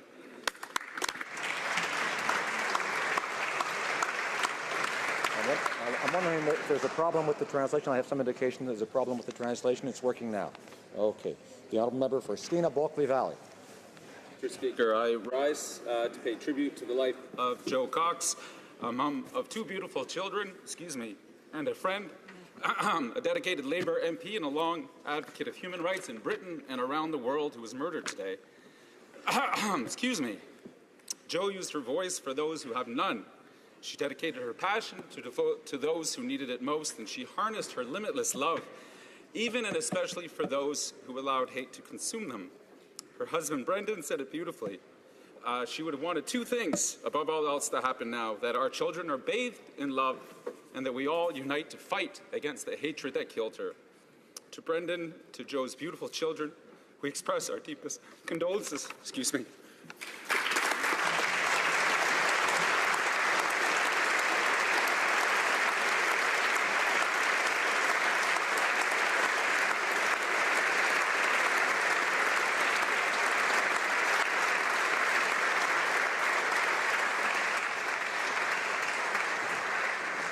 Member for Durham. Speaker, the Prime Minister is the Member of Parliament for Papineau, a riding named after Joseph Papineau, one of the most significant figures in Quebec history. Papineau's great-grandson was World War I hero Talbot Papineau, a PPCLI officer, Military Cross winner, and a writer called The Soul of Canada. Ironically, the Prime Minister, when he was an actor, portrayed Talbot Papineau in the CBC movie The Great War. In 1917, in a speech to soldiers near the front, Papineau made this pledge to Canada's injured veterans. For those who have been disabled, who cannot carry on the good fight, it is certainly for us to see that they want for nothing. Mr. Speaker, this statement by Papineau is yet another expression of the tremendous obligation Canada owes to our injured veterans, an obligation that this week the Member of Parliament for Papineau is denying in a courtroom in Vancouver. Talbot Papineau died a century ago at Passchendaele, but the Prime Minister has the power today to fulfill the pledge Papineau made. I ask that the Prime Minister, the member for Papineau, once again act like Talbot Papineau and stop the court fight with our veterans.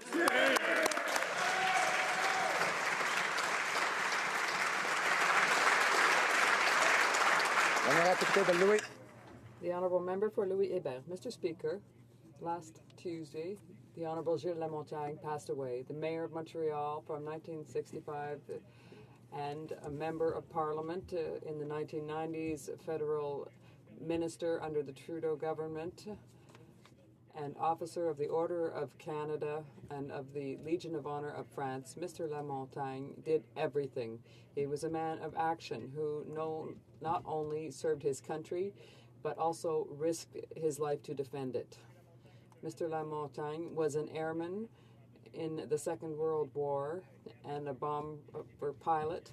He was a prisoner of war in a concentration camp for over 2 years. He was a hero, a builder, a statesman, and for all of us in Quebec, he will also be Mr. Mayor. I'm too young, and I've been here too short a time to have known Mr. Lamontagne, but I know that all those who want to serve and represent Canada and Quebec, we all are serving in the same way. On behalf of all of my friends, his friends, thank you, Mr. Mayor.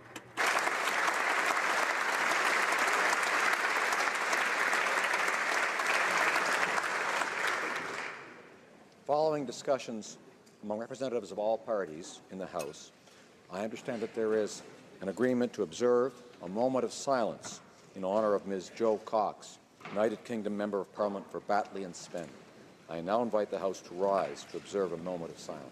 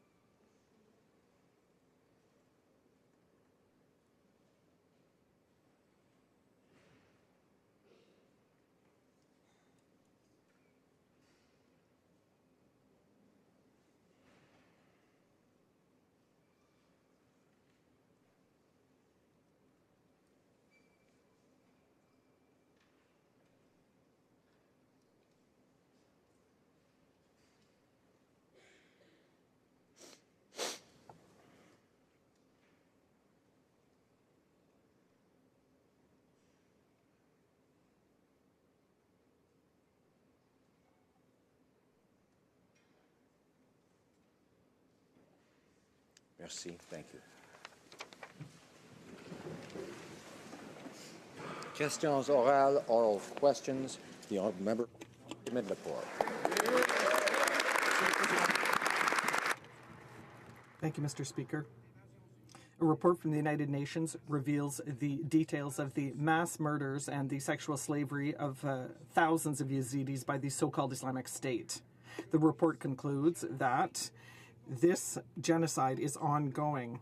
So, Mr. Speaker, now that the United Nations, the European Union, the United States, and the UK have all recognized the self-proclaimed genocide of Daesh, will this government call this campaign of extermination by its real name, genocide? Minister of Foreign Affairs. Mr. Speaker, as I have said many times in this House, we strongly condemn the horrific atrocities committed by the so-called Islamic State. Today, for the first time, an independent report by the UN Commission has concluded that genocide was committed by the so-called Islamic State against the Yazidis. Given this evidence, our government believes that genocide against the Yazidis is currently ongoing, and that is why, as I said a month ago, we call once again for urgent action on the part of the UN Security Council. Well, Mr. Speaker, it's unfortunate that it took this stubborn minister so long to realize the facts that have been staring the world in the face.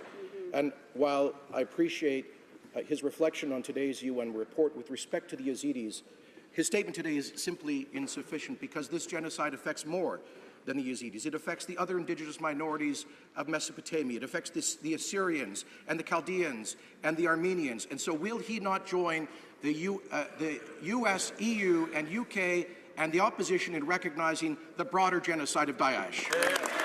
Honourable Minister of Foreign Affairs. In fact, Mr. Speaker, our position is exactly the same that the one of the government of Britain, the government of the administration of the United States. The difference, though, is that we are taking the lead in asking the Council of Security to be sure that they will prosecute the perpetrators of these atrocities and investigate in order to understand very well what is happening on the ground. But in the meantime, Mr. Speaker, we have tripled our effort to help to fight on the ground ISIL, because we need to rescue these populations. This is the priority. Member for Calgary-Mindapore. Mr. Speaker, I find it disturbing that the Minister of Foreign Affairs is so profoundly misinformed on a matter of such great moral importance, because in fact, the United States, UK, and EU, in their motions recognizing this genocide, apply that term to what this terrorist death cult is doing to the Chaldeans, to the Assyrians, to the Armenians, to the Christians, and to other indigenous minorities, not only the terribly benighted Yazidis. And so will he not again follow that international lead, follow Canada's natural moral conscience, and recognize the broader genocide happening? Honourable Minister of Foreign Affairs. Mr. Speaker, my colleague is wrong. The government of Britain and the White House have the same approach than us, but that's not the main point. The main point is that we need to rescue these populations. It's why we have tripled our effort to train the Peshmergas, that is the fighters, the best in situation to rapidly rescue these populations in danger. That's the priority we have, and it's why we are taking the lead, Mr. Speaker. Calgary-Nose Hill. Well, Mr. Speaker, since the Minister of Foreign Affairs has declared the content of the UN report today to be valid, my question is to the Minister of Immigration. One of the recommendations of this report is to immediately accelerate the asylum applications of Yazidi victims of genocide. Will the Minister of Immigration finally accept this recommendation, which the opposition has been making for many, many months, including the Leader of the Opposition, and tell the House how he immediately plans to accelerate these applications? Immigration. Mr. Speaker, I thank the honourable member for her question, and as I have said many times, we deplore and condemn these atrocities. I understand that a number of Yazidi families will be arriving in Winnipeg within a few weeks, and these are coming in under privately sponsored refugee program. I understand that the Immigration Committee only today voted unanimously to study the situation of people in difficult-to-get-to terrains. So those are good steps. The honourable member for Calgary-Nose Hill. The number of Yazidi cases this government has processed is 9, and that's not acceptable, Mr. Speaker. This report calls for the immediate acceleration of these applications. This government has not done that. With one stroke of a pen, Mr. Speaker, the minister can sign an order under Section 25 of the Immigration and Refugee Protection Act with one stroke of his pen and bring thousands of Yazidis here to safety. Yeah. Will he commit to doing that today? Yeah. The Honourable Minister of Immigration. Mr. Speaker, to say one can do something with one stroke of a pen when the individuals are in an extremely dangerous, difficult-to-arrive-at territory is a bit far-fetched. But, Mr. Speaker, we take this situation very seriously. We are studying it. We are welcoming a number of Yazidis into Canada in coming weeks, and we will work very hard to do more, not just for Yazidis, but to other endangered groups in difficult-to-reach territories of the world. Honourable member for Hochelaga. Mr. Speaker, Canada is now the second largest exporter of weapons to the Middle East, behind only the United States.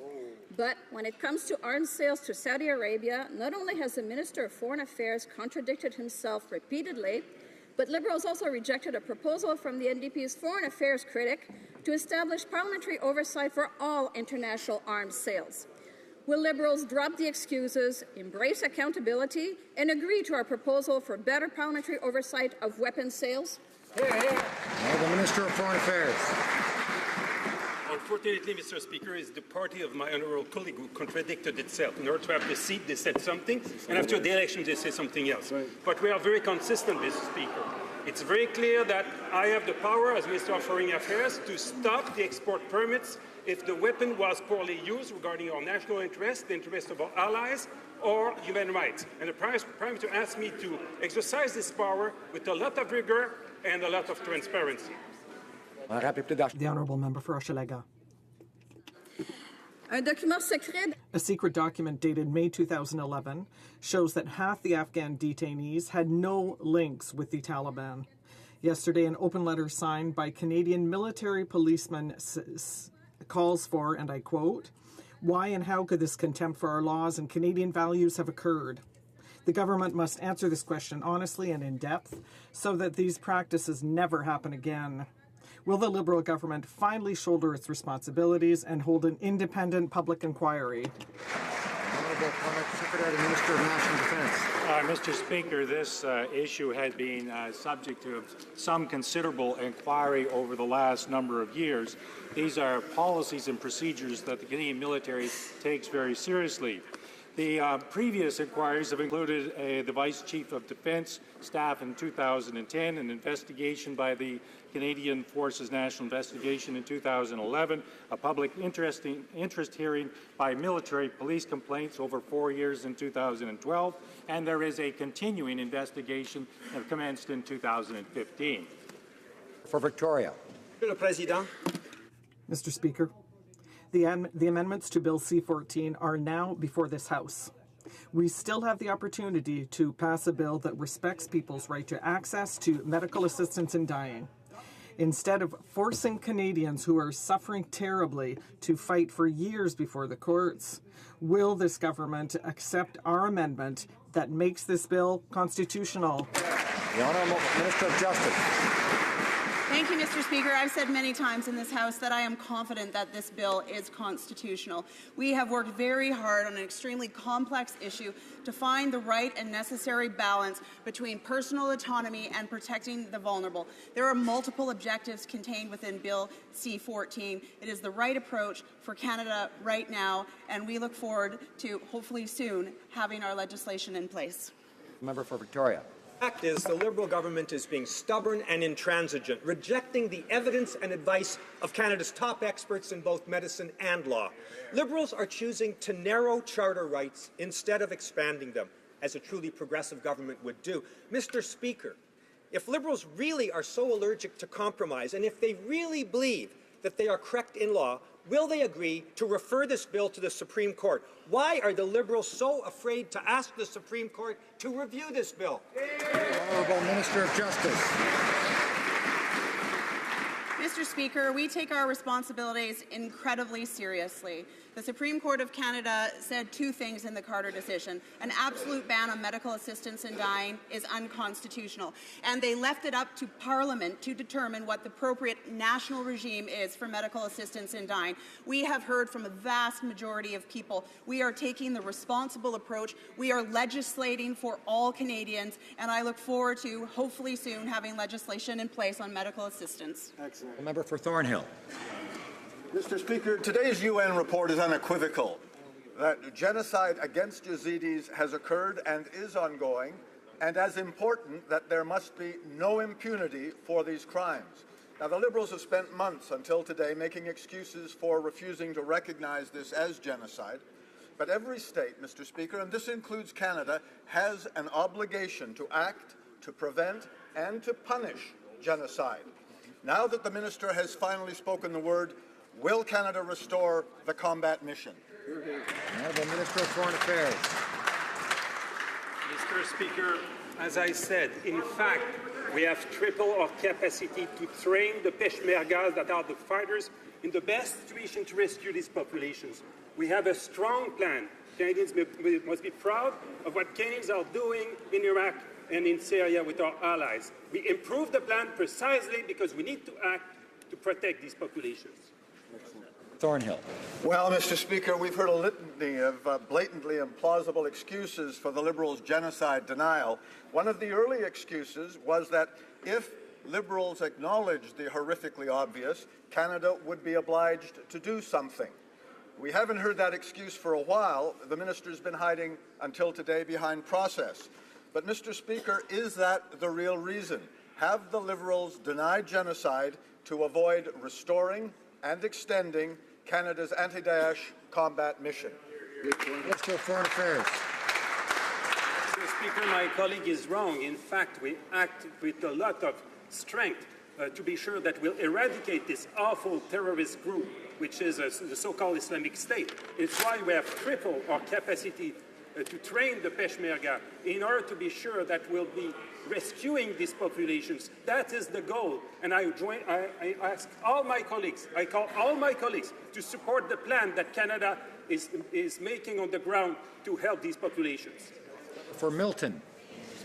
Mr. Speaker, the Finance Minister is trying to strong-arm the premiers in this country to support his plan to increase CPP by over $3,000 a year. Wow. That is a tax nobody can afford. Absolutely. Customers will pay higher prices for everything. Employees will be taking home less in their pay. And we've already seen small businesses this morning begging the Minister of Finance to stop. Mr. Speaker, why won't he listen? Minister of Finance. Mr. Speaker, we made a promise to Canadians that we would enable them to retire in dignity. We've started down that path in Budget 2016. We improved the guaranteed income supplement for single seniors. We changed the old age security, ensure people could get retirement security when they needed it. And now we're working in collaboration with the provinces to make sure that we can come up with an enhancement to the Canada Pension Plan that will enable the next generation of Canadians to retire in dignity. Thank you, Mr. Speaker. Honourable member for Milton. Thank you, Mr. Speaker. Well, we want the minister to actually listen to Canadians. Yes. He doesn't want to hear how his plan is going to cost Canadian families. He doesn't want to hear how his plan is going to force businesses to fire employees. He doesn't want to hear how actually families will go home with fewer paychecks. Even his own advisors have told him that 83% of Canadian households don't face a pension crisis. Wow. When is the minister going to stop Canadians in order to pay for his social engineering? Honourable Minister of Finance. Mr. Speaker, we know that investments in the future of Canadians are just that, investments in helping people to have a better retirement. We are focused on ensuring that we actually help those Canadians who are in need of more saving for retirement. That's exactly what we're trying to do by working together with provinces to make sure that they have a way to save appropriately for a dignified retirement, and then do it in a way that is gradual so that people and businesses can get along that path in an appropriate way. Thank you, Mr. Speaker. The Honourable Member for Louis St. Laurent. Mr. Speaker, Canadians are concerned, and no wonder, because on Monday, the Minister of Finance will meet in Vancouver with his provincial counterparts, and they're going to talk about Canadians' pension plans. Canadians are concerned because since this government has come to power, every time the Liberal Party touches something, it either finishes with a rise or with a deficit. So Canadians are worried. Here's a simple question. Can the Minister of Finance assure us that will be no premium increases? Honourable Minister of Finance. Monsieur le Président. Mr. Speaker, we made a promise to Canadians during our campaign. We promised to enhance and improve our pension system to ensure that Canadians can retire with dignity.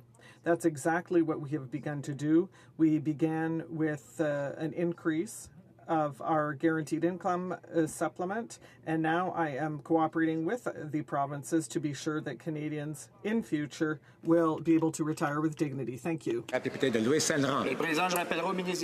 I would like to remind the Minister that he made a promise to Canadians that the tax changes would be at zero cost, but now we're in $1.7 billion of deficit. That's why Canadians are worried. When we talk about pensions, Mr. Speaker, the small businesses are our creators of jobs and of wealth, and if ever this government follows the example of its Ontario friends, it's going to cost $3,000 more for each employee for small businesses. Can the Minister assure us that there will be no premium increases, yes or no?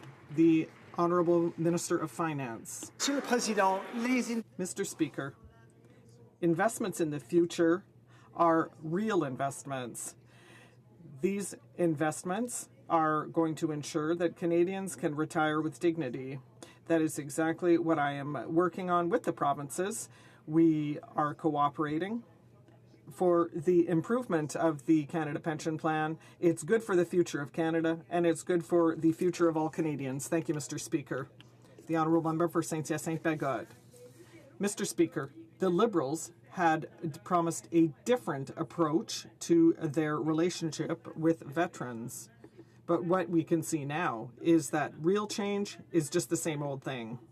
Not only does the Liberal government continue to bring our veterans to court, but we have learned that too many veterans have problems having access to long-term care centres, and some of these centres are threatened with shutdown.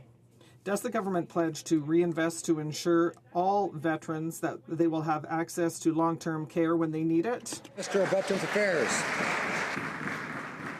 Well, thank you very much for the question. Our government supports veterans in over 1,500 long-term care facilities across this nation. We support veterans at whatever care level they need, and we pay for that care. And of course, we work with our provincial government partners to ensure they have access to these long-term care facilities. We are committed to veterans and the long-term care that they need and that they get.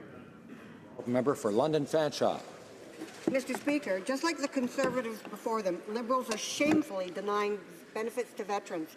Care is downloaded to the provinces, while federal facilities close beds or shut their doors. Peter Blindheim is a decorated 94-year-old war veteran, but he's been refused space at Camp Hill Veterans Hospital in Halifax. This is simply a disgrace. Will Liberals change course and agree to start investing in long-term care so that all veterans can have access to the care that they need and deserve? The Honourable Minister of Veterans Affairs. I thank my honourable colleague for the questions. Veterans supports allied veterans, including those from Norway, nationwide. We pay for their long-term care in 1,500 community facilities. We can also help them remain in their homes by providing a comprehensive home care service that includes personal health care, housekeeping, as well as yard work. The Honourable Member for Regina Capel.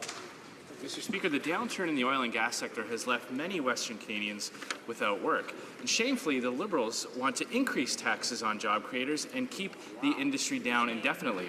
They continue to ignore a ready-made solution, which is to clean up decommissioned oil and gas wells. Cleaning up these wells would put unemployed Canadians back to work, retain expertise, and create economic and environmental benefits. Will the Liberals stop their attack on oil and gas workers and help get them back to work? The Minister of Natural Resources. Mr. Speaker, as the honourable member knows, it's the responsibility of those who created the problem in the first place to clean it up. If the Premier of Alberta or the Premier of Saskatchewan believes that it's a top priority for infrastructure investments in their province, then I'm sure that the government would be interested in considering a request.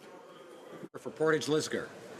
Mr. Speaker, we've learned that in November, the Prime Minister's own department asked Google to remove dozens of public documents from government websites. This happened 51 times. Mr. Speaker, the Prime Minister's website is not his own website to do with what he pleases. It belongs to the Canadian people. It cannot just be changed at the whim of the Liberals. Who in the Prime Minister's office ordered this deletion, and will they reverse this? The Honourable President of the Treasury Board. Mr. Speaker, all of the previous Prime Minister's archived web content can be accessed via Library and Archives Canada, along with other archived government materials. Canadians expect government websites to reflect the most up-to-date information and accurate information when they're searching on these sites. The fact is, Mr. Speaker, and I assure my friend opposite, that our government hopes that the memory of the former Conservative Prime Ministers lives in the minds of Canadians for a very long time. The honourable member for Lanark, Frontenac, Kingston. Thank you, Mr. Speaker. Last weekend, journalist and noted electoral reform advocate Andrew Coyne criticized the Liberals' schedule for the Committee on Electoral Reform. Quote, "The very tightness of the timeline feeds suspicions that the Liberals are trying to rig the process in favour of their own allegedly preferred reform model." End quote. Nonetheless, the short timeline does give the Liberals enough time to conduct a national referendum in 2017 after they introduce their final proposal. So, keeping this in mind, will they use the available time to hold a national referendum and give Canadians the final say? Mr. Secretary for Democratic Institutions. Well, Mr. Speaker, let me quote the member opposite in 2014 when the Unfair Elections Act was being rammed through with no consultations, when the opposition parties weren't being engaged at all and expert witnesses weren't being listened to. Oh, I'm sorry, Mr. Speaker, you didn't say anything. Mr. Speaker, I'm glad that there's a change of heart and that we want to see Canadians be engaged, and there's a process for that. We have a committee working with the member opposite. I hope he's going to take the opportunity to hear from Canadians and ensure that that process is as valid as it can be. The honourable member for Richmond-Arthabaska. Mr. Speaker, for the past 8 months, the official opposition has been asking perfectly legitimate questions on electoral reform, and every time the minister answers the very same thing. We can all see that the minister does not listen to journalists and analysts, political experts, 3/4 of the Canadian population, and even her own colleague, the Minister of Foreign Affairs. My question is simple, Mr. Speaker. Why does the minister insist on ignoring everyone who is calling for a referendum? Is it because she doesn't trust them? The Honourable Parliamentary Secretary. Well, Mr. Speaker, quite the contrary. In fact, it was the party opposite that said they were going to support a motion from the NDP on the change of the committee to make it one of the first, maybe the first ever committee that a majority government allowed to be controlled by minority parties. They made that suggestion, we listened, and then they voted against it. But the point of the matter is that we are ready to work with them and with all parties, including on the issue they mentioned. A committee, hopefully, that will begin its work next week, can examine these issues, engage Canadians, and in the process, improve our democracy. Honourable member for Desnethi, Missinippi, Churchill River. Mr. Speaker, the Northlands Dene, Sulthina, Athabasca Dene, and Saizi Dene First Nations have been in land claims negotiations with the federal government for over 16 years. An agreement is closed, but this Liberal government is refusing to move forward on the next steps towards ratification. If this government is really committed to reconciliation and a nation-to-nation relationship, will the minister instruct her officials to stop stalling and move forward immediately on the next steps toward ratification. Thank you. The Honourable Minister of Indigenous and Northern Affairs. Member, for the question, as the member well knows, that this is not just an agreement between the federal government and the First Nation or the land claim. It requires the cooperation of all the provinces and territories that are involved in this, and we are working with those other jurisdictions to try and find a resolution to this. Honourable Member for Churchill, Kiwatinook, Aski. Mr. Speaker, what's missing here is federal leadership, and the fact is that under the previous government, some progress was made on this file, and the Liberals are stalling. The Saizi Dene and Northland's Denisuline have worked for over 16 years to resolve this land claim, and they are waiting for the federal government to step it up. Mr. Speaker, this is about reconciliation, and reconciliation includes resolving land claims like the Denisuline claim. So will the minister instruct her officials to work with the Denisuline to resolve this land claim as soon as possible? Minister of Indigenous and Northern Affairs. Mr. Speaker, I reassure the member that the new approach of our government in terms of trying to resolve these land claims, the approach of creative solutions working together is happening now, and that we will do everything in our power to be able to offer that leadership to be able to resolve this claim. The Honourable Member for Scarborough, Agincourt. Mr. Speaker, in the previous Parliament and during last year's election campaign, we committed to keeping Canadians safe while ensuring that our national security framework complies with the Charter and reflects Canadians' values. This morning, the government upheld an important part of that commitment by introducing legislation to establish a committee of parliamentarians that will provide new review and scrutiny for departments and agencies with national security responsibilities. Can the Minister of Public Safety please tell the House what else he's doing to protect both Canada's national security and the rights and freedoms of Canadians? The Minister of Public Safety. Mr. Speaker, my thanks to the member for Scarborough Agincourt. On national security, we will provide new scrutiny by the Committee of Parliamentarians and a new Office for Community Outreach, and careful compliance with the Charter and a more precise definition of terrorist propaganda and repairs to no-fly appeals, full protection of the right to advocate and protest, and a statutory review after 3 years. And for the first time ever, Canadians will be honestly consulted on what other steps are necessary to keep Canadians safe and to safeguard our values, rights and freedoms. Honourable Member for Bhopal Limoilou. Mr. Speaker, during the election campaign, the Prime Minister had said no veteran will have to fight his own government for the support and benefits he's due. Now, we know that these words were nothing more than empty rhetoric, given that the Prime Minister and his party have sent the veterans before the courts rather than conclude the settlement negotiations that our Conservative government had initiated. Mr. Speaker, why are the Liberals distancing themselves from their election promises and turning their backs on veterans? Our government is committed to our sacred obligation to Canada's veterans, and this is outlined in the strong mandate given to me by the Prime Minister to repair the relationship with those men and women who have served this great nation. We made a commitment in our platform to restore the option for a lifelong pension for veterans, and that's what we'll do. Budget 2016 took historic steps, getting financial security to veterans and their families by investing $5.6 billion. I committed to working with all veterans and stakeholders to make this happen. We will fulfill our mandate commitments to our veterans. And tired to hear the same old story all the time. But it gets worse than that. On mail-outs to the riding of Winnipeg Centre, the Liberals deliberately misled Canadians when they said that they have reinstated lifelong pension for aging veterans. Shameful. Such a statement is clearly false. People now expect the Liberals to break promise after promise, but it is a totally different story to directly mislead veterans. Mr. Speaker, when will the Liberals begin to tell the truth to our veterans? Minister of Veterans Affairs. Mr. Speaker, in the election, we made strong commitments to veterans to heal the relationship that was sadly broken under their government over the last 10 years. We made great steps in Budget 2016, delivering $5.6 billion in financial security to veterans and their families. We will continue to work on our mandate letter, restoring options for a lifelong pension, building up opportunities for them in education and retraining to see them fit their new normal and get to civilian life in a dignified, refined fashion, and we will deliver on what we've said we would do in the election. Member for Yorkton Melville. Mr. Speaker, veterans are not buying this minister's excuses. Our Conservative government expanded the permanent impairment allowance and created the retirement income security benefit to provide lifetime financial support to injured veterans. We struck an agreement with the Equitable Society on their lawsuit. Now the Liberals have broken their word and have taken the veterans back to court. Who made the decision to abandon the previous government's agreement?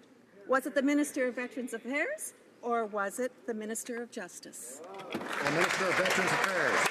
As this member full well knows, the lawsuit started under the previous administration, and they merely kicked the can down the road for our government to deal with. And that is exactly what we are doing. We are delivering on our commitments to veterans. We are going to fulfill our mandate letter, and we are going to return an option for veterans on a lifelong pension. But Budget 216, I'll remind the member, we expanded the community impairment access. We expanded opportunities for earning loss benefit. We're delivering on behalf of veterans, and we will continue to do so. Member for Durham. Mr. Speaker, the Prime Minister has allowed an agreement in the Equitas veterans lawsuit to fall apart, and his lawyers are back to attacking veterans. Terrible. The Prime Minister promised to uphold the sacred obligation to our veterans, and his minister quotes this obligation today in the House, yet lawyers this week in Vancouver are denying this sacred obligation, Mr. Speaker. When will the Prime Minister and the silent veterans in his caucus finally stand up, take this court case out of circulation, and keep their promises to our Equitas veterans? Veterans Affairs. We understand on this side of the House that we do have a sacred obligation to our veterans, and we are doing that daily. We are fulfilling our mandate commitments. We are fulfilling our obligations to increase financial securities for our veterans and for those who are most severely disabled. We did that in Budget 2016. We're going to continue to work on our mandate items, including an option for a lifetime pension. I would ask the member to understand that what he did was merely kick this problem down the road, and we are actually dealing with it at this time. Member for Hamilton Mountain. Mr. Speaker, 7 out of 10 Canadians have no workplace pension, and many have inadequate savings to retire. The Liberals promised to expand the CPP, but on the eve of a meeting with the provinces, the Liberals have still not said what they are trying to achieve. The complete lack of leadership from the federal government jeopardizes any progress at all. Will the finance minister publicly commit to pushing for expanded CP benefits so that all Canadians can retire in dignity? Minister of Finance. Well, yes, Mr. Speaker, I will. I'll make a public commitment right here and now that we are looking to work with the provinces to expand the Canada Pension Plan, to make sure that this plan allows Canadians today and in the future to have a dignified retirement. I am looking forward to a meeting this coming Sunday night and Monday where we'll be talking with the provinces, working together, and I hope to have something positive to report to this House in the coming days. Thank you, Mr. Speaker. The Honourable Member for Longueuil-Saint-Hubert. Mr. Speaker, I wish to congratulate the City of Longueuil, the citizens of the Cap-à-El, and the pilot school that came to an agreement to improve the residents' quality of life. This includes the installation of new mufflers on the planes. However, for 3 months, Transport Canada has been delaying approval of these mufflers. Could the minister require that Transport Canada approve these mufflers without further delay? 3 months? The Honourable Minister of Transport. With regard to noise caused by aircraft, we always encourage citizens of the region to talk to the airport and the airport authorities and come to some conclusion. There are rules, and I encourage the two parties to continue talks. HoC. Mr. Speaker, the offshore northern shrimp fishery employs hundreds of Maritimers. Despite the importance of the northern shrimp fishery to communities in the Maritimes, 3 of the 4 members of the so-called independent advisory panel are from Newfoundland and Labrador. But 1 panel member is married to the chief negotiator for an organization that appeared before the committee to oppose the offshore fishery. When will this part-time Minister of Fisheries admit that the panel is rigged and does not represent the interests of maritimers? The Honourable Minister of Fisheries.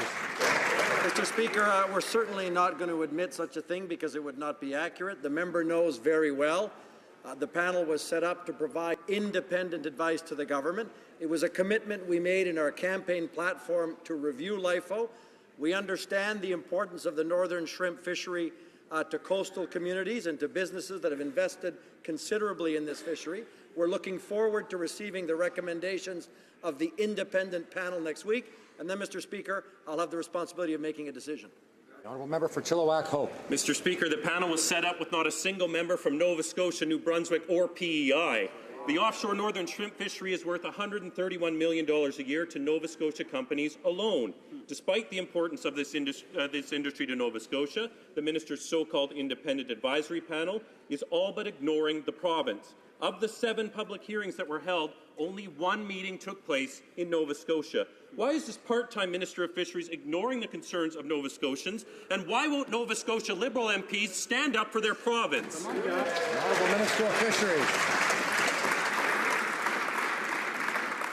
Mr. Speaker, I can assure my colleague that all members of the Liberal caucus from Atlantic Canada have spoken to me forcefully about the importance of the northern shrimp fishery. We've heard from the government of Nova Scotia, Mr. Speaker. We've also heard from other provincial governments, including my own in New Brunswick, the government of Newfoundland and Labrador, and Prince Edward Island. Once we have the report of the independent panel, of course I'll be consulting with my caucus colleagues and many others in this sector, and then I'll have the responsibility of making the right decision. Member for Oshawa. Mr. Speaker, last night the Liberals had the opportunity to support a bill that would have helped save hundreds of Canadian lives. Canadians were shocked that the Liberals defeated Bill C-223, which would have established a national organ donor registry. The Liberals should be ashamed that they chose to play petty politics over the well-being of those who need an organ transplant. Mr. Speaker, can the Liberals explain why they chose to defeat a bill that would have saved so many lives for absolutely no reason other than partisanship?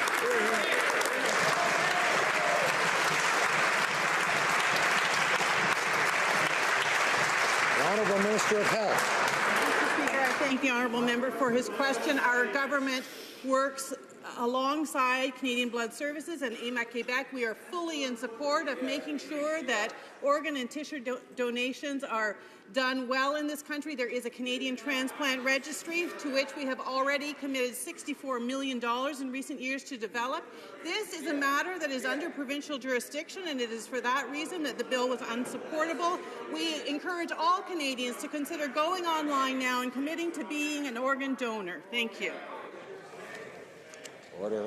The member for Edmonton Manning has exercised himself strongly on this, but he needs to restrain himself and not react when someone else is speaking. Wait till he has the floor. The member for Pitt Meadows, Maple Ridge.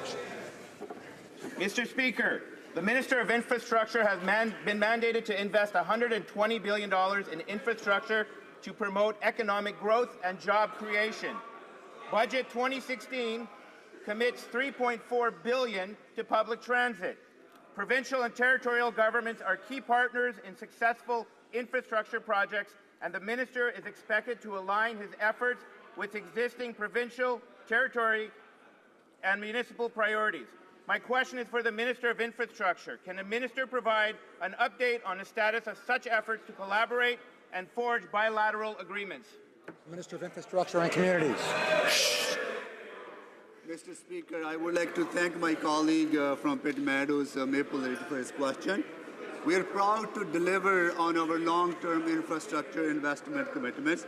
And today, Mr. Speaker, Prime Minister announced our first bilateral agreement investing $460 million in public transit in British Columbia, leveraging more than $920 million altogether.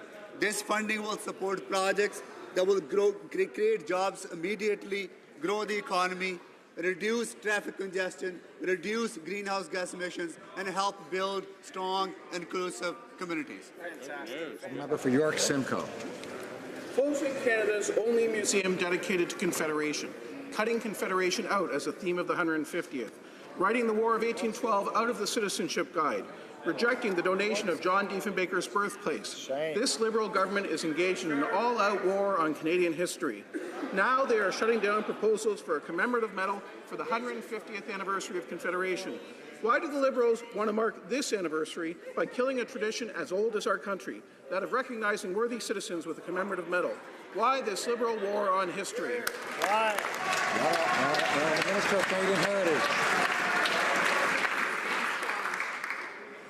Thank you, Mr. Speaker.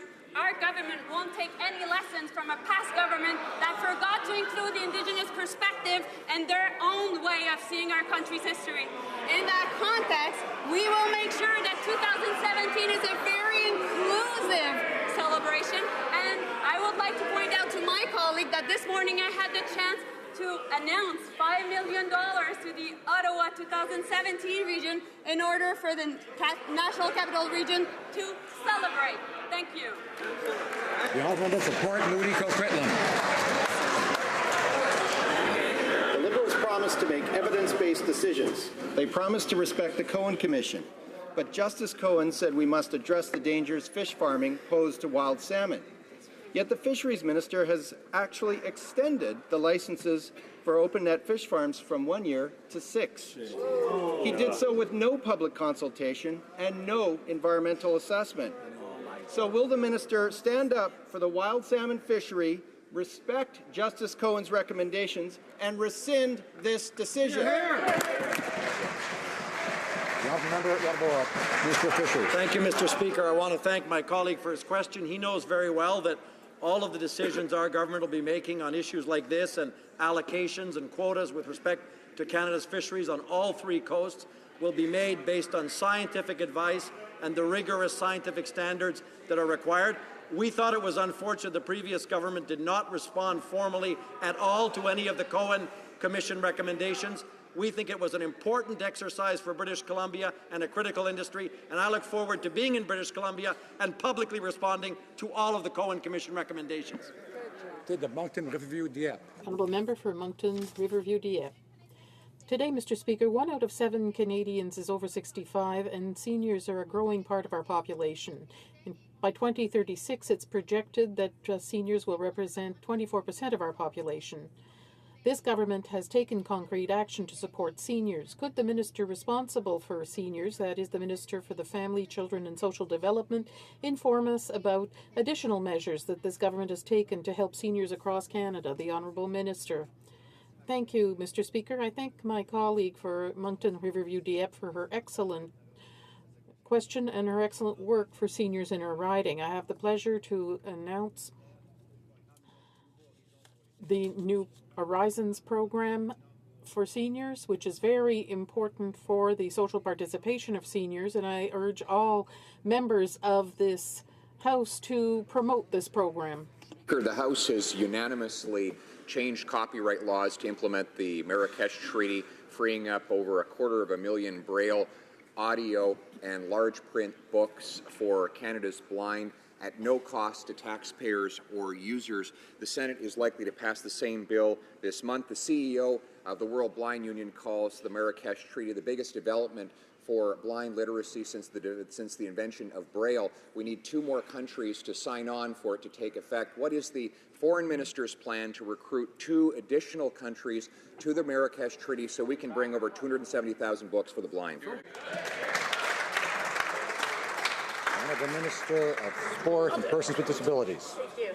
I thank the honourable member for his question. We're working very hard for a whole-of-government approach to, as we go out into the world and restore Canada's reputation internationally, to make sure that countries around the world will also implement the Marrakesh Treaty. We have opportunities later on in this month and later on in this year to work with our colleagues at the UN level to make sure that other countries indeed ratify. We get to 20 and we all work on Marrakesh. Thank you. The honourable member for La Pointe de l'Île. Mr. Speaker, the CEO of Air Canada was furious yesterday at the Official Languages Committee. He couldn't get over the fact that elected officials were asking for explanations because Air Canada is not fulfilling its legal obligation to provide service in French. His arrogant reaction is normal because for 45 years now, the federal government has let Air Canada violate the legislation. Since the minister was in favor of changing the legislation and helping Air Canada violate the rights of Avios workers, when will the minister change the legislation for francophones? Thank you, Mr. Speaker. Air Canada must comply with the Official Languages Act, and I understand that the CEO of Air Canada testified before the committee yesterday. My colleagues and I will hear other recommendations, and I'll make my own. The Honourable Member for Joliette. Mr. Speaker, needs in healthcare are enormous, and Ottawa's not doing its share. Transfer payments are insufficient and below capacity. This government's disengagement threatens the viability of the public system and exerts untenable pressure on the finances of Quebec and the provinces. In the last budget, the government had nothing to remedy the situation. It had said that it would talk to Quebec and the provinces. Can the minister confirm that the pseudo-discussions he invoked during the budget are just flim-flam? Mr. Speaker, as I stated in the House earlier this week, I am working with my colleagues in the provinces and territories to negotiate a new health accord. Within that accord, we will make new investments in health care in this country. I look forward to working with all of the health ministers across the country. I have already had conversations with Minister Barrette in Quebec and my other officials, and we look forward to announcing a new health accord, hopefully later this year. The honourable member for Lana Frontenac Kingston has a point of order or question privilege. Thank you, Mr. Speaker.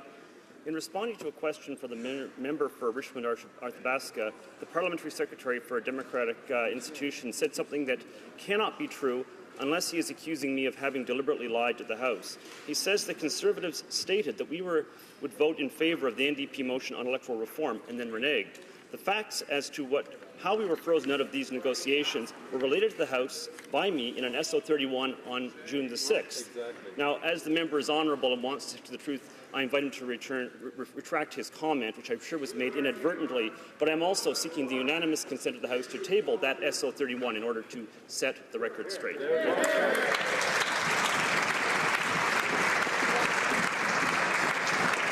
Before I go to the Honourable Parliamentary Secretary, I'll ask if the member has unanimous consent to table the document. If not, I see that the Honourable Parliamentary Secretary wishes to respond.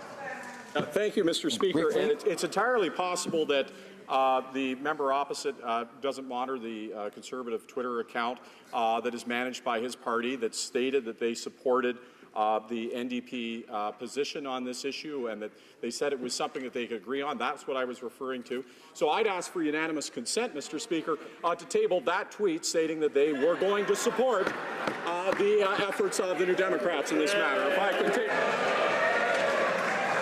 Okay, I think this is debate. I think I've heard enough, and unless there's unanimous consent to table the tweet, no, I didn't think so. I've heard enough for now. If necessary, I'll come back to the House. If necessary. I'll consider this. If necessary, I'll come back to the House. It being 3:09, the House will now proceed to the taking of the deferred recorded division on the amendment to the motion to concur in the Senate amendments to Bill C-14. Call on the members.